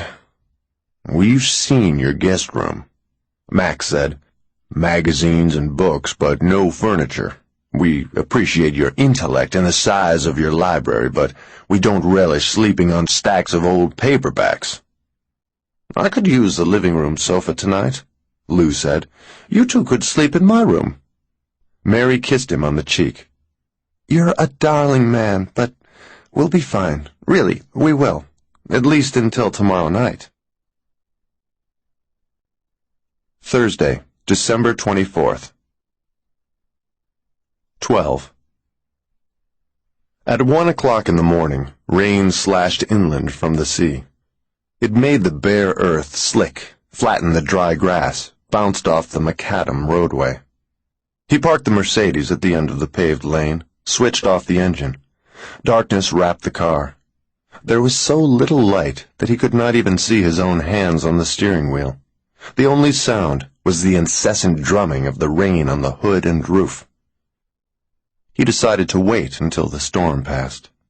The rainy season had come to Southern California. However, sudden cloudbursts like this one seldom lasted long. The butcher knife was on the seat beside him. He felt for it, picked it up. He could barely see it in the poor light, but he was thrilled by the feel of it as much as by the sight of the well-honed blade.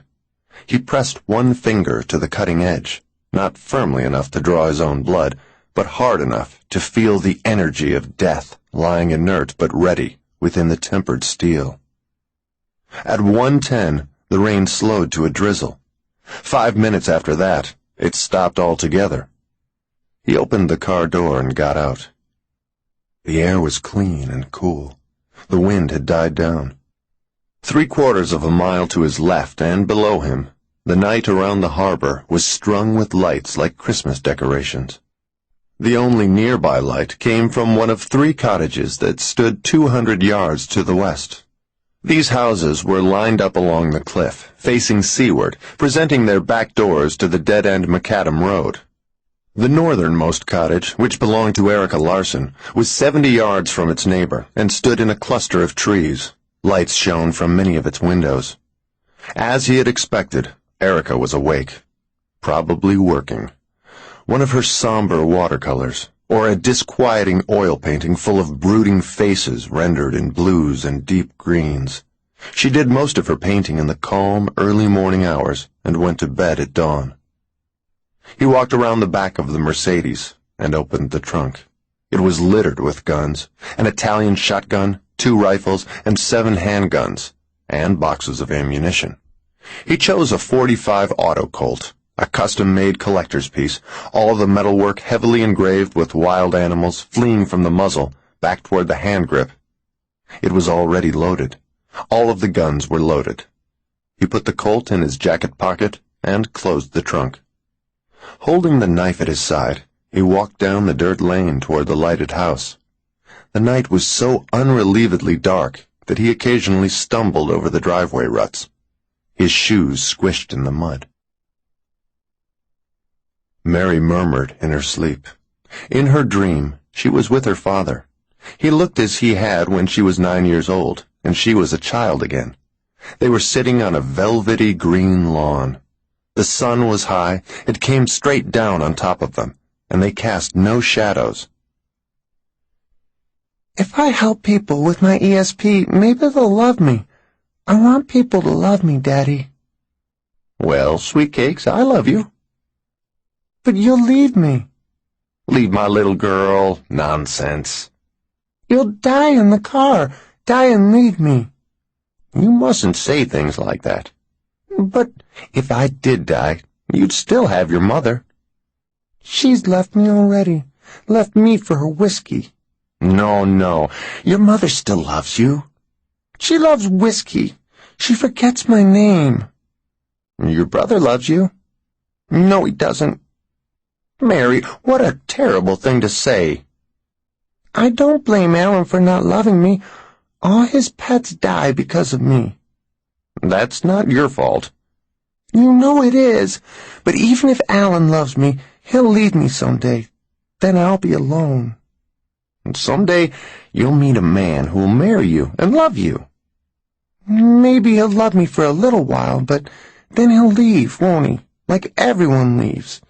I need protection against being left alone. I'm scared of being alone. I need lots of people who love me.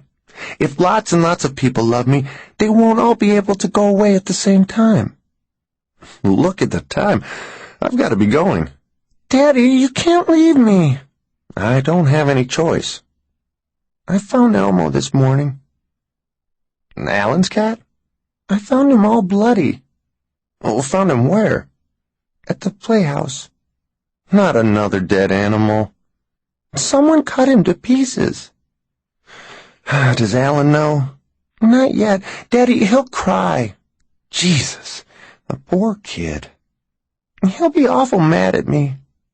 Mary, you didn't... No, Daddy, I wouldn't do something like that. Well, after what happened last week... It wasn't me! It wasn't! Okay, then it was the Mitchell boy again. I wish Mrs. Mitchell would move out of town. Burton Mitchell's boy cut up Elmo. Alan won't be mad at you. But it's because I had his daddy sent away that he's coming here and killing all of Alan's pets. Alan understands. He doesn't hold you responsible. Alan's still mad because I threw his turtles in the creek last week. You haven't explained why you did that. Something told me to. You deserved your punishment, you know. They were Alan's turtles, not yours. Something told me to. Well, who told you to? Something. Mary, you're a strange child at times. Stay here, and I'll be good. Gotta go. I'll be alone if you go. Gotta go. I'll be alone with the wings. Goodbye. Daddy, the wings! Whimpering, weighted down in sleep by the sedative she'd taken, Mary turned over, unaware that she was alone in bed. He pushed up the unlocked bedroom window and slipped inside without making a sound. Toward the front of the cottage, a stereo was playing one of Joan Baez's most soulful albums. He crossed the bedroom and went down the narrow hall to the living room. Erica Larson was sitting on a high wooden stool with her back to him. She was at a large easel, working on an oil painting. The girl's black cat, Samantha, was curled up on an easy chair. It raised its head and stared at him with yellow eyes as he came out of the hallway. There was a pleasant odor in the air. She had made herself some popcorn not long ago. He was only 10 feet from her when she sensed him and turned. "You," she said. She was as beautiful as he remembered her. Thick, kinky blonde hair, pale, almost translucent skin, huge blue eyes. She was wearing jeans and a t-shirt, and her dark nipples were prominent against the thin white material. She got up from the stool. "What are you doing here?" He didn't answer. The black cat knew something was terribly wrong. It jumped down from the chair and ran into the kitchen. He took another step toward Erica. She edged around the easel. "Get out of here." He knocked over the easel. "What do you want?" she asked. He held up the knife. "No. Oh, no." She backed up against the windows that looked out on the Pacific Ocean. She held her hands in front of her, as if she would push him away when he tried to close the last few feet between them. "Mary will know," Erica said. He said nothing. "Mary will see who did it," she said. He reached for her. "She'll turn you over to the cops. Mary will know." Near dawn, the black cat named Samantha came out of the kitchen cabinet in which she had hidden and fallen asleep. She yawned and stretched. Then she stood for a minute with her head held high, listening. The cottage was quiet. The wind soughed softly across the roof. At last, Samantha padded into the living room. The Christmas tree had been knocked on its side. Ornaments were strewn across the floor, and many of them had been stamped to slivers and dust. Samantha sniffed at a broken glass angel, pushed at its head with one paw. She tasted a crushed candy cane and investigated a broken crucifix that had once hung on the living room wall above the hall door. She nosed around a discarded pair of jeans and a rumpled white t-shirt. Finally, warily, Samantha circled the body of Erica Larson and tasted the blood as she had tasted the candy cane. 13. Like scarecrows flapping on an empty snow-covered field, nightmares had studded her sleep. Most of them were based upon the worst moments of her childhood. This morning, filthy rags of those dreams hung around her and made her uneasy, nervous. Ordinarily, after she showered and before she dressed, she half-dried her hair with a towel, then applied 100 vigorous brushstrokes. Now, curiously disturbed by her nakedness, she counted the 28th stroke and knew that she couldn't wait through 72 more before putting on her clothes. She usually enjoyed performing this and other morning rituals in the nude. She admitted to being an exhibitionist. See me, see my lovely breasts and ass and legs, see how unmarked, see how very pretty. Like me, love me, love me. But she was motivated by more than exhibitionism. She felt that by beginning the day unclothed, she acquired a sense of lightness and freedom that stayed with her through the afternoon. Dr. Covell said that perhaps by starting each day naked, she was trying to prove to herself that her nightly dreams had left no sign on her, that Burton Mitchell had left no sign on her. But she couldn't see the logic in that bit of analysis. Sometimes Max would sit in perfect silence and watch as she brushed her hair and exercised in the nude. He could make her blush by referring to his voyeurism as reading beautiful poetry. But now Max was in the shower. There was no one in the motel room to read her poetry, yet she felt that someone was staring at her. Shivering, she put on a brassiere and panties. When she opened the closet to get slacks and a blouse, she saw Max's muddy shoes and mud-streaked, blood-stained jacket. As she was examining the dark reddish blots on the jacket, Max came out of the bathroom. He was drying his hair with a towel, and another towel was wrapped around his waist. "Did you hurt yourself?" she asked. "All I did was take a shower." She didn't smile. She held up the soiled jacket. "Oh," he said. "The cut on my finger came open." "How did that happen?" "The bandage tore loose when I tripped and fell." "Fell? When was this?" "Last night," he said. "After you took your sedative, you went right to sleep, but I couldn't keep my eyes closed. I went for a walk, I was 3 blocks from the hotel when it started to rain. It was a regular cloudburst. Surprised the hell out of me. I started to run back. Took a shortcut through the vacant lot next door. Tripped on a stone and fell. Pretty stupid of me. The bandage came off my finger and the cut popped open. She winced. Looking down at the jacket in her hands, she said, "You bled a lot." Like a stuck pig. He held up his hand. The injured finger was swatched in clean gauze and adhesive tape. It still aches. He tossed aside the towel with which he'd been drying his hair, took the jacket from her, turned it over in his hands. "I don't think any dry cleaner is going to make this look like new." He took the jacket to the wastebasket and threw it away. "You should have awakened me when you came in last night," Mary said. "You were a mile under." "You should have tried." "What for? It wasn't anything serious. I applied pressure for 15 minutes until the bleeding completely stopped. Then I put on a new bandage. Nothing to worry about." "You should see a doctor." He shook his head. "No need." "Well, it's apparently not healing." "Give it time. It had just begun to heal when I fell and pulled it open," he said. "I'll be more careful." "The next time you change bandages," she said, "I want to see the cut. If it isn't healing, you'll go to a doctor even if I have to drag you there." He came to her and put his hands on her slender shoulders. "Yes, Mother." He had a charming smile, which he reserved almost exclusively for her. She sighed and leaned against his chest, where she could hear the slow, steady beat of his heart. "I worry about you." "I know," he said. "Because I love you." "I know."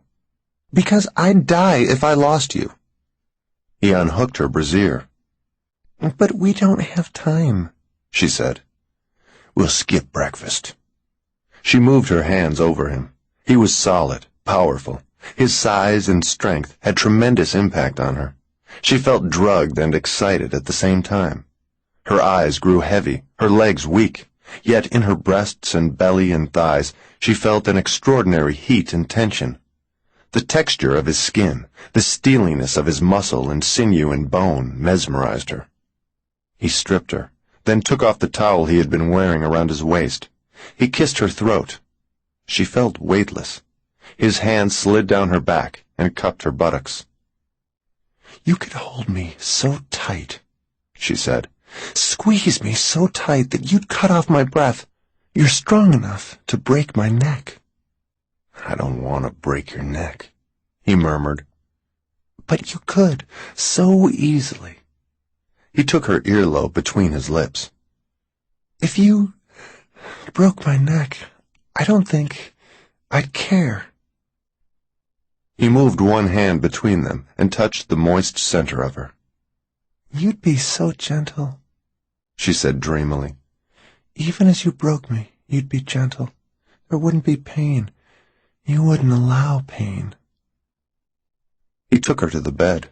As he entered her, as the piston of lovemaking grew slick with her clear oils, she thought about being crushed to death in his arms, and she thought how odd it was for her to consider such a thing, and how much stranger still to consider it without fear, and with something very like desire, a melancholy longing, a curiously pleasant anticipation, not a death wish, but a sweet resignation.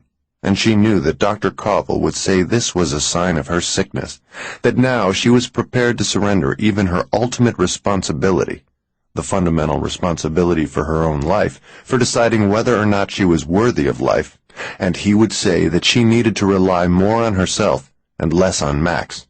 But she didn't care at all. She just felt the power, Max's power, and began to call his name, dug her fingers into his unyielding muscle, and surrendered willingly. Roger Fullett speaking. Your name fits. Fullett, you're full of it. Lou? Is that you, Lou Pasternak? I called and asked for Roger Fullett, the reporter, and was promptly told it's now Roger Fullett, the editor. It happened a month ago. The Los Angeles Times is degenerating swiftly. They finally recognized brilliance. Oh, you mean after just promoting you, they're giving your job to someone else? Very funny. Thank you. You're a funny man. Thank you. Plastic surgery might help. Watch it, Follett. You're no match for me. Sorry, lost my head. It wouldn't be the first time. Hey, Lou, I've got an office with this job that's almost as large as your whole shop. They gave you an office so they could lock you in it and keep you out from underfoot. I dine with the brass. Because they don't trust you with the silver. Christ, it's good to hear your voice. How are Peggy and the kids? Fine. Wonderful. Everyone's healthy. Give them my love and wish them a Merry Christmas for me. I will. You'll have to come visit for a weekend soon. You know, we haven't seen each other in 6 months. We live so close, only an hour or so apart. Lou, why don't we get together more often? Maybe subconsciously we loathe each other. Nobody could possibly loathe me. I'm just a big Hershey bar. My daughter says so. Well, Mr. Hershey bar, I wonder if you could do me a favor. Name it, Lou. I'd like you to go back through the Times morgue and get me all available background on a crime that interests me. What sort of crime? Child molestation. Ugly. Also assault with intent to kill. Where did it happen? Somewhere in West Los Angeles. A pretty good neighborhood. The girl lived on a 20-acre estate that's probably since been subdivided. When was this? 24, maybe 25 years ago. Who was the victim? This gets touchy. How so? Roger, she's a dear friend. I see. She's also a celebrity of sorts, very much in the public eye.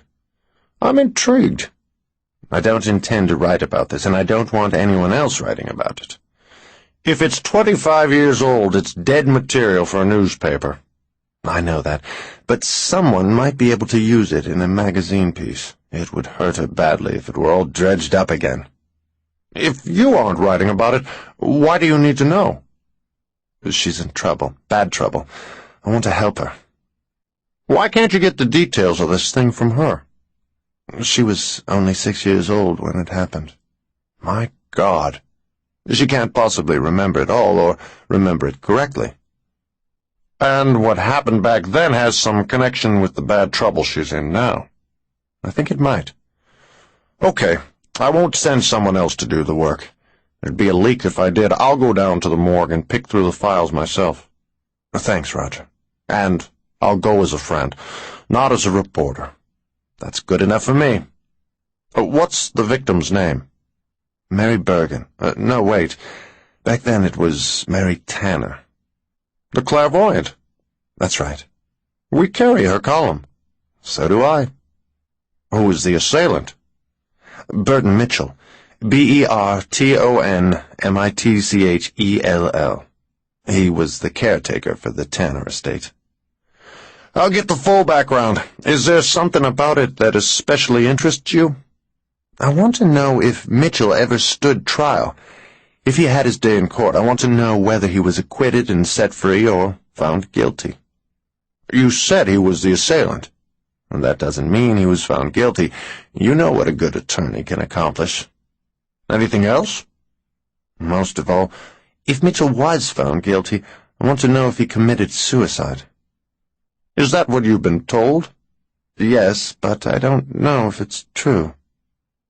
Lou, if he's still alive and if he's not in prison, I doubt I could find him through our files. I'm not asking you to find him. If Mitchell's alive, then I think I know where he is. I'll get back to you this afternoon. I'll be at the office. When he concluded his conversation with Roger Follett, Lou placed a long-distance telephone call to the home of Dr. Oliver Railsbeck, an old friend who worked at Stanford University. They talked for 15 minutes. At 9:30, after he had learned what he could from Ollie Railsbeck, Lou walked down the hall to the guest bath. He had cleaned up the mess the previous night. The broken glass and spilled cough syrup were gone. He stood in the center of the small room and studied the mirror above the wash basin. There was no reflection but his own. He touched the glass and the mirror frame, touched the faucets and the porcelain sink. The night before, all of these things had been splashed with blood that Mary had conjured up and briefly sustained with her psychic power. Thick, wet blood that was real, yet not real. Blood that had substance, color, and texture, if only for a few seconds, but which was not of this world. He wondered whose pain and suffering it had represented. It could be the symbolic blood of the blonde whose death Mary had predicted, or perhaps it was Mary's blood that had vanished from Max's fingertips. An omen of her death? God help her, Lou said aloud. 14. Mary sat on an uncomfortable metal chair, her purse on her lap, her hands on the purse. Max was on a chair at her left side. He knew she didn't like long conversations with policemen, and that the dreary, cold atmosphere of police stations unnerved her. Several times during the past quarter hour, he had reached out and touched her. Nothing obvious, little pats and squeezes of affection and reassurance. As always, his presence buoyed her. To her right, Lou had turned another chair around so that he could sit with his arms crossed on the back of it. The room smelled of stale cigar smoke. The overhead lights were too bright. The only decorations on the walls were photographs of the late J. Edgar Hoover, Chief Patmore's idol, and a military calendar that had a different battle scene for each month. John Patmore, senior officer of the Kings Point police force, hunched over his cluttered desk and spoke earnestly into the telephone to Percy Osterman. Apparently, the sheriff was doling out a considerable amount of flattery in order to persuade Patmore to cooperate with Mary. A smile that was almost a smirk played at the corners of Patmore's weak mouth. He was a surprisingly bland-looking man, late 40s, round face, mostly bald, brown eyes, plain features, average height, and average weight. She worried that they hadn't made a strong case in their plea for Patmore's assistance. Lou had advised her not to discuss the more bizarre aspects of her story. She had said nothing about flying glass dogs, deadly seagulls, or bathroom mirrors that brimmed with blood. All of that, Lou insisted, would confuse Patmore. After Lou explained the nature of Mary's psychic powers, she had told the policeman only that the mass murders of the last few days were the work of one man, that he had killed a young woman in Kings Point last night, although the body had not yet been found, and that at 7 o'clock this evening he would open fire with a high-powered rifle from one of the 3 towers that overlooked the harbor. At last, Patmore said goodbye to Percy Osterman and put down the receiver. He leaned back in his chair. For almost a minute, he stared off into space. He was smiling. "Don't let the chief upset you. He doesn't mean to be insulting," Lou said to Max and Mary. "Every once in a while he stops to think and forgets to start again." Ignoring the newsman, Patmore turned to Mary. "I don't like this, a lunatic killer in my town," she said. "If we—" Taking a cigar from the center drawer of his desk, Patmore said, "Not one bit do I like it. I run a very tight little town as chief of police." "We can—" "In each of those towers," Patmore said, "because Percy Osterman vouched for you. Although I still have my doubts about this psychic stuff. It's 6 o'clock, 1 hour ahead of schedule if you're right. I'll have the men." Not certain that she had properly interpreted that convoluted sentence, Mary said, "Then you'll put men in the towers tonight?" Patmore blinked. He had started to wet the end of his cigar. He took it out of his mouth. "Didn't I just say that?" "You'll have to excuse the chief," Lou said. "He thinks that sin tax is the money the church collects from sinners." Much to Mary's relief, the policeman studiously ignored Lou. He said, "Let's have the details again. Your vision, from start to finish." She sighed and relaxed slightly. She thought, this particular horror is drawing to an end. Then, is it? Or is it only just beginning? "Are you feeling well?" Max asked. "Yes," she lied. On the sidewalk in front of police headquarters, Max turned to Lou and said, "Well, that was a lot easier than you said it would be." Lou shrugged. "I'm surprised. Ordinarily, it takes a surgical procedure to get a new idea into his head." "Evidently," Mary said, "he's even more impressed by Percy Osterman than you thought." Lou said, "That's definitely a part of it, but I guess it's also self-preservation. He knows that if he called you a charlatan and threw you out of his office, and then the killer did strike from one of those towers, I'd call for his resignation on the front page of my newspaper twice every week until he was out of a job. Max suggested they leave the cars parked and walk 2 blocks to the harbor. We can have drinks and lunch at the sea locker while we watch the boats. She walked between Max and Lou, and gradually her spirits lifted. The breeze scoured Patmore's cigar smoke from her. It sluiced away some of her tension and anxiety as well. The weather had improved, although the sky was still overcast, and although rain was forecast for tomorrow. This was one of those widely advertised Southern California winter days. The temperature had risen to 70 degrees. The air was so clean and fresh that it almost wasn't there. This was the kind of day that made all of the transplanted Easterners happy they had moved. A block from the harbor, they came to a pet shop where 2 spaniel puppies peered out from a window cage. "Oh, aren't they cute?" Mary said. She slipped from between Max and Lou, went to the window. The puppies stood with their front paws on the glass and tried to sniff the hand she offered them. Their tails whipped frantically back and forth. "Never cared for dogs," Lou said. "They're too dependent." "They're sweet," she said. "I don't like cats either," Max said. "Why not?" "They're too independent." "Lou, you're trying too hard," Max said. Smiling, the newsman said, "Well, in some quarters I'm known as a bitter curmudgeon. I've got to uphold my reputation, don't I?" Mary spoke to the dogs through the window, and they wiggled and barked ecstatically. "I know how much you love animals," Max said. "I thought about getting you a dog for Christmas. Maybe I should have done it." "Oh, no," she said, still playing with the puppies. "It would have died." Lou looked at her curiously. "What an odd thing to say." Memories of mutilated cats and dogs and rabbits and other small creatures flickered in disgusting colors behind her eyes. She turned away from the spaniels.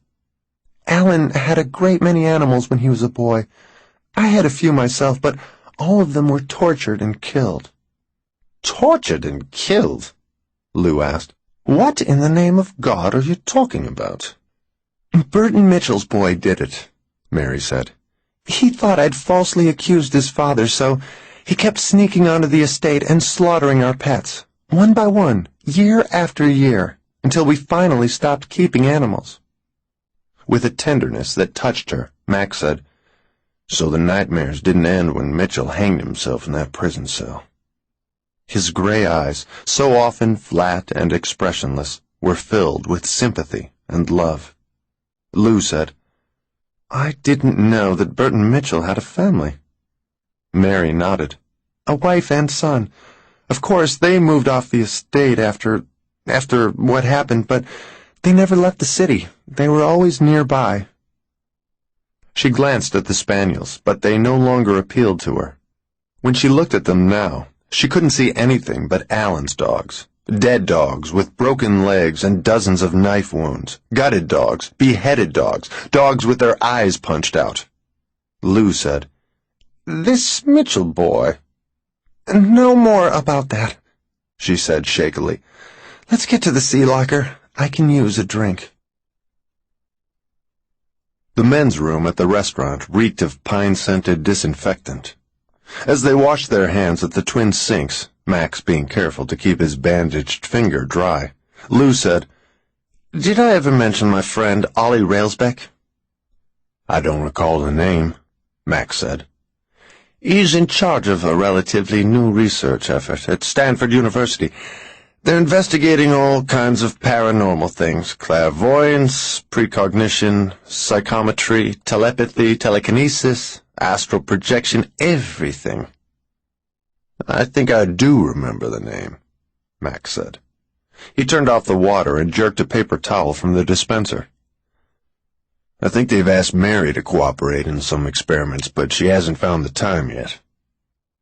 Pulling a towel from the dispenser on the wall, Lou said, Ever since we learned that the Russians are spending almost $1 billion a year on research to find military applications for psychic phenomena, the Pentagon's been willing to part with a few bucks to fund general studies in the field. Ollie's department and the one that Dr. Ryan started years ago at Duke University are the best programs of their sort in the country. Mary's done some work at Duke. This morning I called Ollie Railsback and asked his opinion about what happened at the house last night, about the blood that came out of the mirror. What did he say? He called it ectoplasm.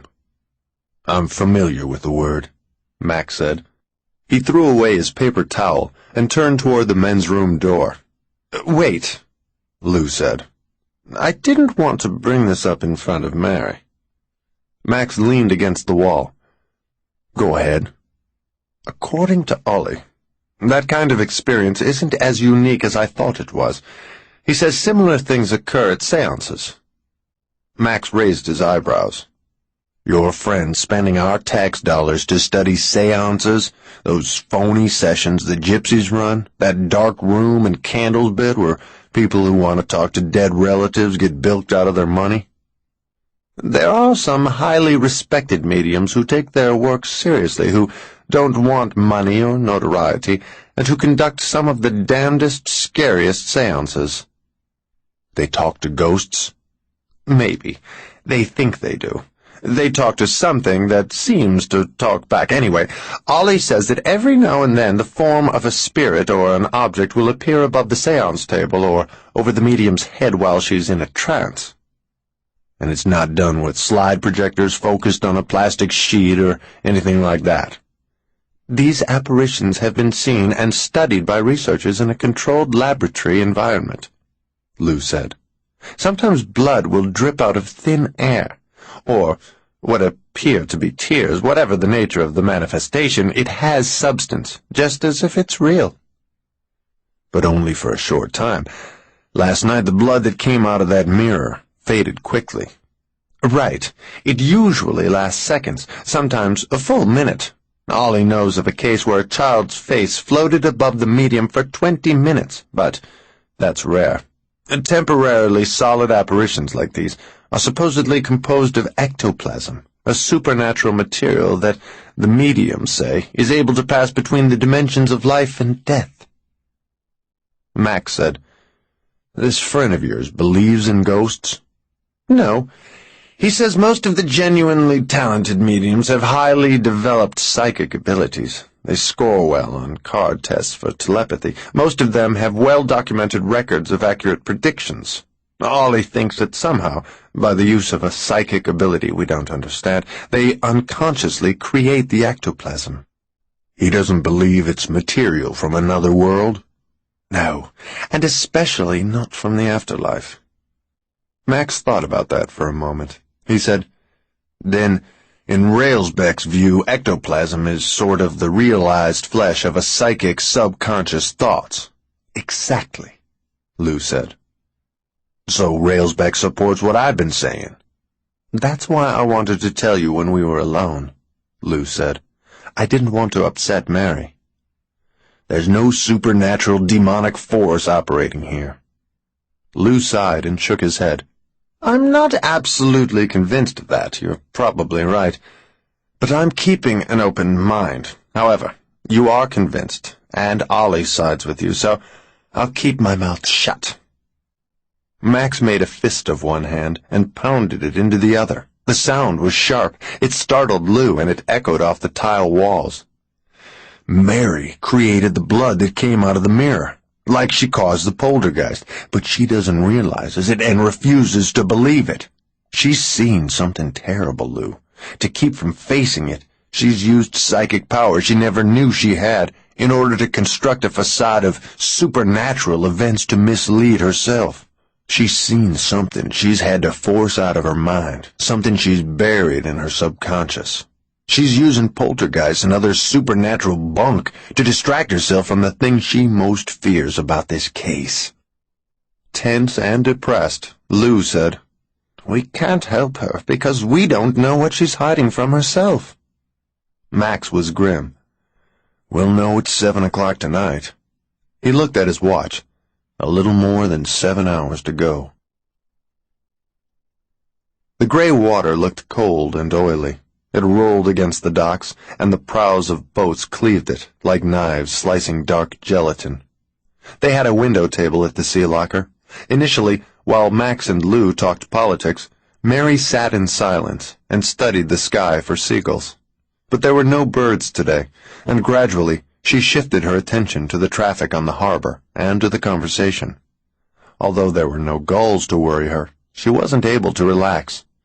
She ate too little and drank too much. There were jokes about her trying to drink Lou under the table, but the whiskey didn't steady her hands. At 2 o'clock, after Lou had gone to his office and they had returned to the motel, she stretched out on the bed, on her side, intending to take a nap. She would need to be rested and alert for the manhunt tonight. She closed her eyes and tried to switch off her mind. The wine she had drunk at lunch was of some help. She felt she was drifting in lazy circles on a rubber raft in a gigantic swimming pool. She began some light meditation, repeating the word "one" to herself until it filled her and pushed out all other thoughts. At the borderland of sleep, she heard onrushing wings. Wicka, wicka, wicka. She opened her eyes. Nothing there. Imagination. Max was behind her in an armchair, reading the King's Point Press. If there had been any unusual sound, he would have spoken. She closed her eyes and began thinking the word "one" again. Wicka, wicka, wicka. She opened her eyes. Still nothing. She knew the wings had something to do with Burton Mitchell, and they were also part of the case she was working on now.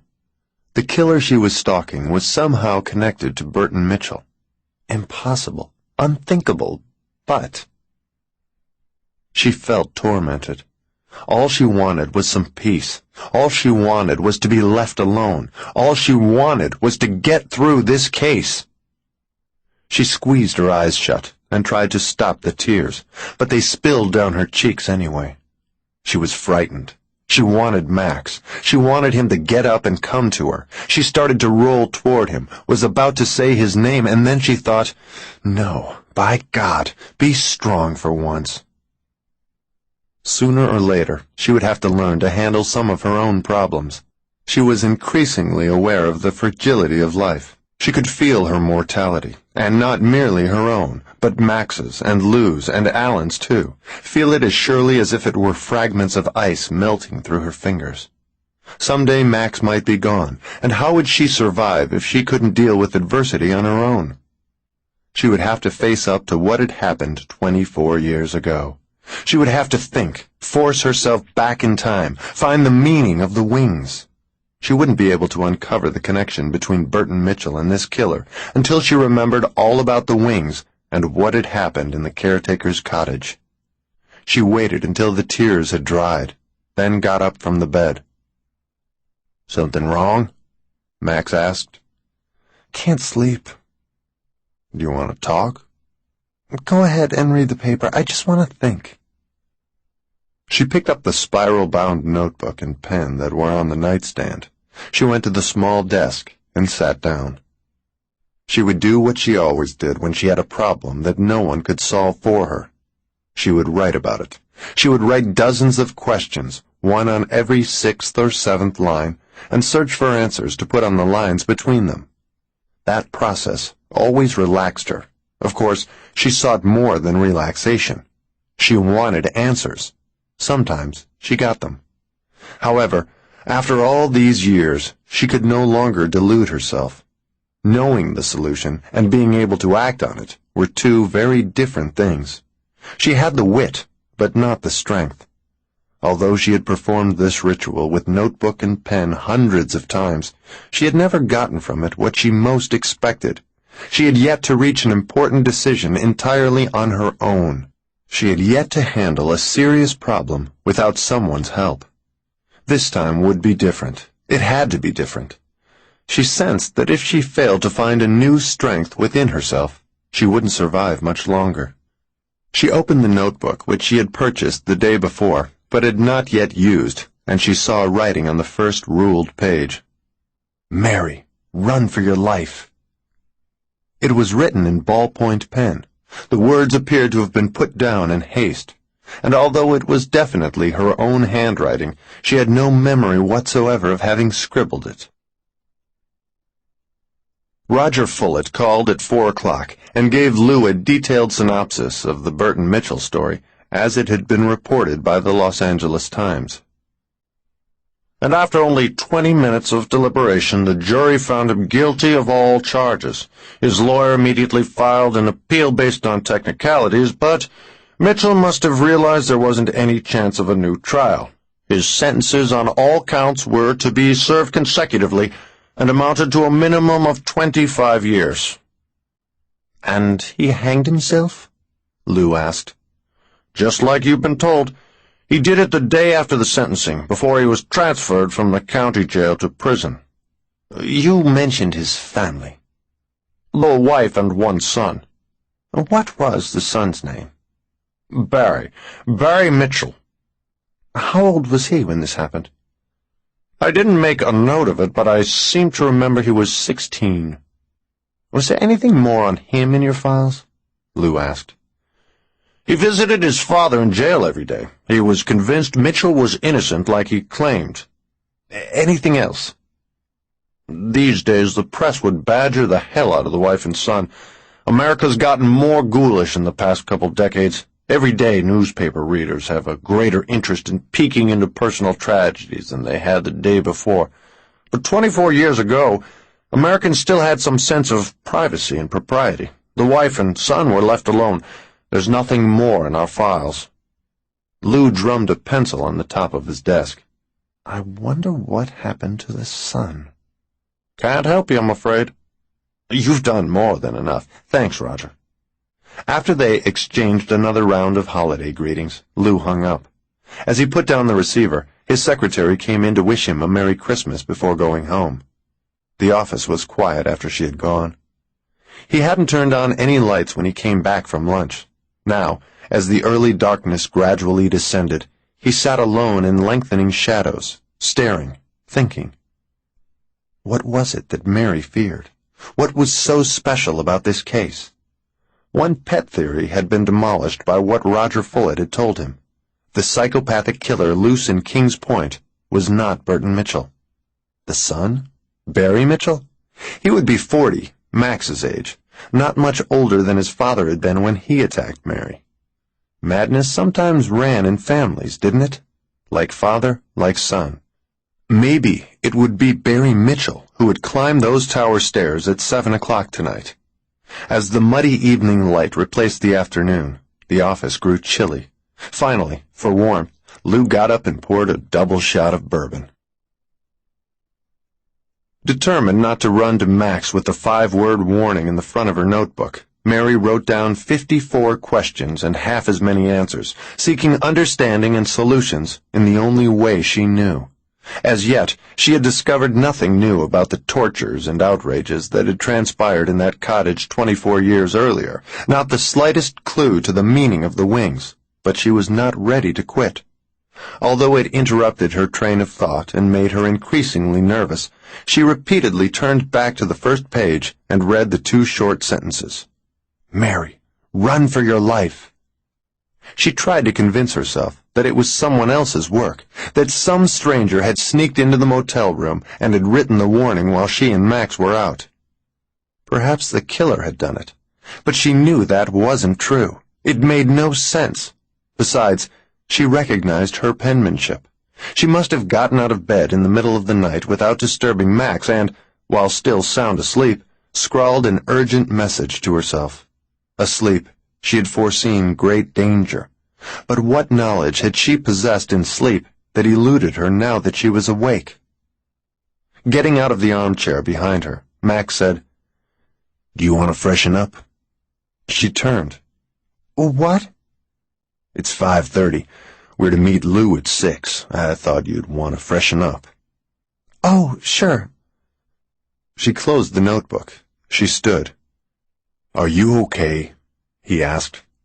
Yes. He stared at her, concerned. No, she said. No, I'm not. He came to her, kissed her cheek. I'm scared, she said. So am I, he said. What's going to happen to me? Nothing bad, he said. I don't know. I do know, he said. Stay close to me tonight until they catch the bastard. She asked, What if they don't catch him? You said they would. No, I just said he'd be in one of the towers. If they're waiting for him, they'll catch him, Max said soothingly. Maybe. 15. 6 p.m. Officer Lyle Winterman parked the squad car out of sight in an alleyway and walked 2 blocks to St. Luke's Lutheran Church. Even with a streetlight every 100 feet, Harbor Avenue seemed dark. Winterman kept his right hand on the holstered revolver at his hip. The flap of the holster was unsnapped. His palm was on the gun butt. He expected someone to leap out at him.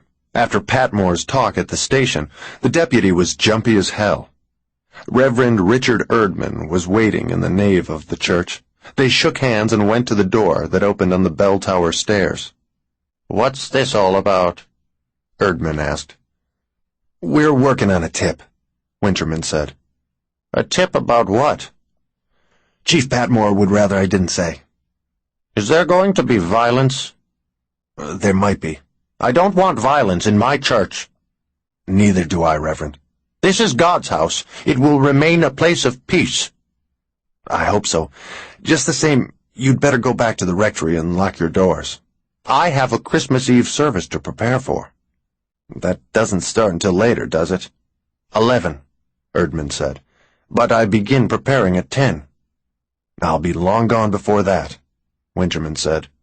The officer unhooked a flashlight that was clipped to his belt and switched it on.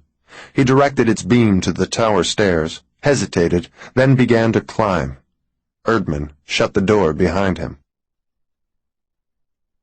6:05 p.m. Officer Rudy Holtzman wasn't supposed to be working on Christmas Eve. It was his night off. All the way up the tower stairs, he cursed John Patmore. Psychics, premonitions, fortune-tellers, extrasensory perception. It was all bullshit. The chief was making a fool of himself. Nothing new about that, of course, but a clairvoyant? Too much. Holtzman reached the top of the tower at Kimball's Games and Snacks. Under him, the deserted building was quiet. He switched off his flashlight and looked out at the harbor for a moment. On a half-dozen boats, parties had already gotten underway. "Damn," Holtzman said. He sat down with his back to the waist-high wall around the observation deck. He put his revolver on the floor beside him. He half hoped that some bastard with a rifle did try to come up those stairs. Maybe he would feel better if he could shoot someone. 6:10 p.m. A well-lighted 80-foot yacht cruised around the bay end of the harbor and started down the North Channel toward the sea. Waves from its wake slapped rhythmically against the seawall. The wind from the ocean carried a vague odor of decay.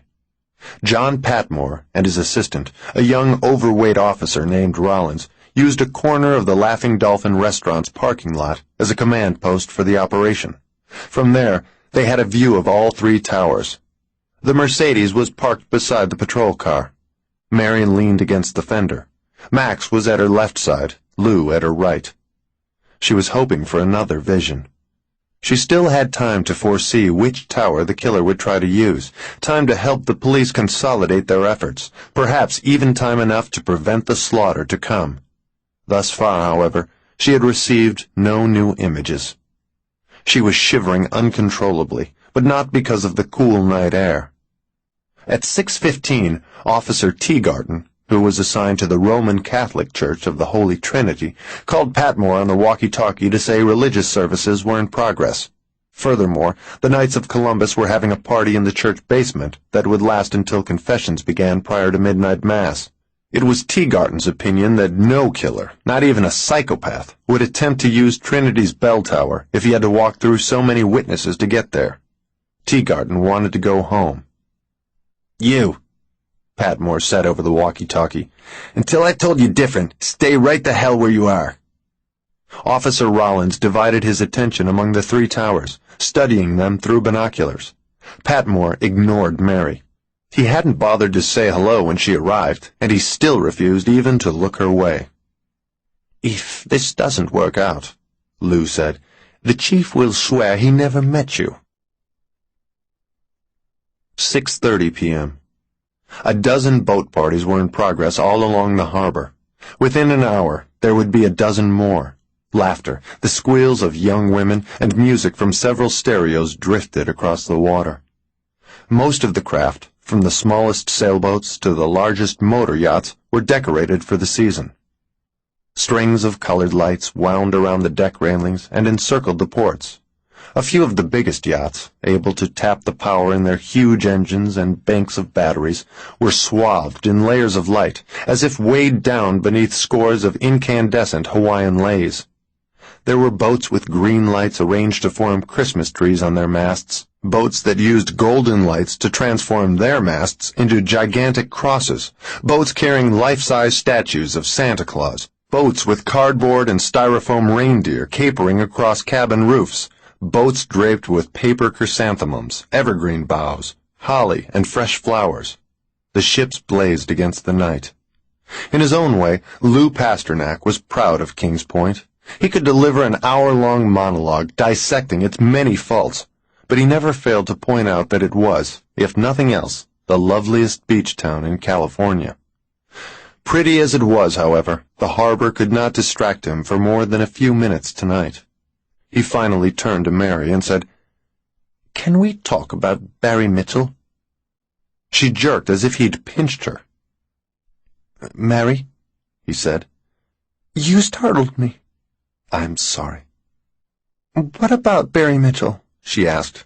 He was, what, 10 years older than you? About that, I think. Do you recall what he looked like? He was tall, a big boy. What color was his hair? Dark, she said. Brown, I suppose. His eyes? I don't remember. You said he killed Alan's pets. And the few I had as well. Was he caught at it? Alan saw him killing a squirrel we owned. Was he apprehended in the act? No, he was too big for Alan. Were charges ever brought? We had no proof, she said. You had Alan's testimony. The word of one boy against another. So you stopped keeping pets, Lou said. Yes. Max put his arm around Mary's shoulders. Nothing was done to Barry Mitchell, Lou asked. My father's attorney had a talk with his mother. What did he accomplish? Nothing. Barry Mitchell denied killing them. Max asked, "Why all these questions, Lou?" Lou hesitated, then decided there was no reason to keep his suspicions a secret. "You've told me there's something very unusual about the killer we're after tonight. Max has told me the same thing. The two of you disagree as to what is unusual about him, but suppose, what if the man we're tracking is Burton Mitchell's son?" She shook her head. No. "Why not?" Lou asked. He's dead, she said. Lou stared in surprise. "You mean Barry Mitchell's dead?" Max asked. His mother, too, Mary said. "What?" His mother died, too, the same night. Lou asked, "When did this happen?" I was 11 at the time. 19 years ago. That's about right. They died together? Yeah. How? They were killed by an intruder. A burglar? Lou asked. I suppose so. I don't remember. You don't know the killer's name? Is that important? Did they ever catch anyone? I don't know, she said. Who told you about this? Lou asked. Alan. Are you certain he knew what he was talking about? Oh, yes, she said. I think he might have showed me a newspaper clipping about it. Lou sagged against the Mercedes, disappointed that yet another theory had been demolished. But if the wife and son had been murdered just 5 years after Burton Mitchell committed suicide, why hadn't Roger Fullett found that information in the Los Angeles Times files on the case? Something exceedingly strange was happening.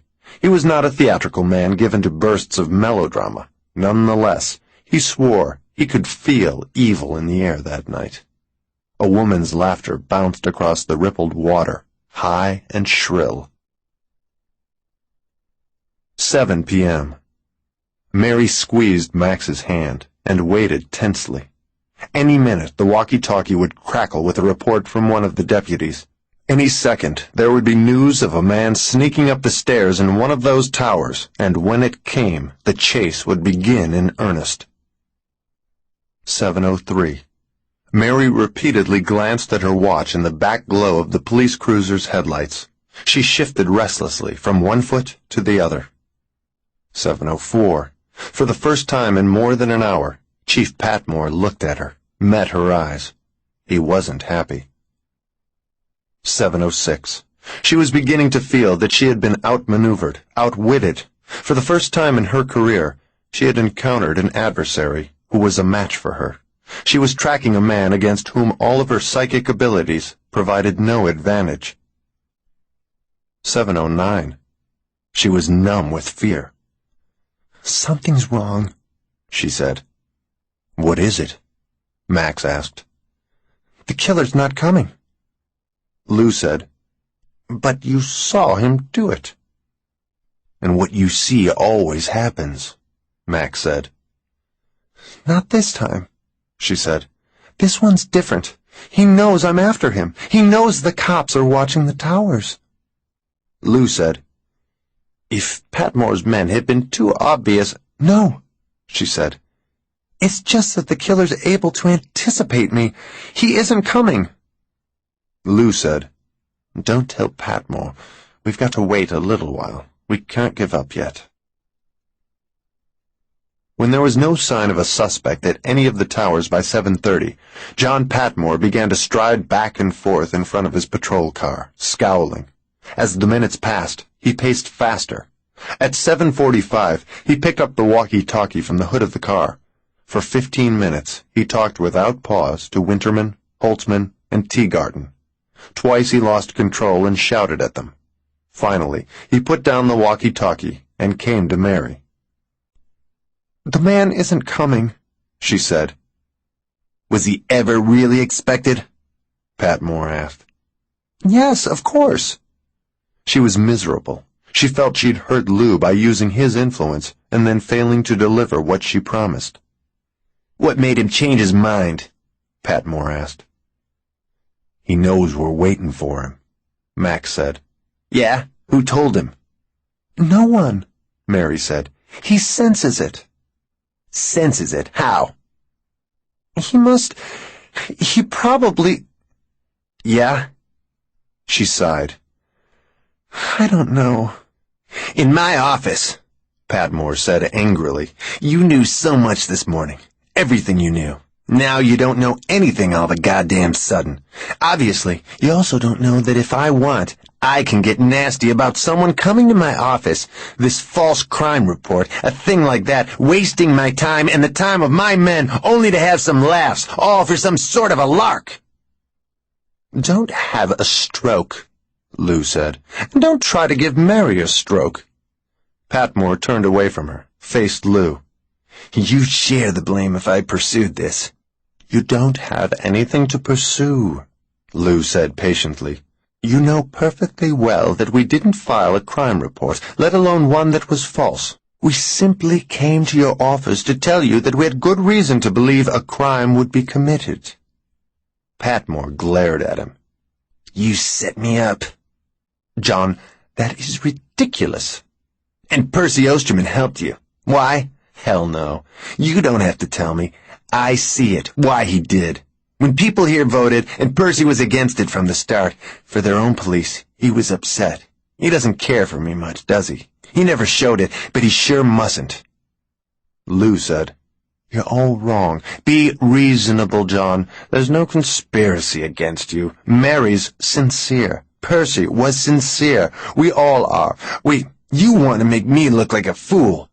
Patmore wagged his finger in Lou's face. You damned well better not print in your paper anything about this, about me falling for this psychic crap, because I'll sue you if you do for libel. I'll sue you for everything you've got. There was an uncharacteristic fire in his usually dull brown eyes. Mary took hold of Lou's arm.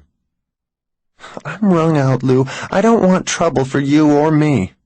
Yeah, Max said. Let's drop it. Let's go.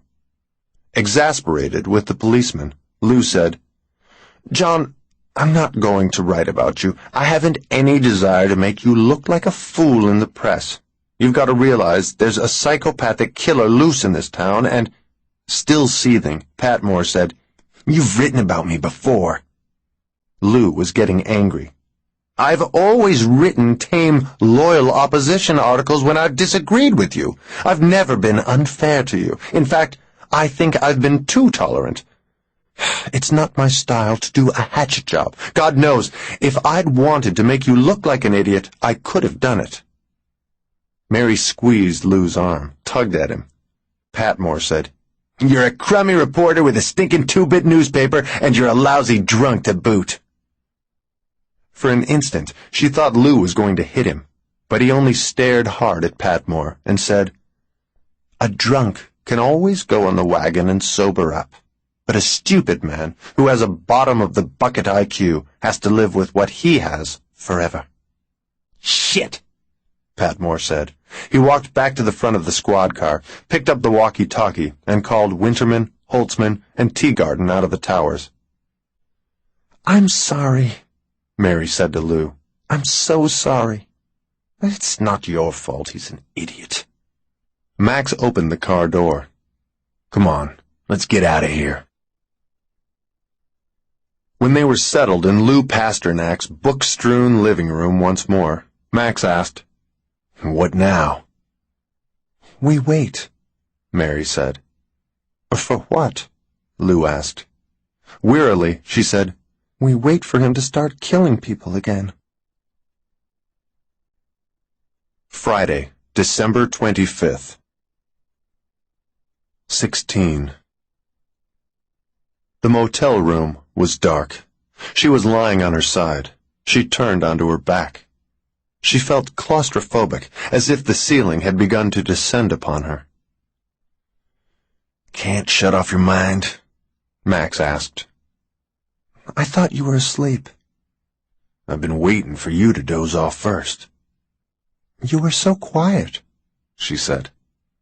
Trying not to disturb you. What time is it? 3 o'clock.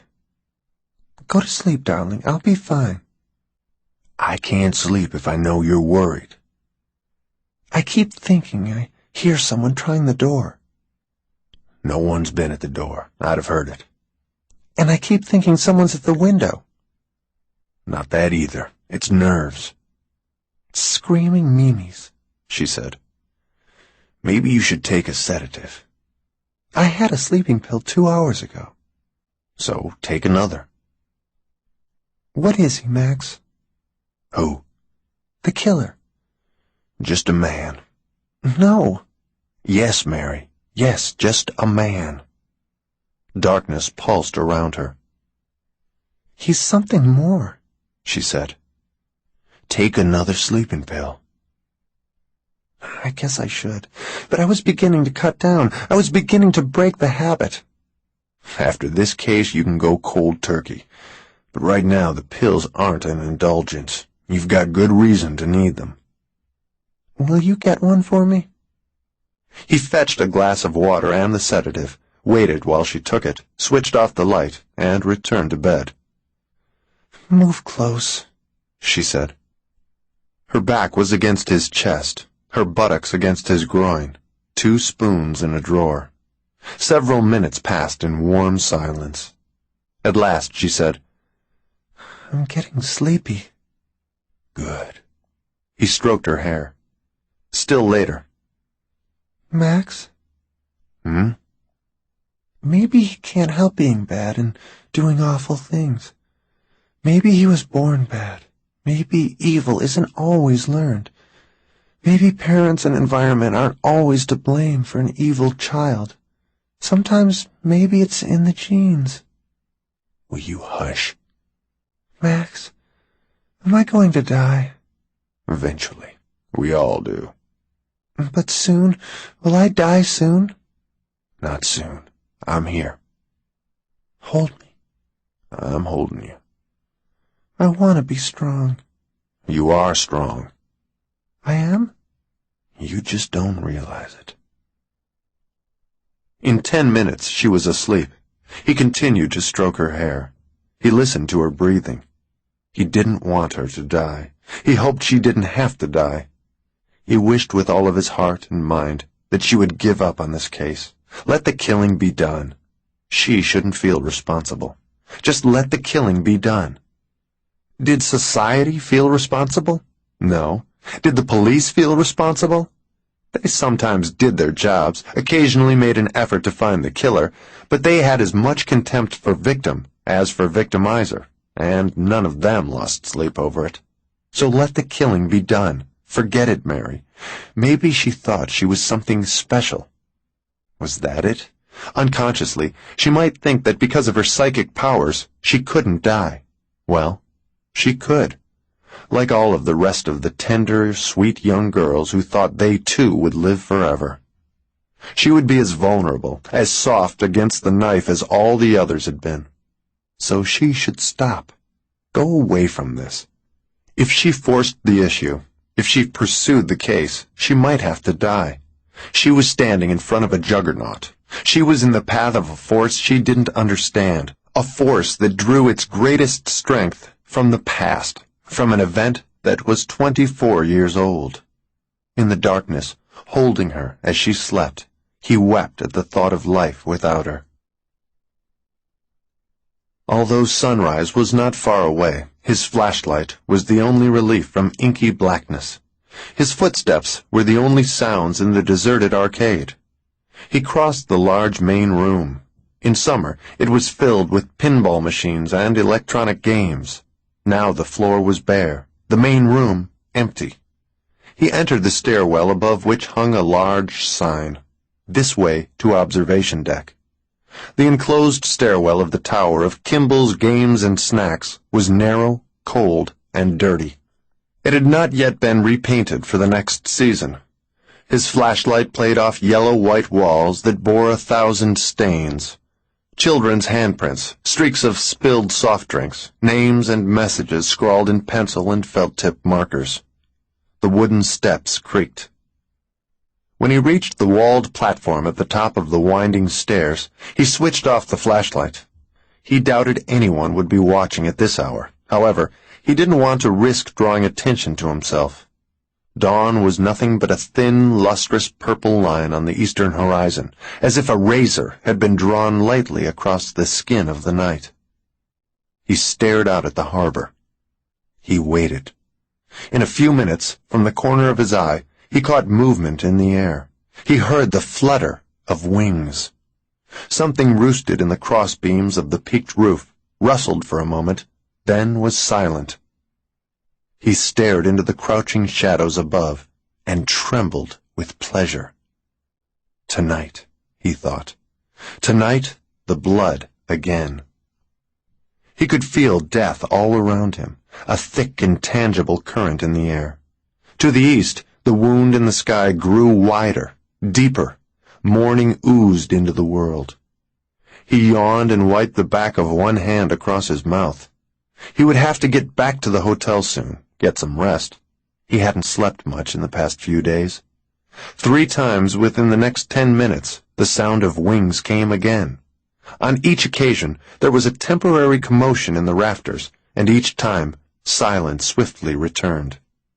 Eventually, anemic light filtered through congealed masses of storm clouds and gradually painted the harbor, hills, and houses of Kings Point. He was filled with a deep sense of loss. With light came depression. He functioned best in the blackest hours. Always had.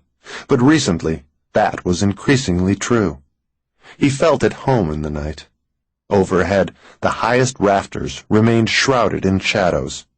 The inside of the roof, a hollow, inverted funnel, was 15 feet high, and even at noon, darkness clung to its upper regions. Dim as it was, Morning had arrived, and now his flashlight wouldn't be noticed by anyone below. He switched it on and pointed it up into the hollow roof. This was what he had come to see. Bats. A dozen bats or more, clinging to the wooden rafters, wings folded tightly around them, some with eyes shut, some with open eyes that gleamed iridescently in the beam of light. The sight exhilarated him. Tonight, the blood again.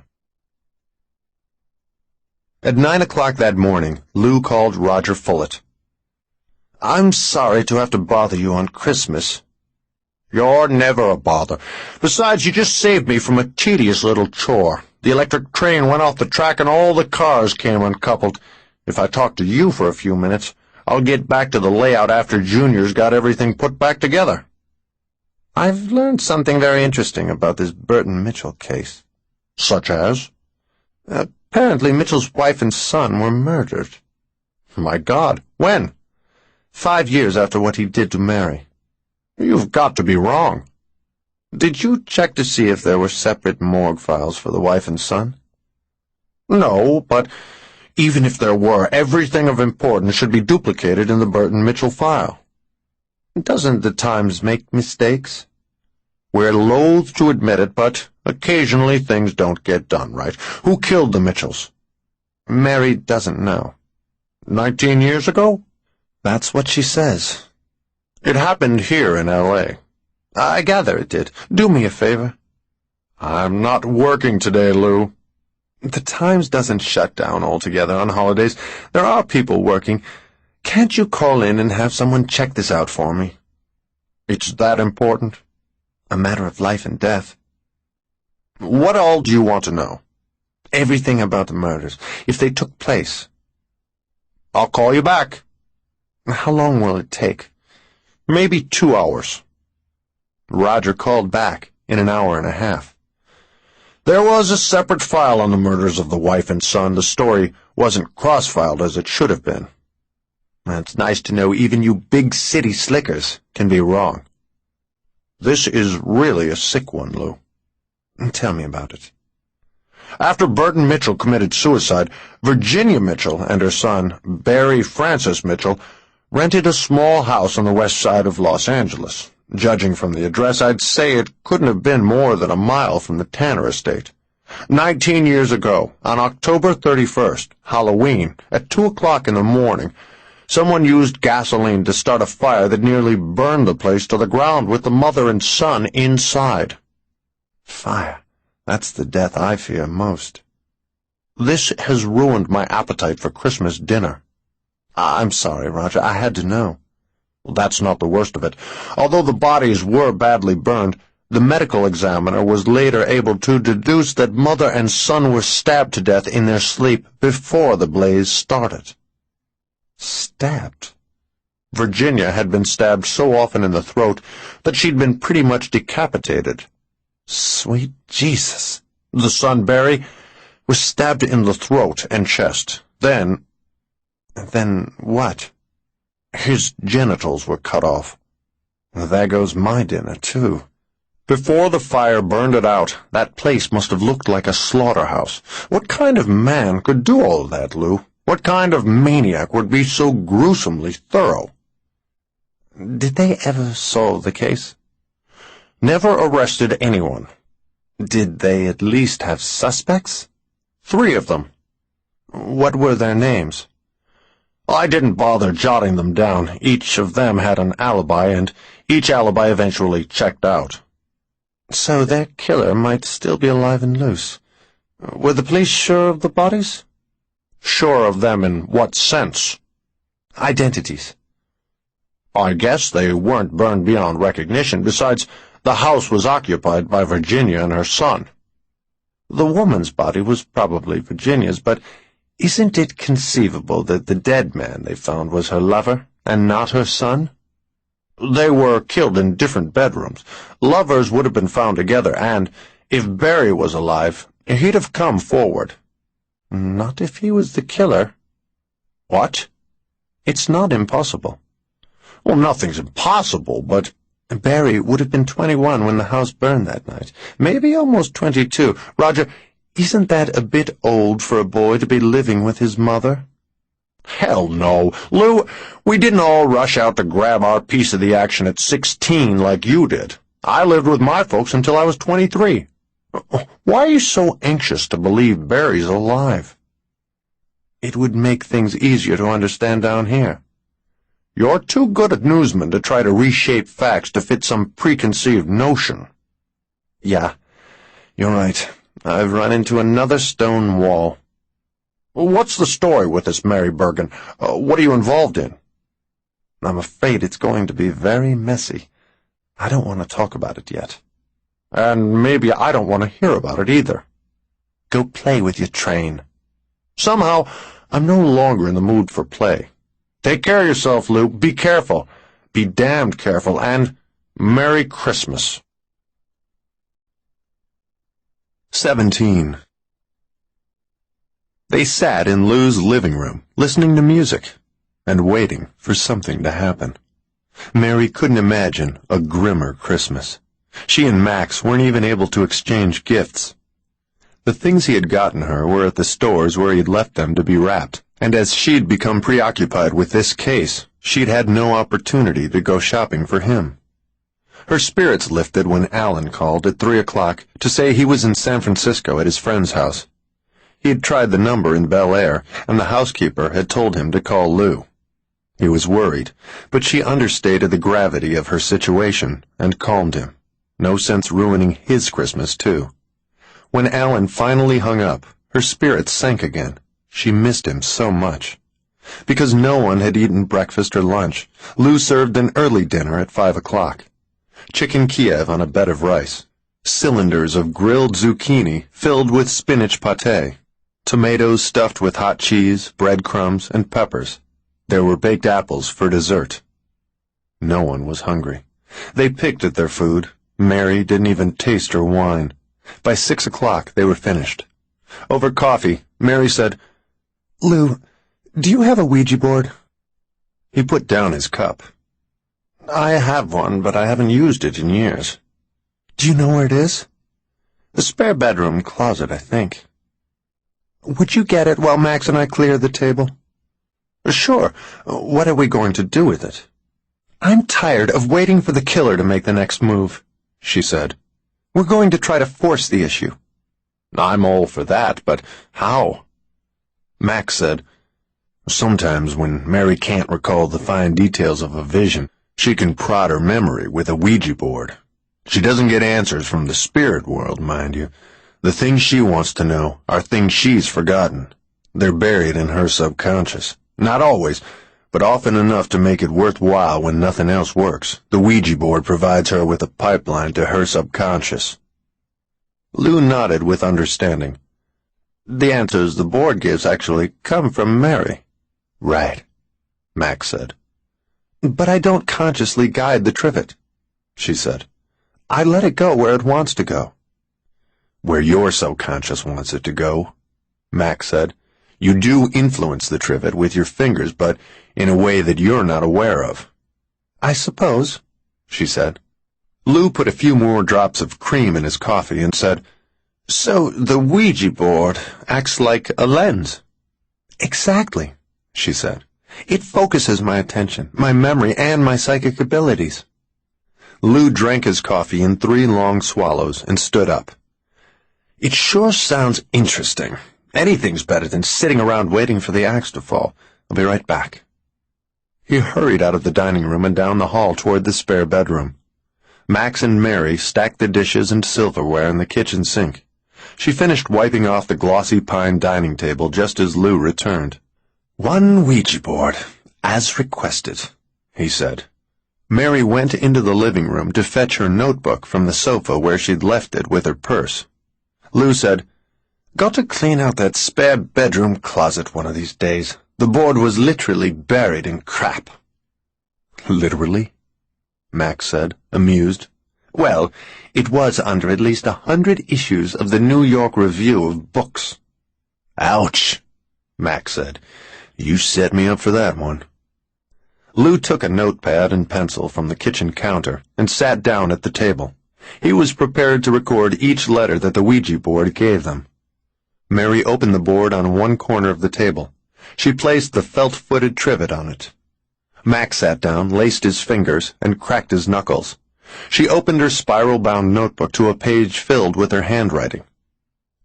"What's that?" Lou asked. "Questions, I want to ask it," Mary said. She pulled up her chair and sat down at a 90-degree angle to Max. She put the tips of her fingertips on one side of the plastic triangle. Max put his fingertips on another side of it. His hands were nearly too large for the game. "Start easy," Max told her. She was tense, and that was not good. The trivet wouldn't move an inch if her touch was too heavy. She took several deep breaths. She tried to make her arms limp. She wanted her fingers to feel independent of her, loose, soft like rags. Max wasn't as nervous as she was. He didn't appear to need any preparation. Finally, when she had achieved a relatively relaxed state of mind and body, she stared at the board in front of her and said, "Are you ready to give us answers?" The indicator didn't move. "Are you ready to give us answers?"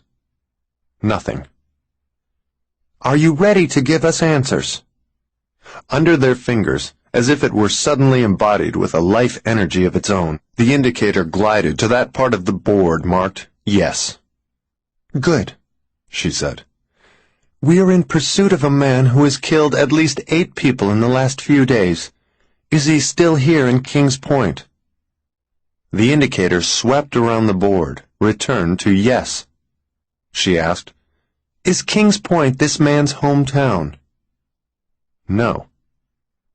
"Where does he come from?" "All our yesterdays." "Makes sense to anyone?" Lou asked. Refining the question, trying to be more specific, Mary asked, "Where does the killer live?" Letter by letter, beautiful. "Beautiful?" Lou asked. "Is that in answer to your question, Mary?" "A town named Beautiful?" she asked. The trivet didn't move.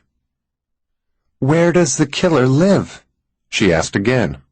The trivet picked out 17 letters. Lou wrote them down as they were given, and when the indicator ceased to move, he said, "It says the air is beautiful. What's that supposed to mean?" The air at Mary's back seemed suddenly colder, as if an icy breath had been expelled against the nape of her neck. The answers the Ouija board gave were less direct and more perplexing than usual. Supposedly, the Ouija messages came from her, from deep in her subconscious mind. Ordinarily, she believed that was true. But not now. Tonight she felt another presence, an unseen presence looming over her. "We're getting sidetracked," Max said impatiently. He looked at the trivet. "Where is the killer staying in Kings Point?" The indicator slid back and forth, then quickly moved from one letter to another. Lou copied them down, but the word was so simple that Mary didn't need to ask what had been recorded. Hotel. "Which hotel?" Max asked. The indicator didn't move. "Which hotel?" Again, it spelled hotel. Lou said, "Try something else." Mary said, "The man we're after has killed women with a knife. Where did he get that knife?" "That's not important," Max said. The trivet moved. Lingard. "You made it spell that," Max said. "I don't believe I did." "Then why did you ask it such a question? We don't really have to know where the knife came from." "I wanted to see what it would say." Max studied her with piercing gray eyes. She looked away from him, consulted her notebook, and addressed the board again. "Did I ever know a girl by the name of Beverly Polchaski?" "She is dead." "Did I ever know her?" "She is dead." "Did I know a girl named Susan Haven?" "She is dead." Cold breath on the neck again. She shuddered. Did I ever know Linda Proctor? She is dead. Did I know Marie Sanzini? She is dead. Mary sighed. The muscles in her arms and shoulders flexed repeatedly, involuntarily. It was a struggle to stay sufficiently relaxed to allow the Ouija indicator to function. Already, she was weary.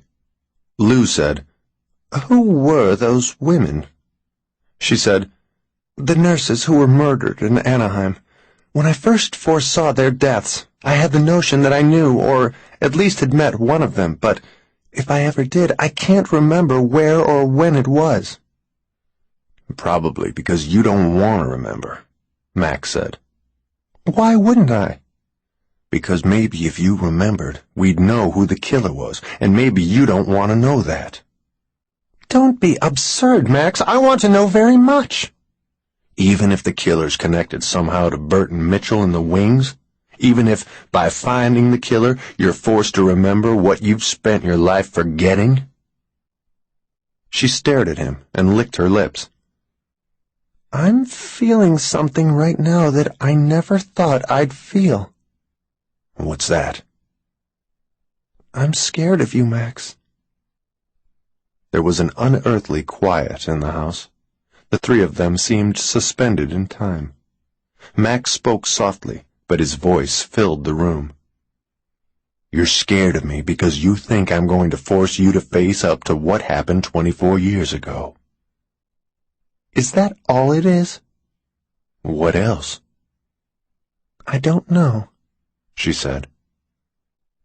Max asked the board another question, but he did not take his wintry gray eyes from her. Did Mary know Rochelle Drake? She is dead. I know she's dead, Max said irritably, still watching Mary, suffocating her with his attention, pinning her with his gaze. But did Mary ever know her? Dead. Who's Rochelle Drake? Lou asked. Mary took the opportunity to look away from Max. Her mouth was dry. Her heart was beating much too fast. To Lou, Max said, Rochelle Drake was the girl who was killed in that Santa Ana beauty salon a few days ago. I swear I've heard the name before. Haven't you? Can't say I have, Lou said. Well, I'm positive I heard the name before Percy Osterman used it in the morgue. I don't think I ever met the girl, but I heard the name. I can't imagine where. Mary said, Well, I don't remember her. I would have recognized her at the morgue if I'd ever seen her before. Suddenly, beneath their hands, the trivet began to move in wide, aimless circles. What the hell? Max said, surprised. Lou said, No one asked it a question. Mary allowed her hands to float freely with the indicator, as it moved less erratically and with increasing purpose. Her thoughts were too muddled at the moment, and she was too frightened to have the wit to decipher the chain of letters as it grew. Finally, the trivet stopped. She took her hands from it at once. They ached with the strain of forced relaxation. Lou said, It's a name. He held up the notepad for them to see. Patriciaspooner. Patricia Spooner? Mary thought. She stared at the name in disbelief. She felt as if a snake of ice lay at the center of her, its crystalline tongue flicking rapidly, its sinuous body radiating cold like the coils of a freezer. Who's Patricia Spooner? Max asked. Means nothing to me, Lou said. I knew her, Mary said stiffly. When? Max asked. 12 years ago. You've never mentioned her. She was a good friend at UCLA. A college friend? Yes, a very pretty girl. Why does her name come up now? I don't have any idea. It came from your subconscious. No, I'm not controlling the trivet. Nonsense, Max said. There's something here with us. Maybe the board just gave us the name of the next victim, Lou said, to avert a quarrel. Have you kept in touch with this Patricia Spooner? Maybe we should call her and see if she's okay. Max said, "Should we call Patricia Spooner?" Mary? She's dead, Mary said. Lou said, "Oh, my God. Then the man we're after's already killed her." She had difficulty speaking. Patty's been dead almost 11 years. Although the room was not warm, Lou was perspiring. He wiped his aristocratic face with his broad, thick-fingered, big-knuckled hand. He looked as pale as she felt. "How, Mary? How did Patty Spooner die?" Mary shivered and closed her eyes. She opened them at once because the memories behind them were too ugly, too brutal. She was murdered. The dead, Mary thought, don't stay dead. Not forever. Not even for long. They rise up from their graves. The ground doesn't hold them. Remorse doesn't hold them. Neither grief nor acceptance, neither fear nor forgetfulness holds them. Nothing holds them. They come back. Burton Mitchell, Barry Mitchell, Virginia Mitchell, my mother, my father, and now Patty Spooner. Oh, God, don't let them come back. I've been haunted by the dead most of my life. I've had enough. Murdered, Lou said quietly, almost as if in shock. Mary said, "There was a church. Patty and I sometimes went to Mass together. I was a practicing Catholic then. It was a lovely church. It had a very large, hand-carved wooden altar that was made in Poland and shipped over here in the early 1900s. The church was open all the time, night and day. Patty liked to go and sit in the front pew when no one else was there, late at night. Her mother had died of a heart condition a few years before. She was always lighting candles for her mother. Patty was very devout. She died there." "In the church?" Lou asked. Max was watching her intently. He put a hand on her shoulder. Vibrations, more emotional than physical, neither good nor bad but powerful, exploded through her from the point of contact. Max said, "Who killed her?" "They never found him." Lou leaned across the table. His eyebrows were drawn together, his face pinched. "She was your good friend. Didn't you use your psychic talent to see the killer's face, his name?" "I tried," Mary said faintly. "I got a few things, bits and pieces of images, but it was one of those cases when my power didn't help much. She was strangled with a priest's white silk stole. I got terrible emanations from it, wicked, evil vibrations. No clear pictures, just formless images. The church was filled with them, like invisible clouds of evil. The killer had damaged the altar, urinated on it." Lou got up so abruptly that he knocked over his chair, but he didn't appear to notice it. He stood with one hand on his head, as if attempting to force back an unsettling idea. "It's madness. What are we up against? Is it possible that the man we're trying to find here in King's Point is the same man who killed your friend?" "His style is the same, isn't it?" Max said. "So damned brutal," Lou said. "And with the religious angle, the roots of these recent killings might go back at least 11 years, perhaps a lot further than that." Mary saw what he meant, though curiously, until this moment, she had never seen a connection between Patty's death and any other. Sensing the effect Lou's revelation had upon her, Max squeezed her shoulder reassuringly. Sometimes he didn't seem to know his own strength. His grip was slightly painful. Agitated as she had never seen him, moving quickly and jerkily, Lou went into the kitchen and got a 12-ounce tumbler from the cabinet beside the refrigerator. He picked up a bottle of wild turkey that was on the counter by the sink, and he poured about 4 ounces for himself. Glass in one hand, he came back and stood in the dining room archway. "It gets more complicated all the time. How many other people has this man killed that we don't even know about? Over the years, how many other unsolved murders was he responsible for? Lou swallowed some bourbon. This creature, whoever and whatever he is, and I'm increasingly disposed to think of him as a thing, has been prowling about, raping, killing, completely unchecked, unhindered, for at least 11 years. It scares the hell out of me. A peal of thunder punctuated his last few words. It reverberated in the window glass. The Christmas night rainstorm was on the way, as forecast. Max glanced at the plastic trivet. Let's ask the board how many victims there have been. She almost objected. My arms ache, she almost said. Too tired for more of that. Exhausted. Drained.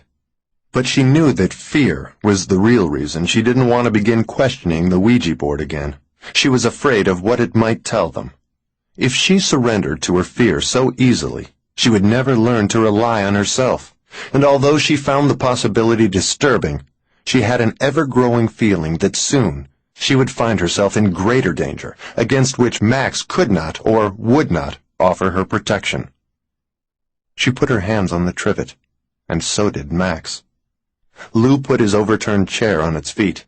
He sat down and picked up his pencil. She spoke to the Ouija board. Are you prepared to answer more questions? Yes.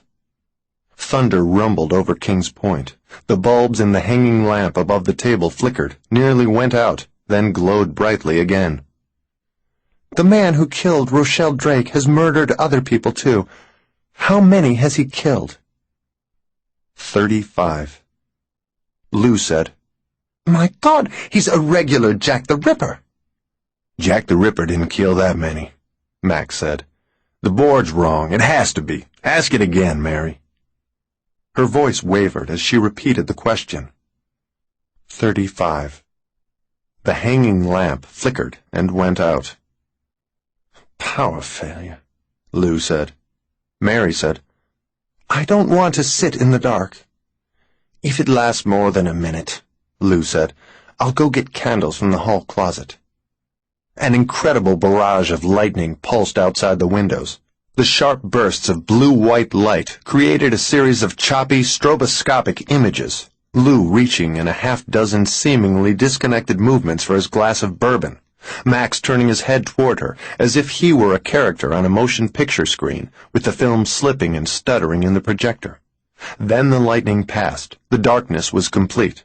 The thunder receded to a distant growl.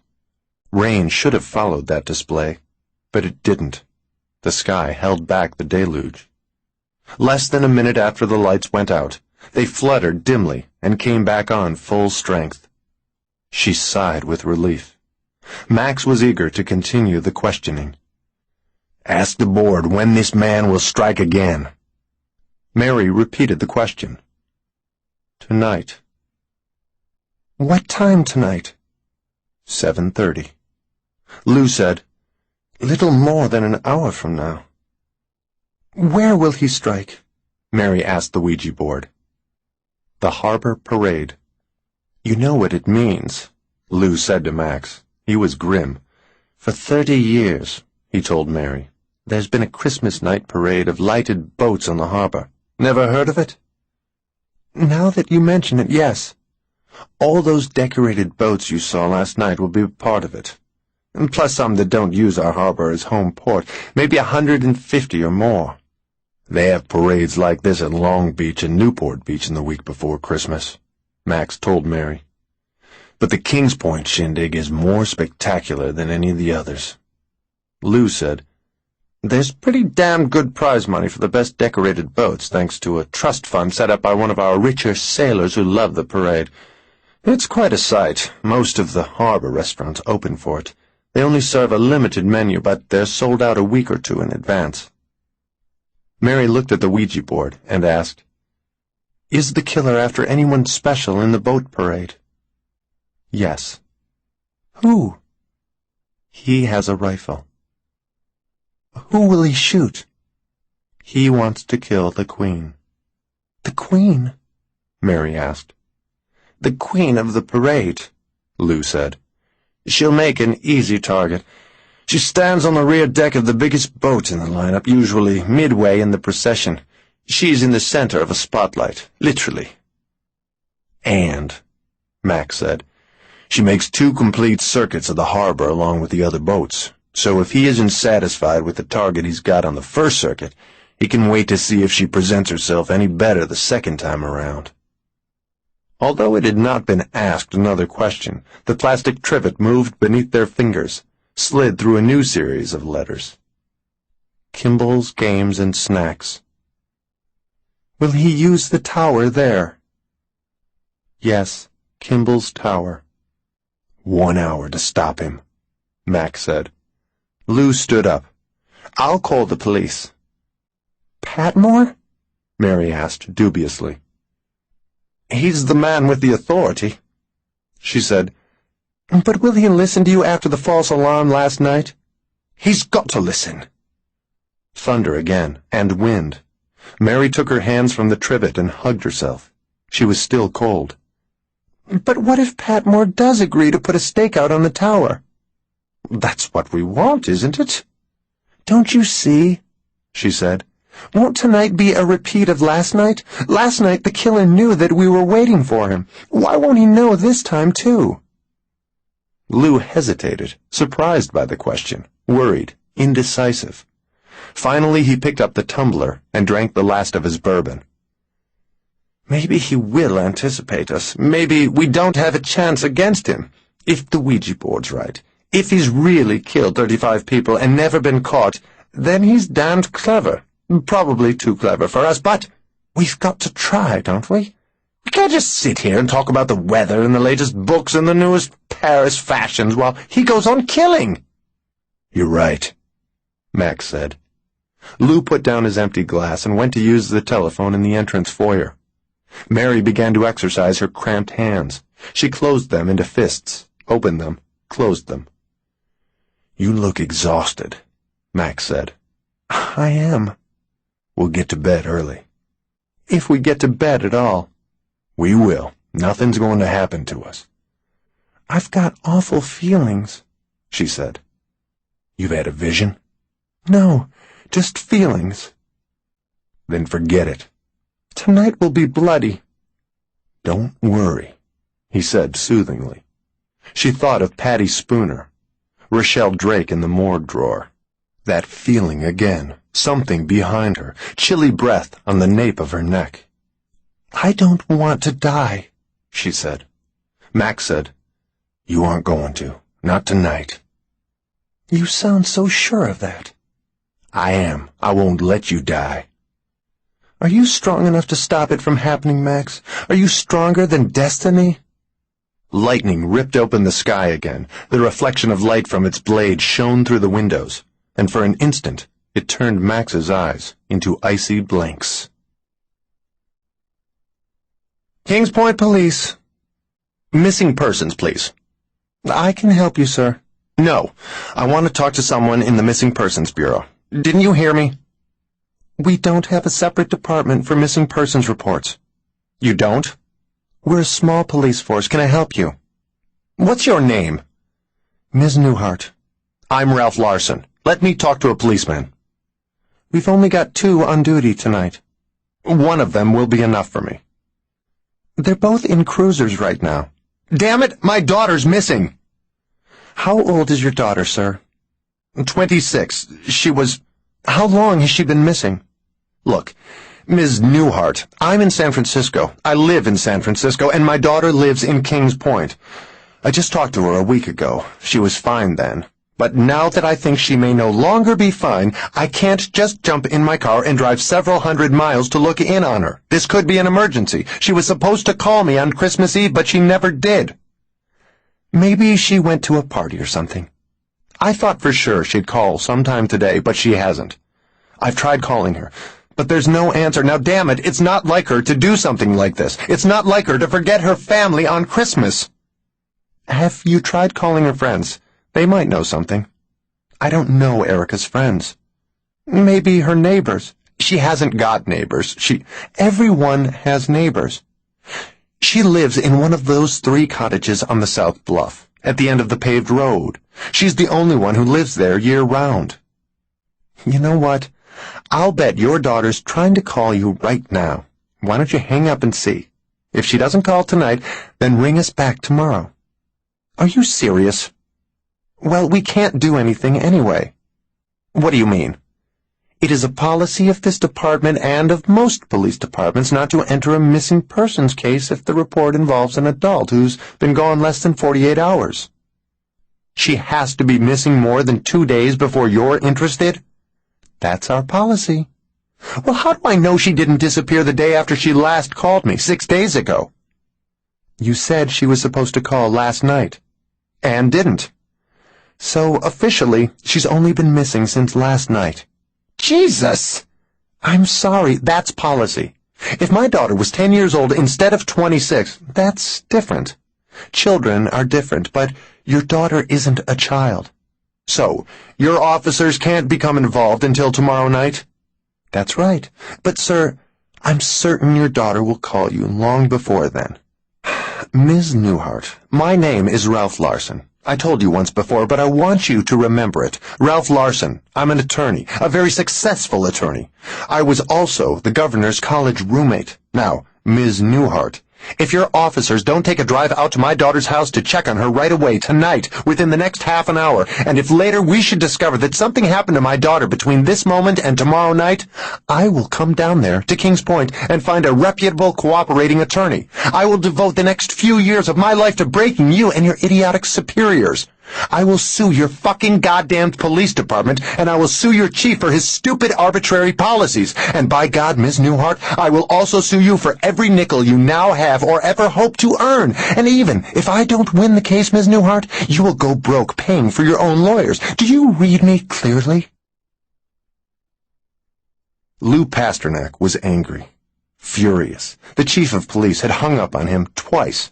The third time, his wife answered the phone and said he wasn't at home. A demitasse would fit Patmore's head like a sombrero. I gather, Max said, that he wouldn't put a stake out on Kimball's tower. Lou snatched his empty glass from the table, went into the kitchen, and picked up the bottle of wild turkey. If the bastard had a little more sense, he'd be a half-wit. From the dining room, Mary asked, "Shouldn't we call the sheriff?" Remember, Percy Osterman can't step into Kings Point police business unless Patmore asks him to. But when a man's killed people all over the country, isn't there an exception, something called hot pursuit? Lou said, if a guy robs a bank that's in the county's jurisdiction, hops into a car, and flees into a city with its own cops, the sheriff's men can chase and arrest him. That's hot pursuit. This isn't. Max said, maybe Osterman can persuade Patmore to cooperate again. Not a chance. Not after last night. Lou returned to the table with a fresh glass of bourbon. So what now? Max asked. Mary said, we'll have to stop him ourselves. We'll have to go down to the tower. Lou stared at her in amazement. Are you serious? It's absolutely out of the question, Max said. She said, what would you prefer to do? We can't just sit here and talk about the weather and the latest books and the newest Paris fashions while he goes on killing. Lou recognized his own words, and he had no effective argument against them. If we just sit here, she said, he'll kill the Queen of the Boat Parade, and most likely a lot of other people too. The rain might force the Queen and her court inside off the open deck, Max said. Then she wouldn't be a target. It isn't raining, Mary said. It'll start soon. Do you want to bet their lives on that? She asked. Lou, we have to stop this man. We haven't any choice. I don't want him to kill again, Max said, but he isn't our responsibility. If not ours, whose? She asked. Lou saw an uncommon determination in her lovely face, unshakable resolve in those big blue eyes. He suspected that neither he nor Max could change her mind about this. Might as well argue with a post. He could see that, but he was frightened for her. and as her friend, he felt he should at least try to make her reconsider. "Mary, we're no match for this man." "Why not?" she asked. "Isn't it just one of him against the three of us?" "But he's a killer," Max said. "And we're not killers," she said. "Exactly." "Knowing what he's done," she said, "and what he'd do to you if he had the chance, couldn't you shoot him if he came at you with the gun?" Max said, "Of course, in self-defense." "That's just what this is," she said. "Self-defense." "But this psychopath will have a rifle," Lou said, "And probably a knife. What would we have? Our hands?" "There's a pistol in the dashboard of the Mercedes," Mary said. "Max is licensed to carry it." He looked at Max and raised his eyebrows. "You're allowed to carry a concealed weapon?" Getting up from his chair, heading toward the kitchen, Max said, "Yeah." "How'd you manage to wrangle the permit? They usually reserve those for people in businesses where they've got to carry around diamonds or a lot of cash." In the kitchen, Max poured himself a double shot of wild turkey. "We worked on a couple of cases with the L.A. County Sheriff's Office. The sheriff saw what dangerous situations Mary can find herself in. He knew I collected guns. He knew I was a marksman, and he figured I wasn't the type to get excited and then accidentally blow someone apart." Max drank his bourbon neat and quick, a nervous thirst that briefly exposed the tension that lay beneath his studied composure. "So the sheriff got me the permit." He rinsed out his glass under the kitchen faucet, came back to the dining room, and stood over Mary. "But I'm not going to load that pistol and go out hunting someone to shoot." "You wouldn't be hunting just anyone," she said. "You'd be hunting a man who has—" "Forget it," Max said. "I won't do it." "Let's talk about it," she said. "No use. It's decided." Lou saw a spark of anger in her eyes. Max's resistance would do nothing but harden her resolve. She said, "Okay, Max, stay here. I'll take the gun and go by myself." "Mary, for God's sake, you don't know how to handle a pistol." She stared up at him without blinking and said, "You take off the safeties and jack a bullet into the chamber, point, pull the trigger, and the son of a bitch falls down." Lou knew how stubborn Max could be sometimes. He saw the set of the man's jaw, the drawing up of his shoulders, and he wanted to warn him off.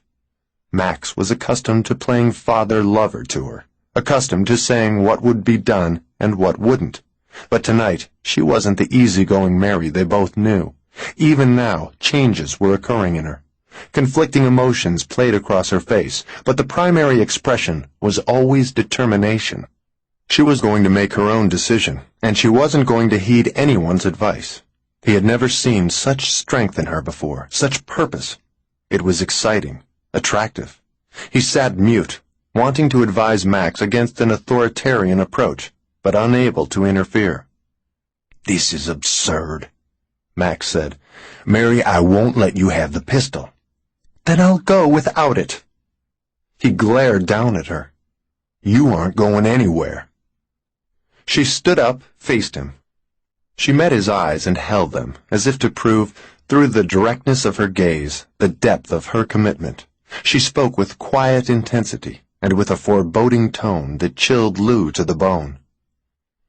"I'm up against something so big, so evil, that I can only guess at the dimensions like a blind child feeling an elephant's leg. These past few days have been a living hell for me, Max." "I know, and—" "You can't know. No one can know." "If you—" "Don't interrupt," she said. "I want you to understand.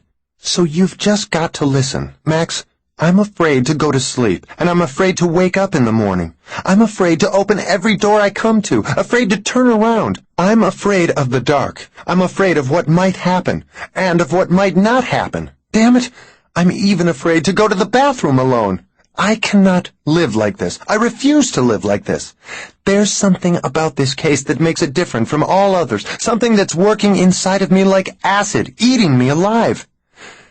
This case touched my life, like nothing else I've worked on, but I don't know why. Max, I sense, I feel, I know that if I don't pursue this man with every ounce of energy I have, and in every way I know how, then he'll come after me. The trivet on the Ouija board moved, but Lou was the only one to see it. It slid to the spot marked yes, as if in agreement with Mary's prediction. If I don't take the initiative, she said, I'll lose what little advantage I might now have. I can't walk away. If I try to run, I won't get far. I'll die. Max said, and if you pursue this man, if you insist on going down to that tower tonight, then you'll probably die sooner. I might, she said. But if I do, at least I'll have taken responsibility for my own life and death. All my life, I've been scared of everything, and I've let someone else deal with my boogeymen for me. Not anymore. Because this time, no one else can help me. The answer is inside of me, and if I don't find it soon, I'm finished. It's past time I stopped hiding behind strong men. I've got to take chances. When I risk something and fail, I've got to suffer the consequences like anybody else. If I'm always pampered, cuddled, and cushioned from shock, then my successes in life are meaningless. I've decided that no one, not Alan, not you, Max, and especially not that part of me that's still a dependent 6-year-old, no one is going to stop me from living a full life. They stood in silence for a while. The grandfather clock chimed the quarter hour. Lou said, 45 minutes until he takes a shot at the Queen of the Boat Parade. Mary said, Well, Max? Finally, he nodded. We better get moving. Blood. Blood like ribbons tangled in her hair. Blood spotting her punctured breasts. Blood on her hands, her arms, her belly, her thighs. Blood on the sofa and chair. Blood on the draperies, on the wall. Bloody little footprints of a cat all across the light tan carpet. Trying to hold down the taste of vomit, Officer Rudy Holtzman stepped carefully around the mutilated body of Erica Larson, went into the dark kitchen, and turned on the lights. He used the wall phone to dial headquarters. When the night girl, Wendy Newhart, answered, Holtzman said, I'm out here at the Larson place. His voice was strained and hoarse. It cracked on a couple of words. He cleared his throat. The lights were on when I got here. Nobody answered the bell, but the door was ajar. She's dead. Oh, my God! Well, I'm not going to tell her father. That's out of the question. Someone else will have to tell him. Better get Charlie over here with the other squad car, Holtzman said. Call the medical examiner right away, and Patmore, of course. Tell Charlie to move his ass. I don't like being here alone. Wendy Newhart asked, When was she killed? How should I know? The medical examiner will know. I mean, did it just happen before you got there, within the past half hour? What's it matter? Holtzman asked. Rudy, tell me, did it just happen? The blood's mostly caked and dry. I can't pinpoint the time of death, but it must surely have been a good many hours ago. Thank the Lord for small miracles, she said. What?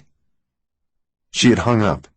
Holtzman put down the receiver and turned to see a black cat standing in the doorway between the kitchen and the front room, no more than 5 feet from him. Its fuzzy white muzzle had been tinted red-brown with blood. Holtzman took one step, kicked out at the cat, missed. It squealed and ran. They arrived at the harbor at 5 minutes past 7. Max parked the Mercedes in a corner of the lot that, in season, served both a restaurant called Italian Villa and Kimball's Arcade. Tonight, the restaurant side of the lot was nearly full, while the other side was nearly empty. The three of them got out of the car. Lou drew up his shoulders against the cold. As the storm air had moved in from the Pacific, the temperature had dropped rapidly from a 1 o'clock high of 70 degrees to a current low of 44. The wind had increased, too. It whipped in from the harbor, lashed Kings Point, made the night seem even cooler than it was. Lou said, I still think I should go with Max, and you should stay here where it's safe. It's not safe anywhere for me, Mary said.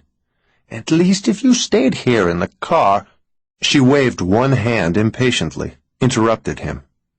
"We've got 2 weapons we can use against this man we're after. One is Max's handiness with guns, and the other is my psychic talent. The 2 of us shouldn't split up." The sea wind lifted her long hair, made it flap like a banner behind her. Max put one hand on Lou's shoulder.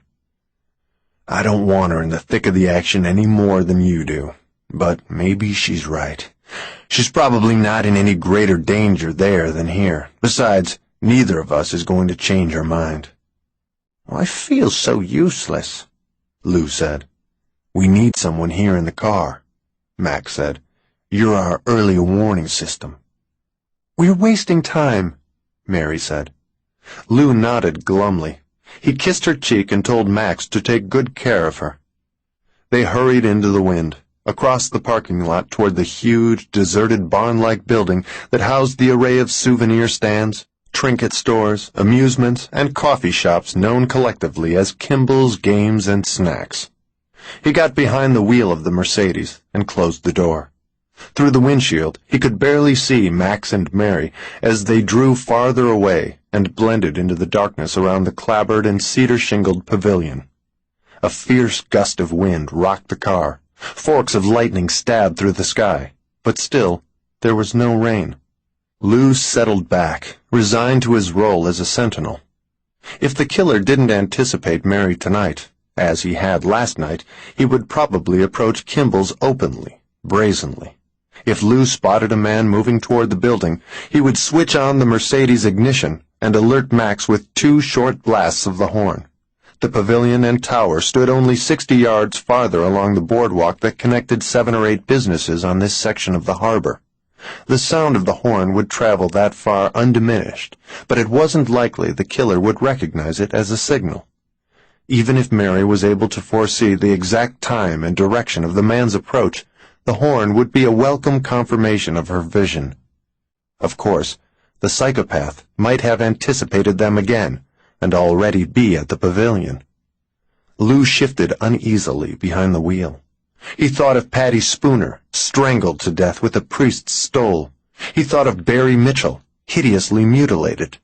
He looked left and right, peered into the rear-view mirror. No one. He squinted at the deep shadows along the side of the pavilion. All was still. The black cat crouched on top of a 7-foot-high set of bookshelves, no more than 8 or 10 inches from the ceiling in the front room of the cottage. Its forepaws hung over the edge of the shelf. It was motionless, staring down at Rudy Holtzman with suspicion and contempt. Filthy damned thing. He hated cats, always had, and it gave him the creeps just to think about this one eagerly lapping up the murdered woman's blood. It made a deep, throaty sound, as if daring him to approach it. He didn't want to wait with the cat and the corpse, not even for the few minutes Charlie would need to get here in the other cruiser. He walked down the short hallway to inspect the part of the house he'd not yet seen. In the bedroom, he found an open window, where the wind played havoc with a pair of flimsy curtains and an oilcloth blind that was drawn down only halfway. The recent storms had soaked and badly stained the carpet. Holtzman was suddenly excited. He studied the room, recreating in his mind those first few seconds when the sanctity of the house had been violated. He knew that more than rain had come in through that window. He was certain that he'd found the killer's entrance, and as his glance traveled over the floor, he could hardly believe what he saw. It was one of those lucky breaks you seldom get in police work. Apparently, the pistol had fallen unnoticed from a coat pocket as the killer climbed through the window. Holtzman knelt on the damp carpet to get a closer look at the weapon. He was careful not to spoil any fingerprints that might be on it. If this killer was the same man who had slaughtered those nurses and the people in that beauty salon, and the style sure seemed the same to Holtzman, then the Anaheim and Santa Ana police already had more than enough good prints. So far, prints had been of no use in cracking the case because the killer evidently had never had his taken by any police organization in the country. Nevertheless, because he prided himself on being more professional than anyone with whom he worked, Holtzman didn't grasp the pistol and smear the evidence. He took a ballpoint pen from his shirt pocket, slipped it through the trigger guard, lifted the gun off the floor, and held it in front of his eyes. It was an unusual piece, a .45 auto Colt. But nothing off the shelf. Something special, a collector's item. The metal was engraved with delicate leaves and vines. There were also a number of animals, rabbits, deer, pheasants, foxes, etched in positions of flight, beginning at the forward sight on the barrel, all of them incredibly detailed, beautifully rendered, all racing toward the butt. He saw what appeared to be printing on the steel, where it met the wooden hand grip. The bedroom light was poor. The letters were tiny, between 1/4 and 1/2 inch high, inscribed with a spidery flourish of the engraver's tool. Holtzman couldn't read them. He stood up and, carrying the Colt on the pen, went to the nearest lamp. By W. Thorben, Seattle, 1975. A collector's piece like this one often passed through the hands of many owners who purchased and resold it at gun shows without bothering to register it with authorities.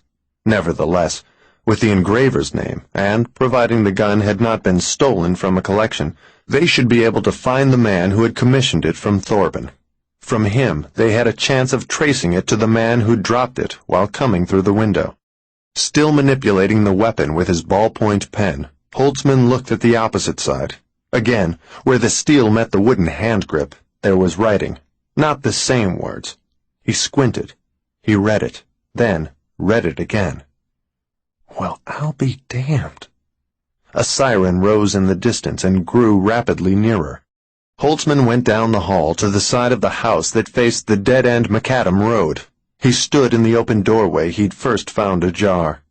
Another police car, emergency beacons blazing, roared up the long hill from town. Pat Moore's station wagon wasn't far behind it. Beneath the hall light, Holtzman held up the Colt and read the second legend again. Commissioned by Max Bergen. 18. The darkness around the pavilion was lumpy, velvety, and deep.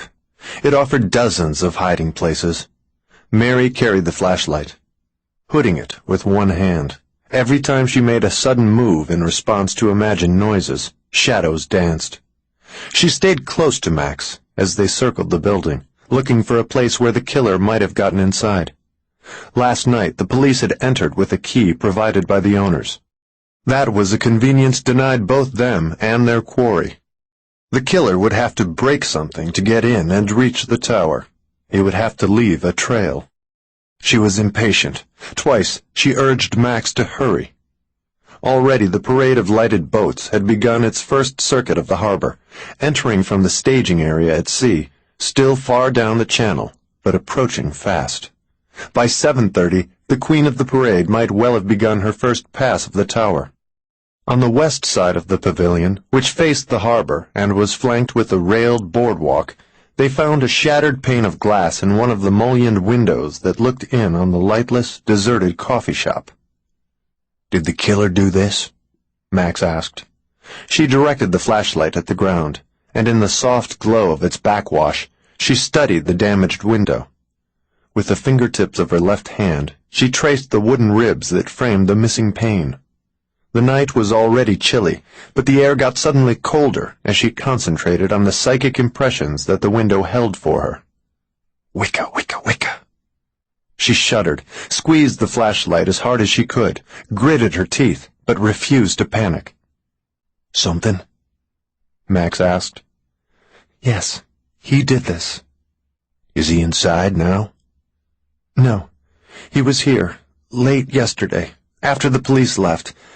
I can see many hours after the police left. Early this morning, at dawn, up in the tower." She took her hand from the window, and an invisible connection snapped. "But he hasn't returned yet tonight." "You're positive about that?" "Absolutely." "But he'll be here any minute." "Yes, so hurry." Wicca, wicca, wicca. Ignore it, she told herself. It's not real. Max doesn't hear it, does he? Only you hear it. Psychic impressions. Nothing is really overhead. No wings, no danger. No wings at all. We don't want to make this any more of a spectacle than we have to, Max said. Some of these restaurants farther around the harbor might have a pretty good view of us. Better shut off the flashlight. She did as he said. The night closed around her. Max put one hand through the missing pane, reached up, and fumbled for the latch on the vertical metal center post. Do you realize this is breaking and entering? I suppose it is, she said. Doesn't that bother you? Max, will you hurry? He swung the tall halves of the window outward without making a sound. She climbed onto the sill, which was only 3 feet above the boardwalk, stepped down into the coffee shop. She glanced around the room, but she couldn't see anything. Max looked both ways along the boardwalk, then followed her, closed and latched the window. It's even darker in here than it was out there, she said. We'll be tripping over something every other step if I don't use the flash. Just be sure you don't point it at a window, he said. Keep it hooded. She switched on the light, shielding half the lens with her left hand. The restaurant contained approximately 30 tables, all of them bolted to the floor. Apparently, because the chairs couldn't be bolted down as well, they had been removed and put in storage until Kimball's reopened in the spring. The only public entrance to the coffee shop, a pair of many-paned glass doors that matched the big mullioned windows, was from inside of the pavilion, of which this restaurant was but one small part. The killer had smashed the lock. When Max pushed open the doors, they moved stiffly and grated on their unlubricated hinges. He stood still for a moment, listening to the settling sounds of the building. Finally, he said, "You're really sure he's not here already?" Positive. Although the psychic impressions were not always complete, they had never deceived her. She hoped her talent hadn't failed this time, because if it had, if the killer was already here and waiting, she was as good as dead. From the coffee shop, they entered a corridor that curved out of sight in both directions. It was lined with small gift shops, silly T-shirts, the ceramic factory, the house of glass miniatures, and a dozen more, all empty and dark. Max and Mary turned left and quickly discovered that the long corridor was a semicircle, leading, at both ends, into the cavernous main hall of the arcade. That huge room was bare now, but in season it would be filled with a variety of pinball machines, shuffleboard, bowling, shooting galleries, electronic games, and carnival booths where you could get your fortune told or where a boy could spend $10 in quarters to win a $3 toy animal for his best girl. They walked to the center of the room. Their footsteps echoed hollowly from wall to wall and from curve to curve of the high domed ceiling. Mary stopped and pointed the flashlight where Lou had said to look. She saw an archway at the rear of the room, steps beyond it. Above the arch was a sign. This way to observation deck.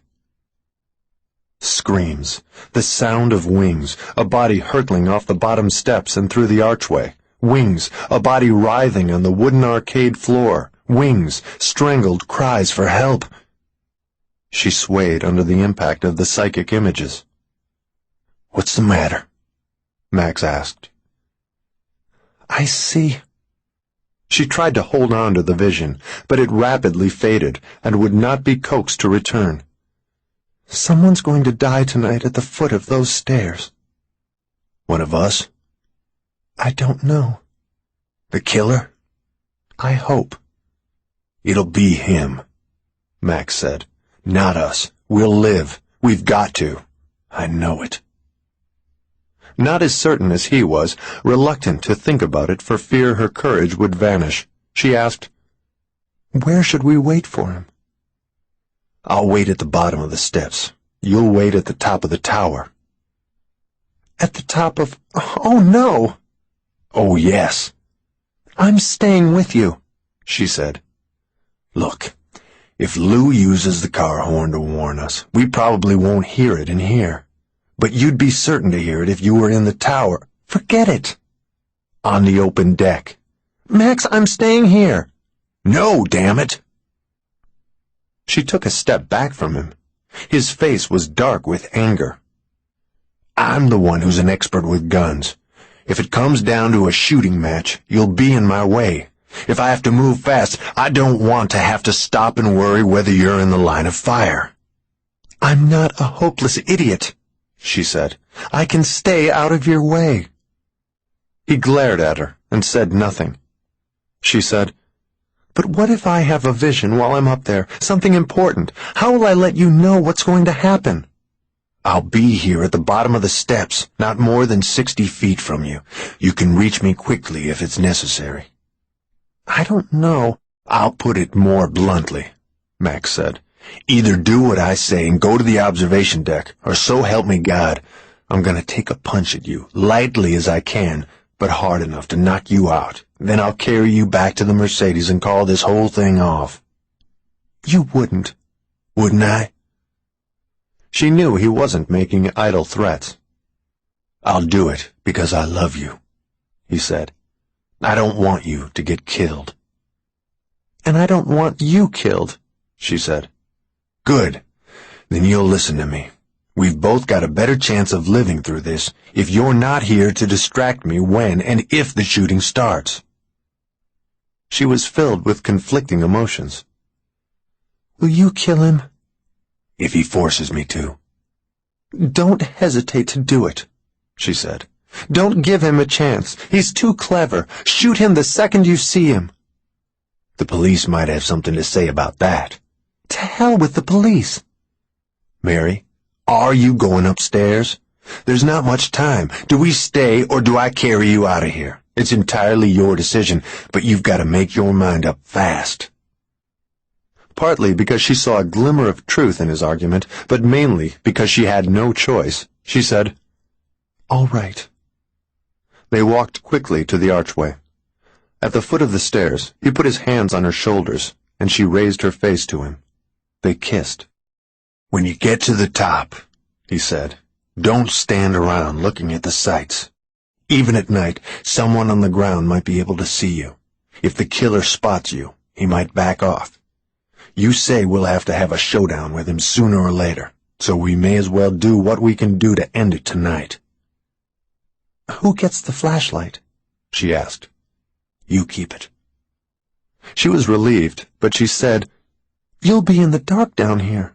With him.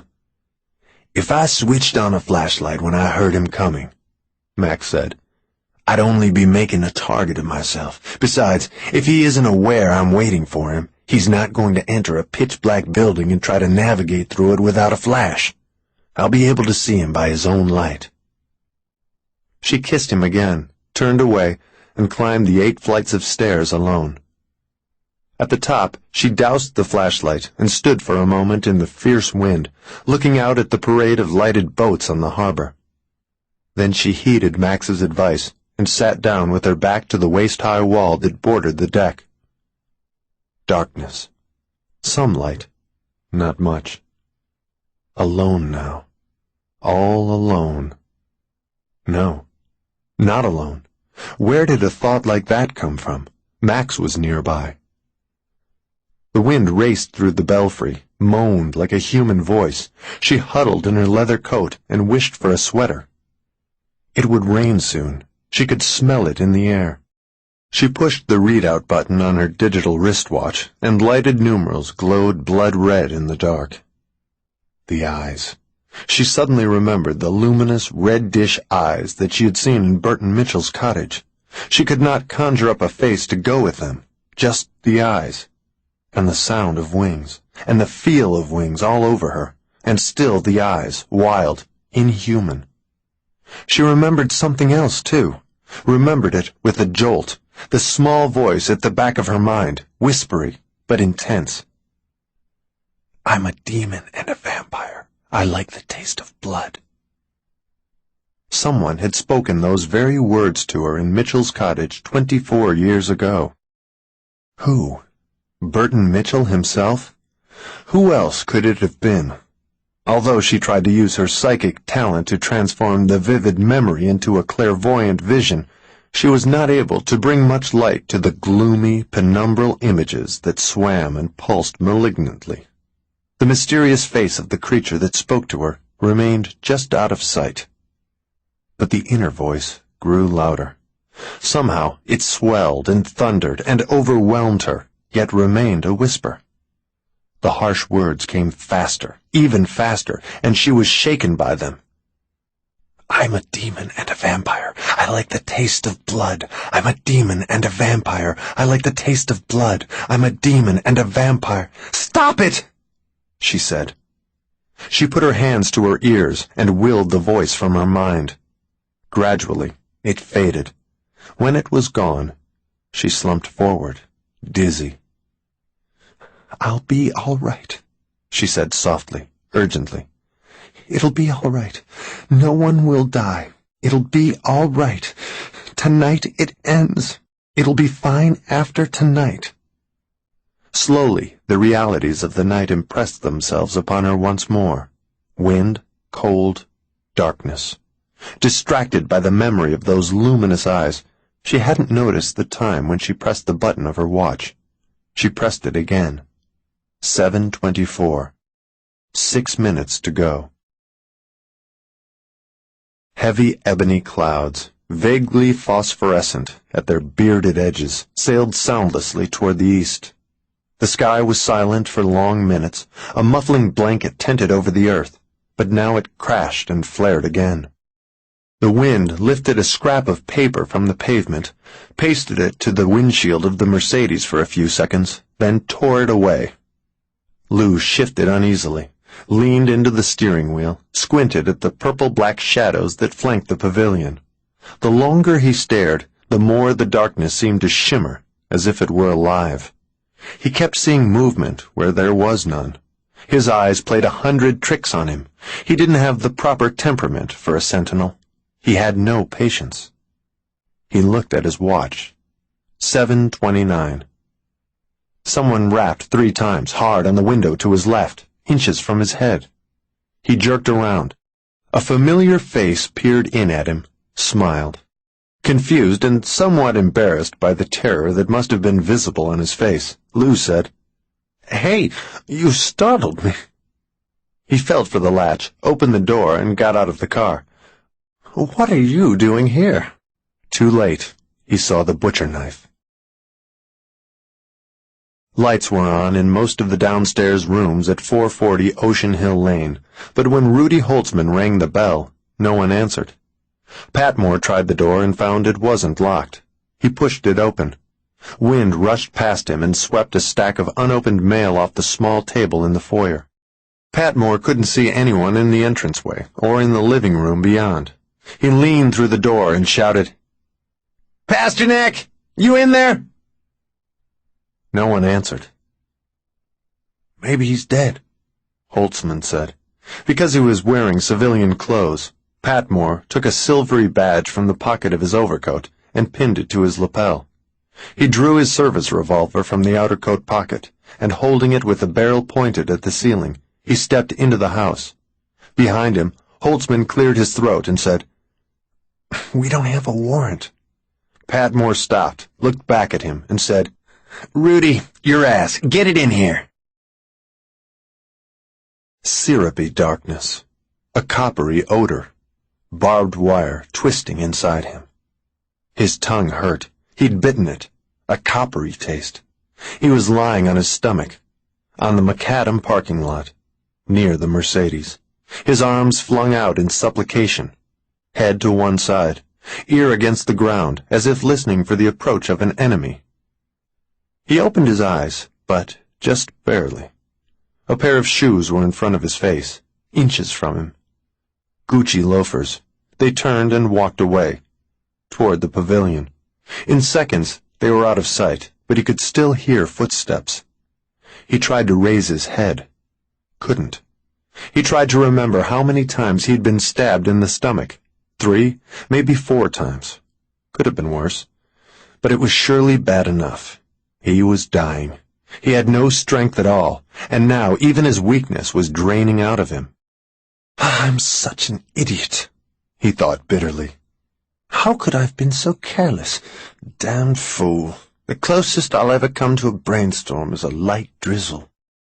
Should have known who the killer was. Should have known the moment the Ouija board said the target was the queen of the boat parade. She was one of his old girlfriends. Seemed to get along with the woman for only a few months. So now he was going to kill one of his old girlfriends.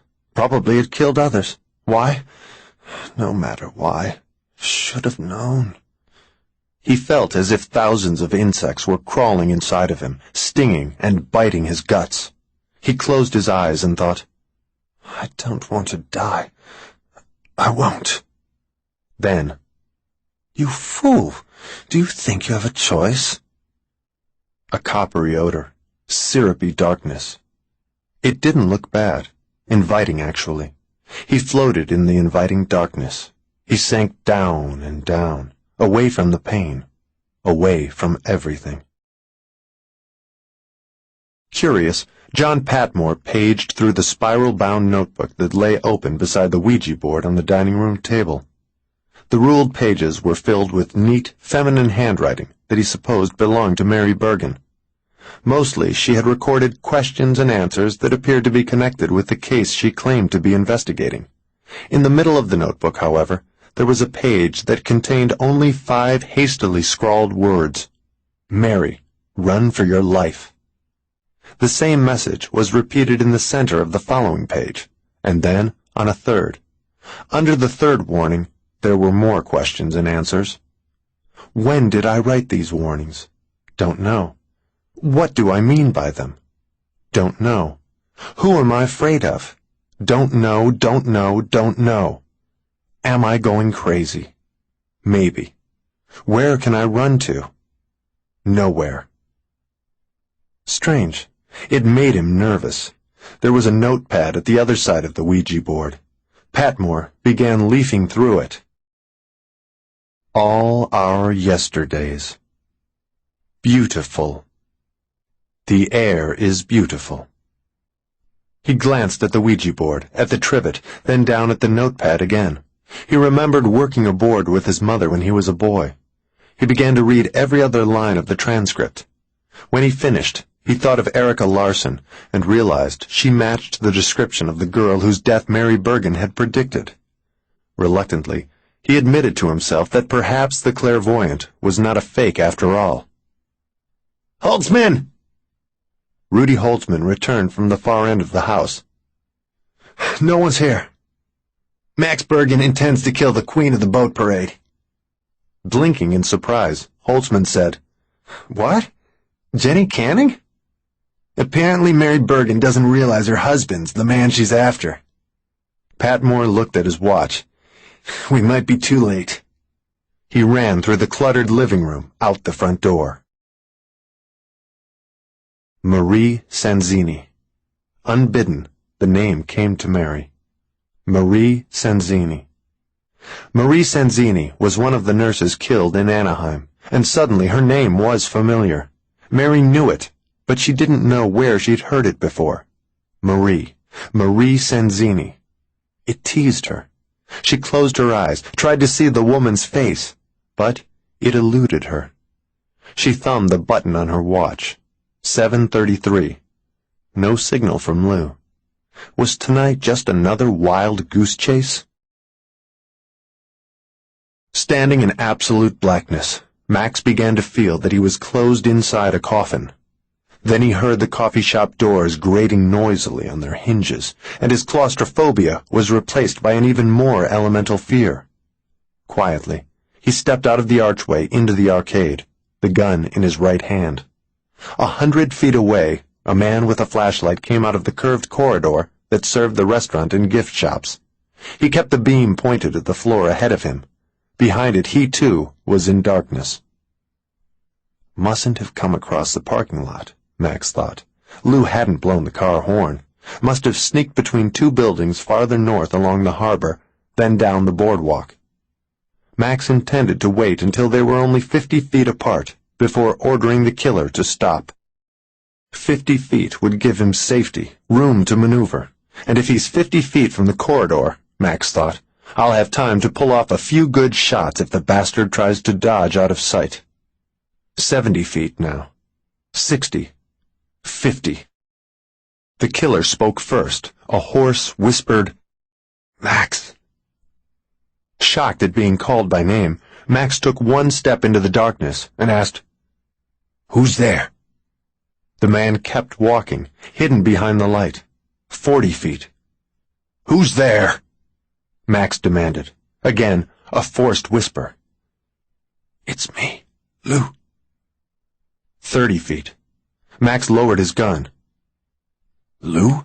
For God's sake, it's only a few minutes past 7:30. We can't quit yet." Lou said, still whispering, "Trouble." 20 feet. "What trouble?" Max asked. "What do you mean?" 10 feet. Suddenly, Max knew it wasn't Lou Pasternak. The killer jerked the flashlight up, in the direction of Max's voice, temporarily blinding him. Although for an instant he could see nothing, Max raised the gun and pulled the trigger. Once. Twice. The shots crashed like cannon fire in the huge, high-ceilinged room. Simultaneous with the explosion, perhaps even a fraction of a second prior to it, the flashlight spun up and up, out to the right. "I hit him," Max thought.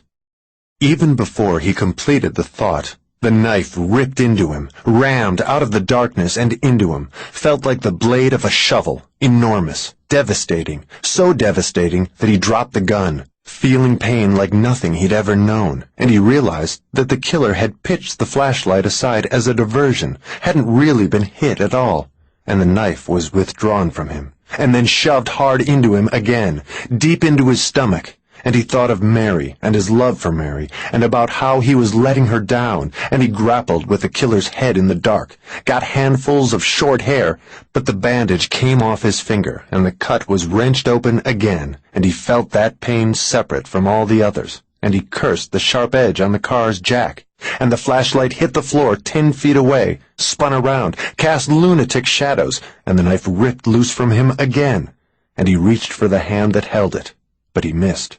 And the blade got him a third time. Explosive pain, and he staggered back, the man all over him, the blade plunging again, high this time, into his chest, and he realized that the only way he could hope to survive now was to play dead.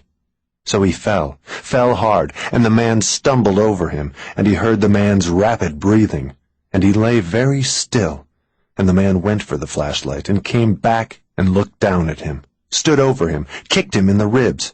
And he wanted to cry out, but didn't move and didn't breathe, even though he was screaming inside for breath. So the man turned away and went toward the arch, and then there were footsteps on the tower stairs, and, hearing them, he felt like such a useless ass, outsmarted, and he knew that he wasn't going to be able to recover his gun and climb those stairs and rescue Mary, because stuff like that was for the movies. Pain was pulverizing him. He was leaking all over the floor, dripping like a squeezed fruit. But he told himself he had to try to help her, and that he wasn't going to die, wasn't going to die, even though that was exactly what he seemed to be doing. She stood up when the shots were fired. She went to the head of the tower stairs, and within a minute she heard footsteps. "Max?" No answer. "Max?" Just footsteps coming up. She backed away from the stairs, across the observation deck, until her buttocks encountered the low wall. Wicca, wicca, wicca. Marie Sanzini. She saw Marie's face, and she knew it. Rochelle Drake. She knew Rochelle, too. Erica Larson. That was the name of the fuzzy-haired blonde, the delicate, ethereal woman who had been in the vision in the mirror at Lou's place. Mary had known them all along, but she had forced the knowledge into her subconscious. If she cared to pursue it, the answer was there now, waiting. But she still didn't want to face the truth, couldn't face it. She reminded herself of her announced determination to find her own strength, her own solutions to the problems of life. Defeated already? But she couldn't shame herself. Right now, she would accept perpetual weakness and dependence and continued ignorance of the past for a chance to get out of here. From the stairwell, the slow ascent of footsteps. No, she said desperately. She pressed back against the low wall, eyes fixed on the entrance to the stairs. I don't want to know. Her voice was high, tremulous. Oh, God, no, please. Lightning slashed the sky, sharp and bright. Thunder cracked. At last the storm broke, scattered pellets of rain testing the earth. Then a sudden downpour, stinging, eroding sheets of water slanting in from the ocean. The wind drove the rain under the overhang of the belfry roof. Fat droplets pummeled the back of her leather coat, soaking her long black hair. But she didn't care if she got wet. The only thing that worried her now was the past, for it kept coming back to her against her will. The living room of Burton Mitchell's cottage. Windows with paper blinds drawn almost to the sills. Lacy curtains, the only light, gray light, filtering in from a cloudy afternoon. Shadowy corners, pale yellow walls, a dark brown davenport with a pair of matching overstuffed chairs, pine floor, rag-twist rugs. A 6-year-old girl lying on the floor, long dark hair tied into 2 ponytails with orange ribbons, beige dress with Kelly green piping and buttons. Me. The little girl is me, on my back, dazed, confused. The side of my face hurts real bad, and the back of my head. What did he do to me? My legs are spread. I can't move them. Each of my ankles is tied securely to a different foot of a bulky armchair.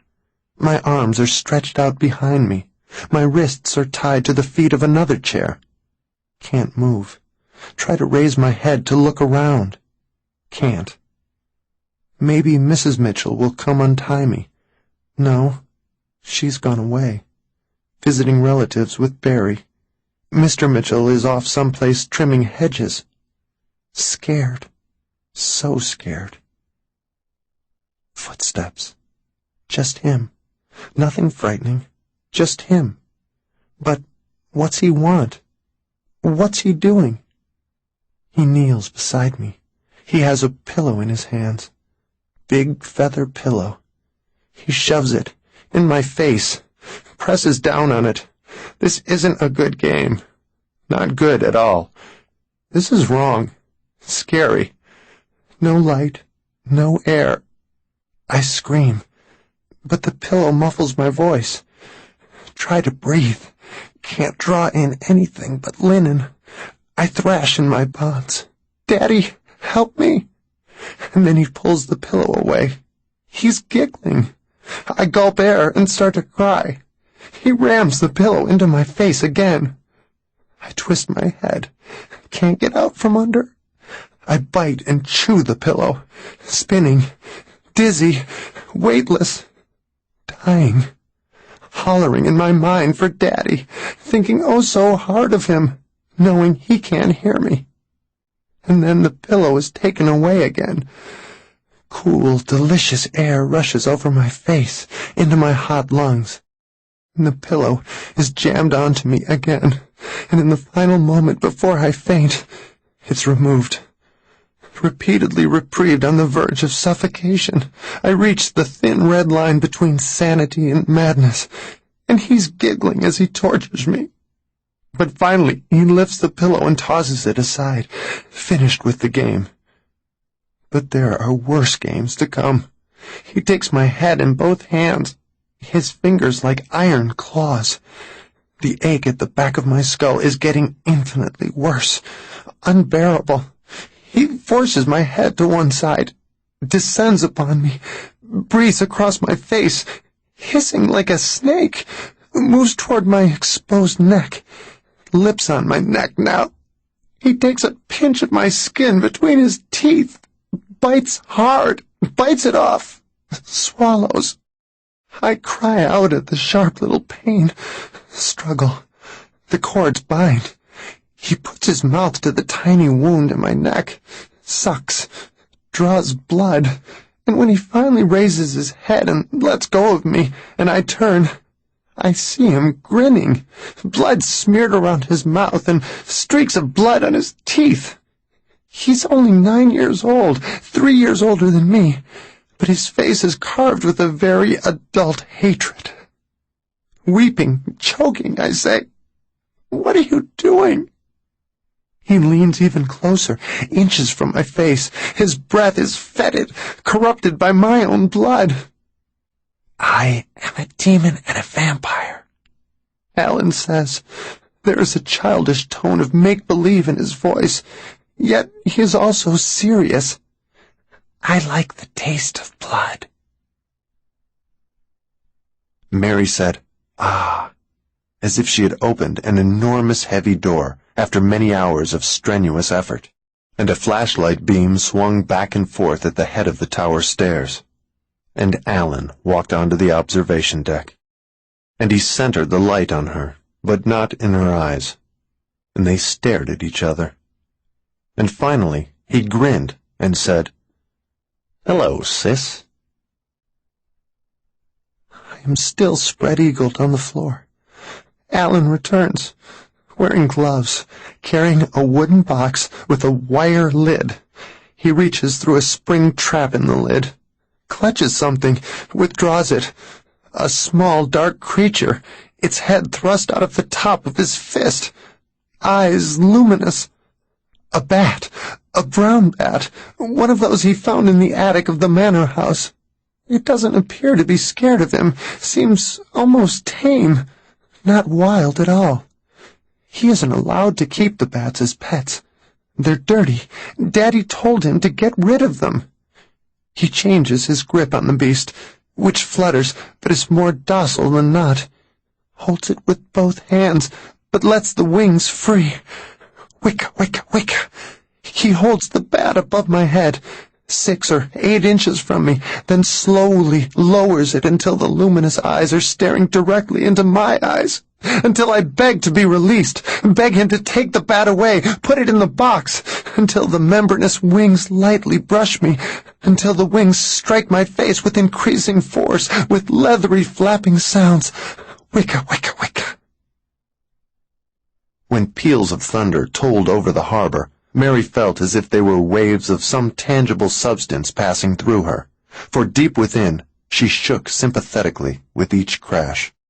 The past and present were 2 bottomless caverns of terror, between which and above which she walked on a fine thread of self-control. She needed all her attention and willpower to maintain her equilibrium as the memories swooped over her. She wasn't even able to speak to Alan. She couldn't find the strength to form words. Without switching it off, Alan put his flashlight on the belfry floor, snug against the wall, where the rain hadn't dampened the boards. A rifle was slung from his left shoulder. He slipped the strap off his arm and put the gun down, too. He still held the butcher knife. He picked up the flashlight and pointed it toward the ceiling, into the hollow, cone-shaped roof. "Look, Mary. Look up. Go ahead. You should see this. Look." She looked and tried to draw back from the sight. She was already pressed against the low wall. There was nowhere to run. "They're not all here at the moment," Alan said. "Some have gone hunting, of course, but most of them stayed in tonight. They sensed the coming rain. See them, Mary? See the bats?" I am only 6 years old, and I am tied up, on the floor, my legs spread. Alan holds the bat with both hands. He moves it between my legs, under my dress. It squeals. I am sobbing, gasping for breath, pleading with him. Alan pushes my dress up immodestly. He's sweating. His face is pale. His lips quiver. He doesn't look like a 9-year-old boy. He is truly demonic. The tips of the bat's wings tickle my bare thighs. Tickle, then scratch painfully. Although I am much too young to understand the more mysterious functions of my body, too young to imagine what pleasure and pain it will one day give me, I am engulfed by primal fear, overwhelmed by terror at the thought of the bat shoved against the exposed center of me. I find this much harder to bear than having the creature on my face, and I squirm and kick uselessly at Alan, and the wings beat in the cramped space between my spread legs. And then I feel what I most dread, for Alan has forced the bat against me, and the thing writhes and nips and claws and screeches shrilly against me, and Alan is trying to ram it inside of me, and I scream at the thought, spit and cry, and the bat is screeching too. So Alan has great difficulty merely holding on to the thing, but he forces it against me with all of his strength, and suddenly a monstrous pain shoots up through me. The memories were physical as well as mental agony. She had refused to face them for 24 years, and in that time they had acquired incredible power. They struck her as if they were a man's fists. She ached. She resisted the urge to vomit. Her legs were weak. She wept. Alan put the flashlight on the floor again and shifted the knife from his left to his right hand. Richard Lingard's knife. Max had been right about that. No ghost had picked it up. She had refused to confront the truth, had been incapable of dealing with it. Therefore, she'd convinced herself that the missing knife could be explained only as the work of supernatural forces. "I killed Max," Alan said. She knew that must be true, but she didn't want to consider it. The tears for that, the shattering grief, would have to come later, if she lived long enough to grieve. The observation deck was 15 feet across. Less than 3 yards of wet pine flooring separated her from him. He spoke softly, not much louder than the monotonous hiss of the rain. "I'm glad you came. It's time I finished what I started 24 years ago." When asked where the killer was from, the Ouija board had said, "The air is beautiful." That wasn't a literal translation of Bel Air, but it was close enough. Why hadn't she seen that? She hadn't wanted to see it.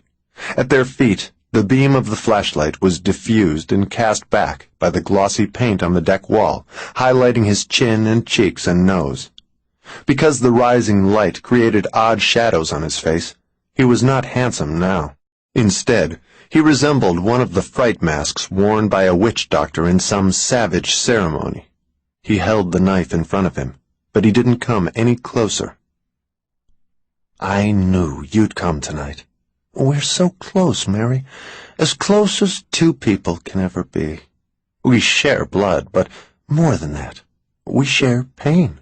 I've dealt it out, and you've endured it. Pain binds us. Pain makes a far stronger cement than love does. Love is an abstract human concept, meaningless, non-existent. But pain is real. I knew we were so close that I could communicate with you at a distance, without words. I knew I could make you come after me. Each day since Monday night, I've meditated. Put myself in a light trance. When my mind was clear, when I was relaxed, I tried to send thoughts to you, images of murders I intended to commit. I wanted to trigger your clairvoyant vision, and it worked, didn't it?" He was a raving lunatic, and yet he had such a calm demeanor, spoke in such measured tones. "Didn't it work, Mary?" "Yes." He was pleased. "I kept a watch on Lou's house, and when you showed up there, I knew you were after me." An especially fierce gust of wind buffeted her, drove deafening blasts of torrential rain against the hollow roof. He took one step toward her. "Stop right there!" she said frantically. He obeyed her. He hadn't decided suddenly to be merciful, and certainly he wasn't afraid of her. He stopped because he was willing, even eager, to see her cower before him and to kill her slowly. If she played along with him, she would gain minutes of life, might even find a way to escape. "If you wanted to kill me, you could have done it Monday night at the motel before Max returned." "That was too easy. By making you pursue me, I had more fun." "Fun? Killing is fun?" "There's nothing like it." "You're insane." "No." he said serenely. "I'm just a hunter, and everybody else is a game animal. I was born to kill. It's my purpose. I've no doubt about that. I've been killing all my life. It started with the bugs." She remembered. She was about 4 years old, and Alan was 7. There was a praying mantis in a big glass jar, and Alan unscrewed the lid, squirted lighter fluid on the mantis, dropped a match into the jar. For years he had gathered insects for the sole purpose of torturing them to death with chemicals, razor blades, pins, and fire. She said, "You were the one who killed our cats and dogs." "And all the other pets." "Barry Mitchell had nothing to do with that." He shrugged. "I got tired of the damn bugs." He took a step toward her. "Stop!" He stopped, grinned. That morning she had suggested to Max that evil was not always acquired, not always learned by example. Most educated people were convinced that, without exception, the motivations behind the antisocial acts of violent people had their roots in poverty, broken homes, childhood traumas, parental neglect, or parental ineptitude. Sociologists insisted criminals were spawned primarily by social systems founded on injustice. Most psychologists appeared secure in the belief that any neurosis or psychosis could be explained in terms of Freudian or Jungian theory. But was it possible that some people were rotten from the start, hopelessly corrupt before environment had an opportunity to affect them? Was that a reactionary, medieval thought? She'd read a great deal about the XYY man, the genetically ordained criminal type that had inspired so much scientific research over the past few years. Some people might be born less civilized than most, for chemical or genetic reasons that no one fully understood. That was a dangerous theory. It could be misinterpreted. Every racist group would point to every hated minority as evidence of genetic inferiority. In fact, if there were people who were born to do evil, they were evenly distributed among all races, religions, sexes, and nationalities. Born evil. A bad seed. She looked at Alan and knew that's what he was, a very special creature, both more and less than human. A bat darted in from the rain, swooped into the hollow roof with a leathery flutter of wings that made her gasp and cringe. "Wicka, wicka, wicka." "I wanted to meet you here at Kimball's," Alan said, "because neither of the other towers had bats in them. I thought they'd help you remember what happened 24 years ago." And Alan takes the bat from between her legs, and it is dead. Its neck is broken, soaked with her blood, as well as its own, and she hurts so bad. And Alan tosses the dead bat into the box from which he got it, and he turns back to her, and she is unable to scream anymore, unable to resist, drained of strength and will, and he begins to pound her with his fists, blows landing on her stomach and chest and neck and face, a flurry of small fists driving her down into darkness.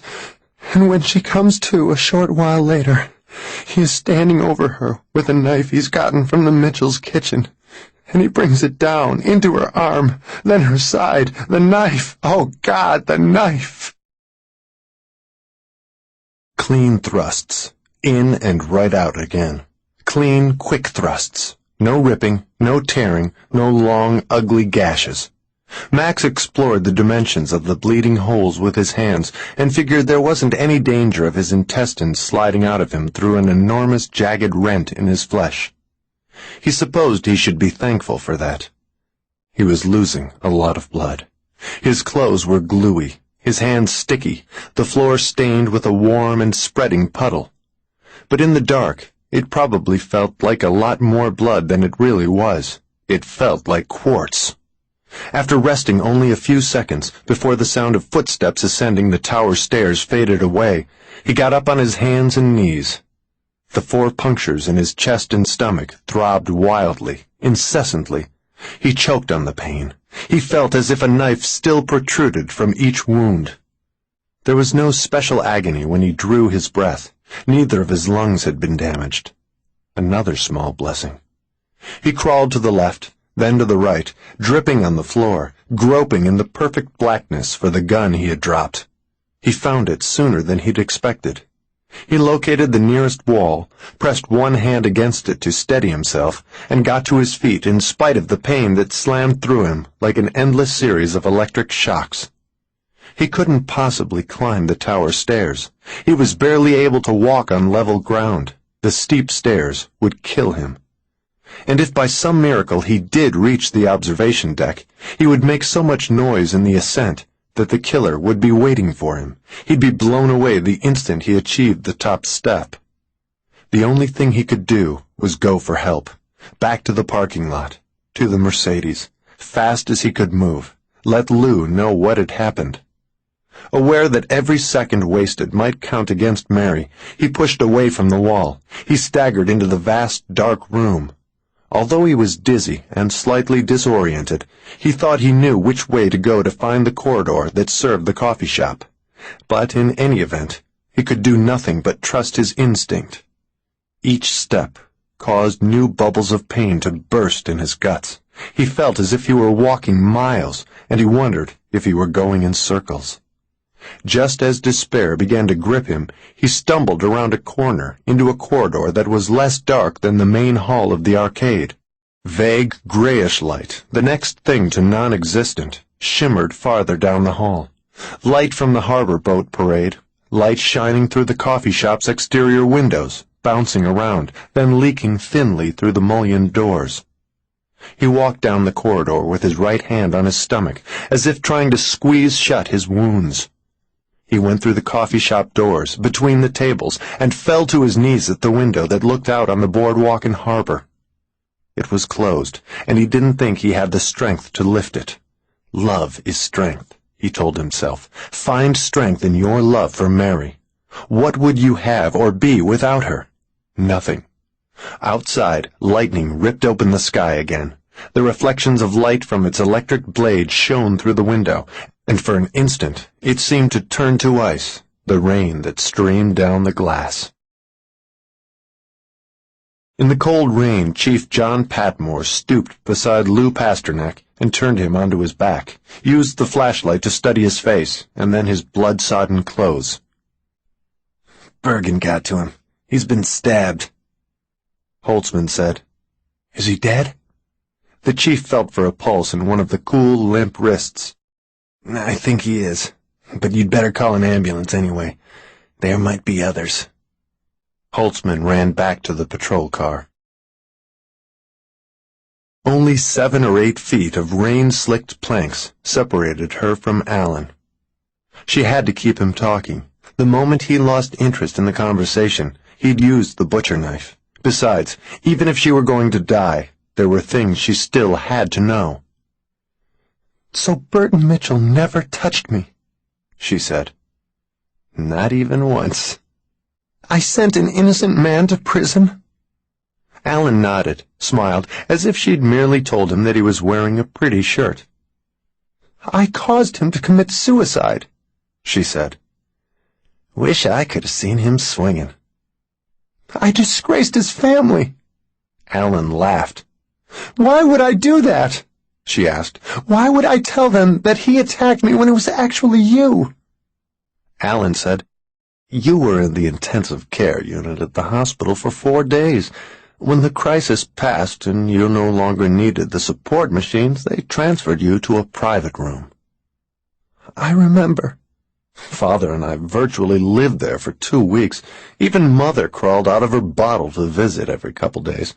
I played the concerned big brother, oh so attentive for a 9-year-old boy. The nurses thought you were cute, she said.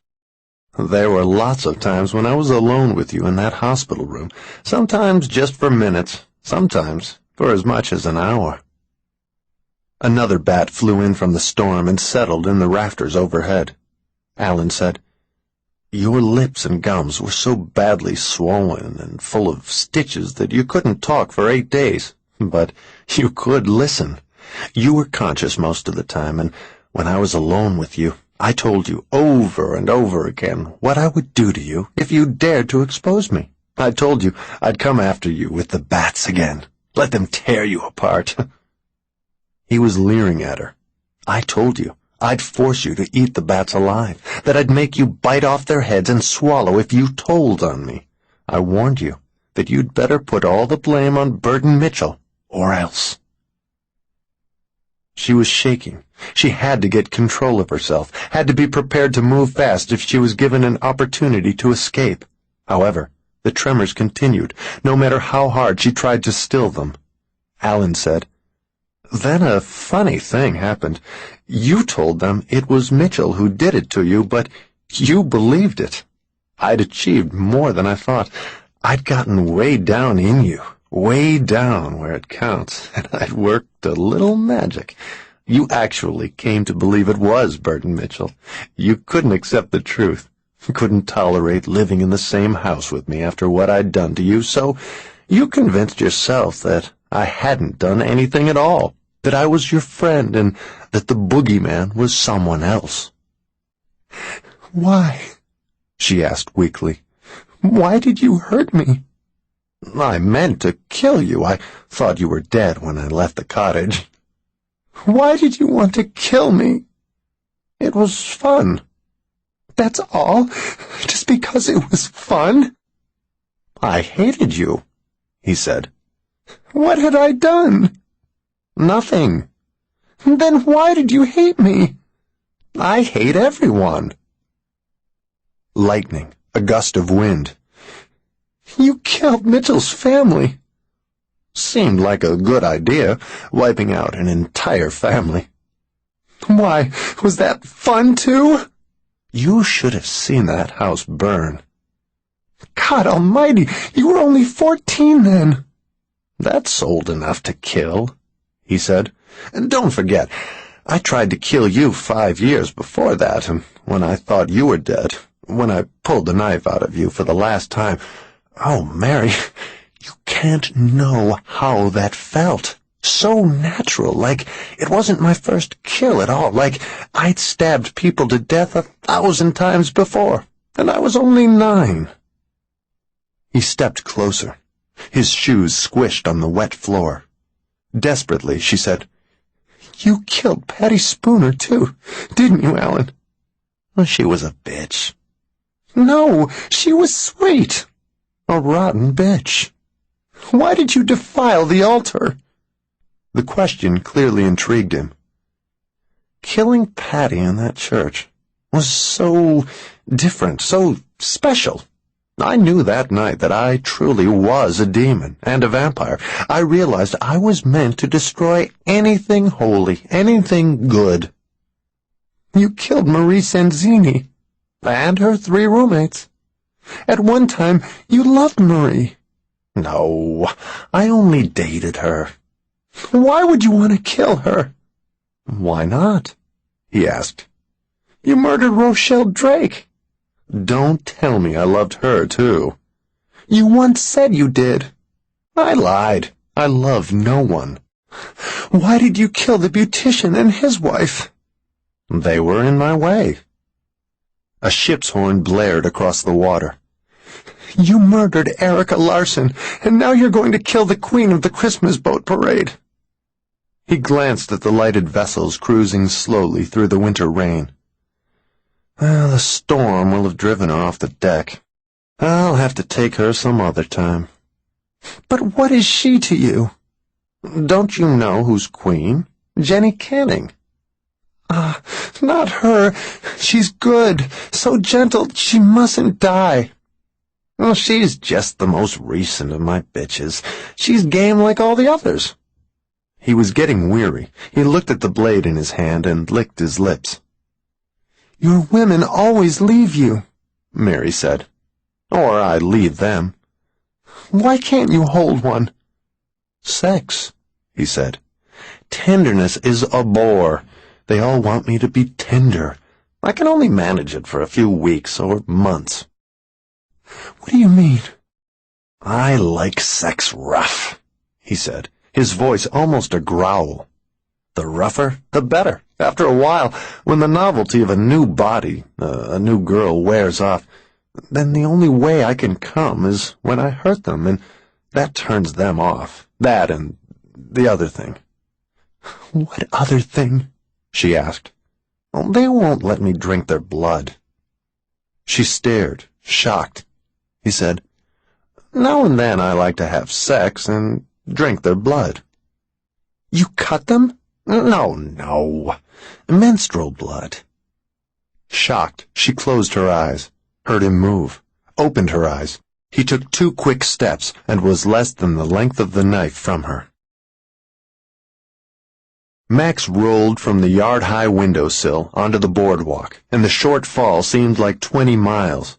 In his mind, at least, he tumbled over and over. For a long moment after he fell, floating in a sea of pain, he considered the appealing, beckoning emptiness that welled up inside of him.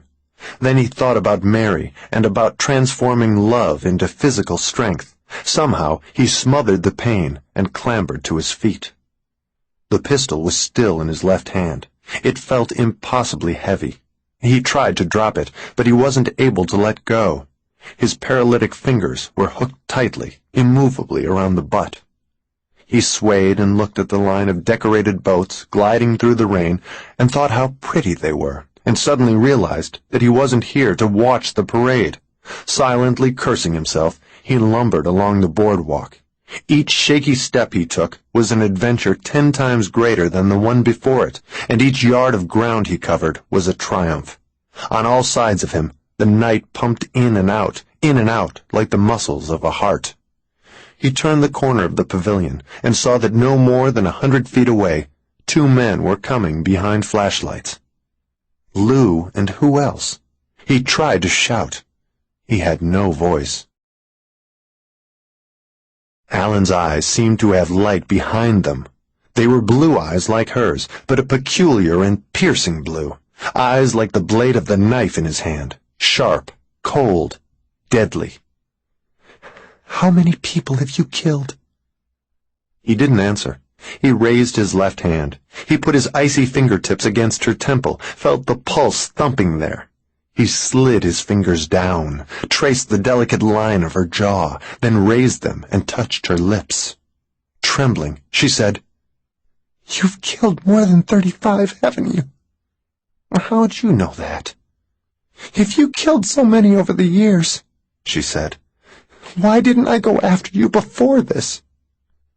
You were asked to work on some of the murders I committed, Alan said, but you refused.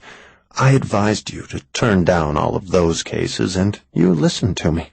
I think you suspected the truth, but you hid it from yourself. You tried to murder me when I was 6 years old, so why have you waited 24 years to try again? Oh, I originally intended to get you a few months after you were released from the hospital. I figured I'd have to wait that long to allay suspicions, but then I was going to knock you off in a carefully planned accident. His fingertips gently stroked her brows. He said, I thought of throwing you down a long flight of stairs and then saying you tripped and fell, but I finally settled on drowning you in the swimming pool. Why didn't you? By the time I could safely go after you again, you'd begun to exhibit psychic powers. You fascinated me. I wanted to see what would happen to you next. She said, If Max is dead, I'll need your help again. I'll need you to guide me through the visions. He laughed. Darling, I'm not naive. Do you think I'd turn you into the police? I haven't told them about you for 24 years. Why would I now? Then you didn't know, he said. But now you do. He put his hand on her breast. She flinched. My lovely little sister, he said. Don't. Carrying a flashlight in his left hand and a revolver in his right, his shoulders drawn up in an unsuccessful attempt to keep the cold rain off the back of his neck, Rudy Holtzman accompanied the chief along the side of the pavilion. Patmore stopped suddenly. What's the matter? Holtzman asked nervously. He was very keyed up. There's a man ahead. Holtzman raised his flashlight. A man was approaching them, no more than 50 feet away. It's Bergen, Patmore said. Bergen was staggering like a drunk. "He's got a gun," Patmore said, remembering Erica Larson's viciously mutilated body, remembering the blood splashed everywhere inside her house, remembering Lou Pasternak on the macadam parking lot. Holtzman raised his service revolver and fired. Max Bergen was flung backward by the impact of the bullet. Alan pressed against her. He put his left hand around her throat. He told her to resist, to fight back. She was strong, not weak. A weak person would have sought escape in madness 24 years ago. But she was strong. She had hung on to her sanity and had developed psychic abilities as a way to keep herself alive. She should be able to find the will to fight him now. He held the blade to her cheek, as if branding her, the point below her right eye. "I wonder," he said, "if you were blind, could you still see your clairvoyant visions?" She snapped, abruptly, violently. Her fear vanished in an explosion of anger and hatred far more intense than any emotion she'd ever known. 24 years of hidden, festering hatred went off like a bomb in her subconscious. She despised him, loathed him. He wasn't fit to live, never had been, never would be. All she wanted was a chance to hurt him as badly as he had hurt her. She didn't even care any longer whether she lived or died. She wanted only to get him down, tie him down, torture him, hurt him, cut him, choke him, beat him, see him cry. She wanted most of all to put the bats on him, to rub them in his face, make them claw and bite, force them into his mouth while they were squirming and still alive. Overhead, 24 bats began to scream in the darkness, a shrill chorus of tiny voices. Startled, Alan looked up. A single bat swept down, hooked its claws into Alan's coat collar. It fluttered wildly at his neck. She couldn't believe what she had done. Alan let go of her, reached behind him, grabbed the animal. He struggled with it, finally tore it loose, and pitched it away from him. His hand was bleeding. In the past few days, every time she'd had a vision in which the killer's face began to be revealed as Alan's, she had chased away the truth by distracting herself with poltergeists. She had been responsible for the glass dogs careening around Dr. Covell's office, the pistol floating in air, the seagulls at the Laughing Dolphin restaurant, inanimate objects flying this way and that in Lou's bathroom. Max had been right. Now she would use the bats. Another one flew down and clung to Alan's face. He screamed, ripped it away, dropped the knife. Blood streamed from his forehead into his eyes. Chittering, beating the air furiously with their wings, 3 more bats attacked him, one tangled in his hair. The other 2 fixed themselves to his throat. "Kill him," she said. Flailing at himself, Alan turned away from her. He weaved across the platform toward the stairs. Every bat in the rafters descended upon him. They tore at his head and face and neck, clawed his hands, bit his fingers and hung on, and wouldn't be shaken loose. When he screamed, one of them got into his mouth. He stumbled down the tower stairs, bouncing from wall to wall. She picked up the flashlight and followed him. The bats stayed with Alan. If anything, their cries grew louder, angrier. 5 steps down he fell, rolled to the next landing, got up, went on, plucked a bat from his nose, tried to shield his eyes with one arm, fell again, couldn't keep from screaming, had to bite another bat that crawled from his chin into his mouth, had to spit out part of it, gagged, choked, stumbled, leaped from the final flight of stairs into the dark arcade, and collapsed. She walked out of the archway and stood over him. He was very still. One by one, the bats rose from the body, circled, and flew back up the stairwell to the belfry. After. At noon, the December sun fell straight down on the cemetery, leaving virtually no shadows on the grass. There was a chill in the air that didn't come from the sea wind. It radiated from the tombstones and the silent mourners and, most of all, from the plain dark casket suspended above the open grave. As the winch motor began to purr and the coffin lowered out of sight, Mary turned away. She walked between the small granite and marble monuments toward the open wrought-iron gate, walked by herself, unassisted, alone, because that was what she wanted. She sat for a while behind the wheel of the Mercedes and stared down the hills to the sea. She was waiting for her hands to stop shaking. Yesterday, she had buried Alan, and in spite of what he had been and done, she had grieved for him. But this final ceremony was far sadder than yesterday's. She felt as if a piece of her own flesh had been torn from her. She needed to cry and wash some of the pain from her system, but she choked the sobs before they could start and squeezed back the tears. She had one more duty to perform before she could allow herself to break down.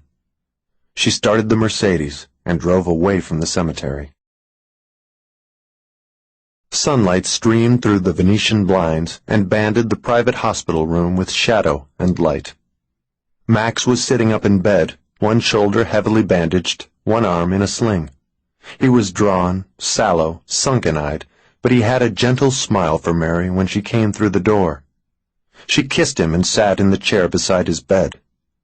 They held hands in silence for perhaps a minute. Then she began to tell him about Lou's funeral.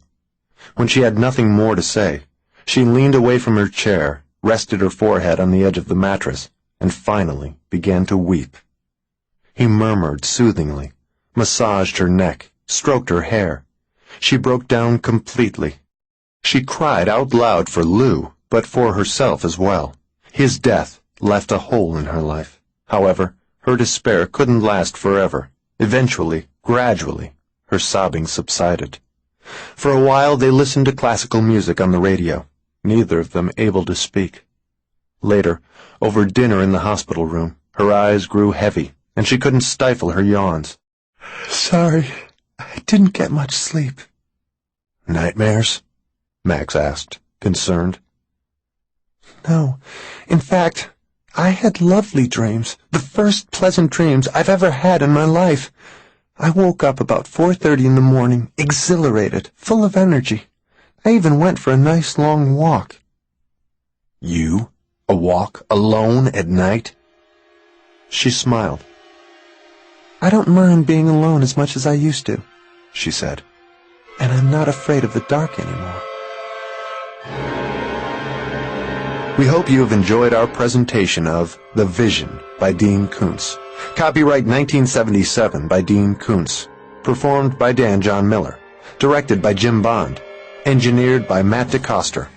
Performance copyright 2010 by Brilliance Audio. All rights reserved. For further information concerning this program or other Brilliance Audio titles, please call the following toll-free number, 1-800-222-3225, or visit our website at www.brillianceaudio.com.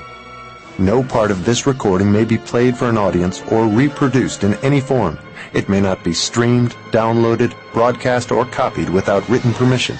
Address all inquiries to Brilliance Audio, P.O. Box 887, Grand Haven, Michigan, 49417.